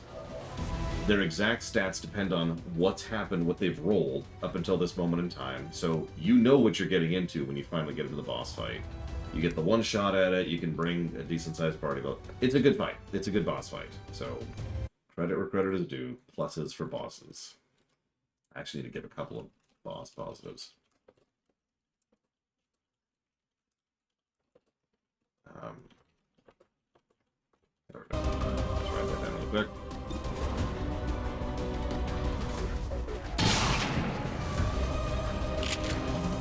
I won't be slowed by your feeble attacks. Let's rock. This is actually the hardest boss fight of the 3. Target neutralized. You're probably thinking, oh, you won, right?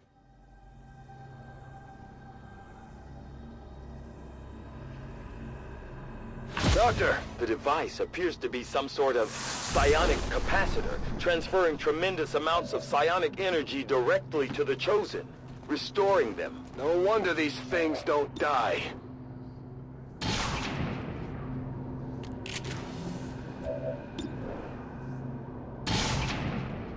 Interesting, Dr. Winter. It's possible. I mean, we could have expansion effect. That is a real thing. Yeah, so you remember these things? I actually like this mechanic. The idea is, as weird as it may sound, the Chosen themselves aren't actually all that hard to bring down, generally speaking, by the time at which you're ready to fight them.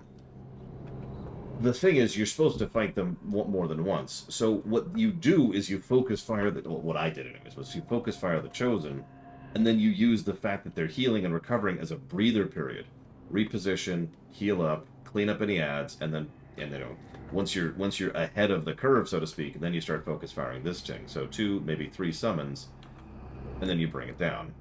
I like this. They're long, but at least they're well designed. Anyways, die. I'm hoping that's a good thing. Yes, the regeneration process has been interrupted.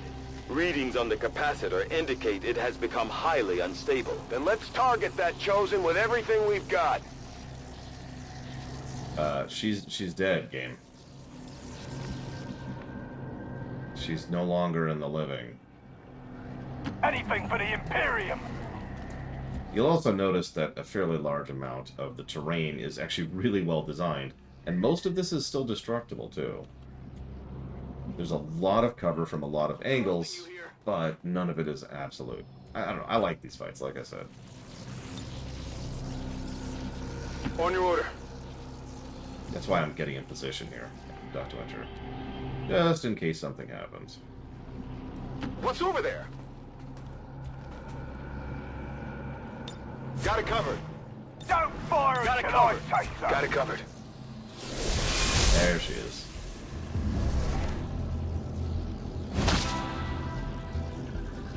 Camera, camera, camera, camera, camera, camera, camera. Okay, we're okay. I had not thought this possible. To fight another on equal footing. How exhilarating. For that, you have my gratitude.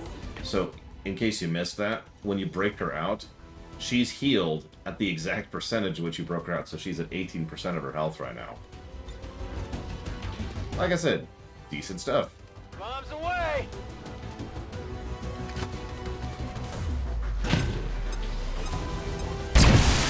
Goodbye. Yes, they're the only character positive I've given this game, Evo.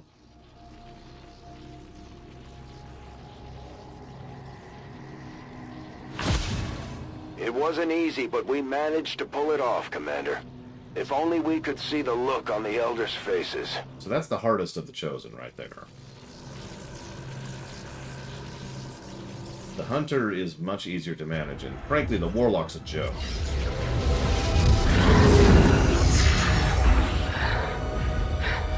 You have fought well, XCOM. May you reclaim this world for your own. And of course, she literally commits seppuku there.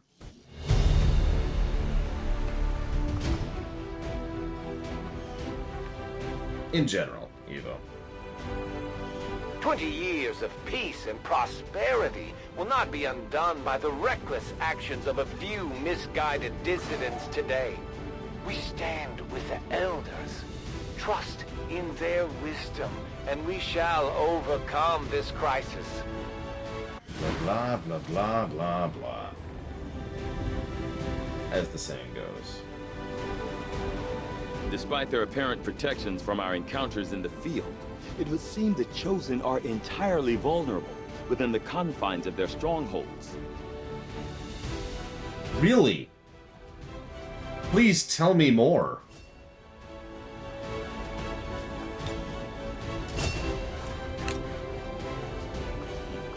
Operation Hot Saga. Yes, that's exactly what that says.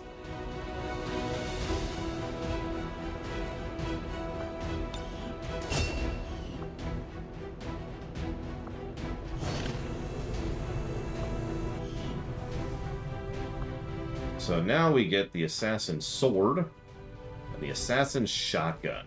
Efficiently executed and no casualties. You can lead the Reapers any day, Commander. Well done. So naturally, we're going to give that to nobody, actually. We'll give it to Pitkiss. Or Trafin, or Loke. I don't know, are any of those people here right now? Because if they are... I'll be the first to admit, I may have underestimated you, Commander. I just wasn't entirely sure what the big deal was. But after putting down one of the Elders Chosen permanently, you've shown that you're in this fight till the end. Yeah, we're going to have to research it first. I think. Operation Drowned Hot Dog. Even now, we feel its absence. A voice, silenced forever. You are born of our power. Does not our very life force flow within your veins? We feel such loss. Yet within you we sense something else. Arrogance and satisfaction. There can be only one explanation. You have succumbed to the cravings of your humanity. You squander our gift to you. What was it can be taken away. This is what awaits us all, should you fail. Return their commander to us while time yet remains. Leave us.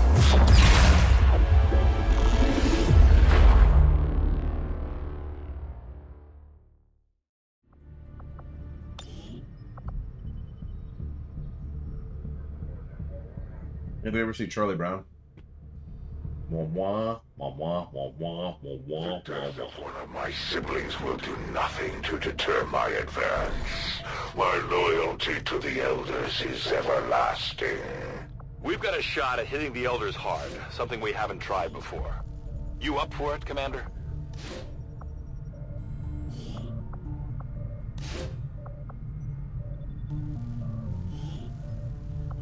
Our order is clear, and we will obey it.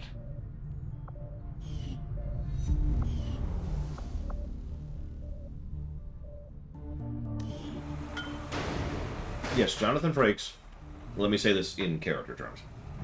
Riker, Troy, Tasha Yar, and Dwight Schultz, and Q, and Worf are all in this game.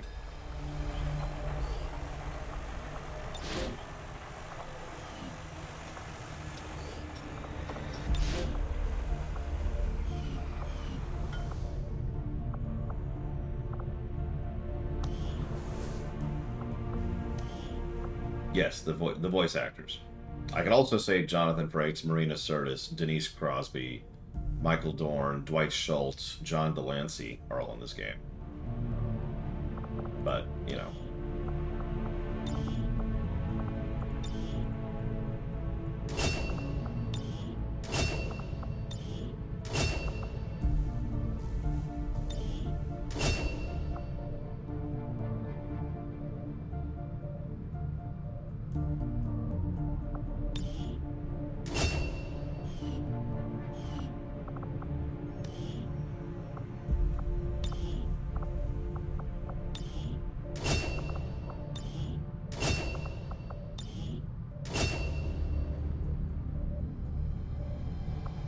Bladestorm.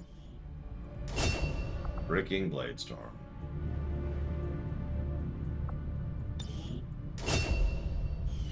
Good night, Giga. Yeah, we're going to chop off in just a second, but the reason we haven't yet is we have... two? Yes. 2 people to give away. They're both high rank. They're both majors. One's a ranger, one's a grenadier. So, if you want one of those roles, pick one, please. 1 through 100. And I'll go ahead and pull up my dice roller here. Because I never did find my dice.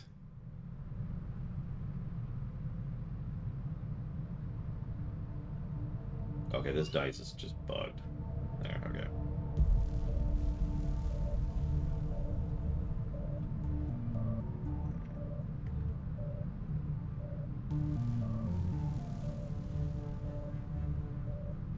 Okay. Pencils out. Which is your preference? The specialist or the grenadier?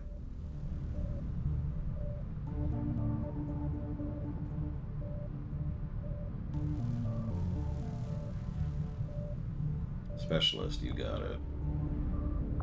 Or sorry, I meant grenadier or ranger because I'm an idiot. Ranger or grenadier?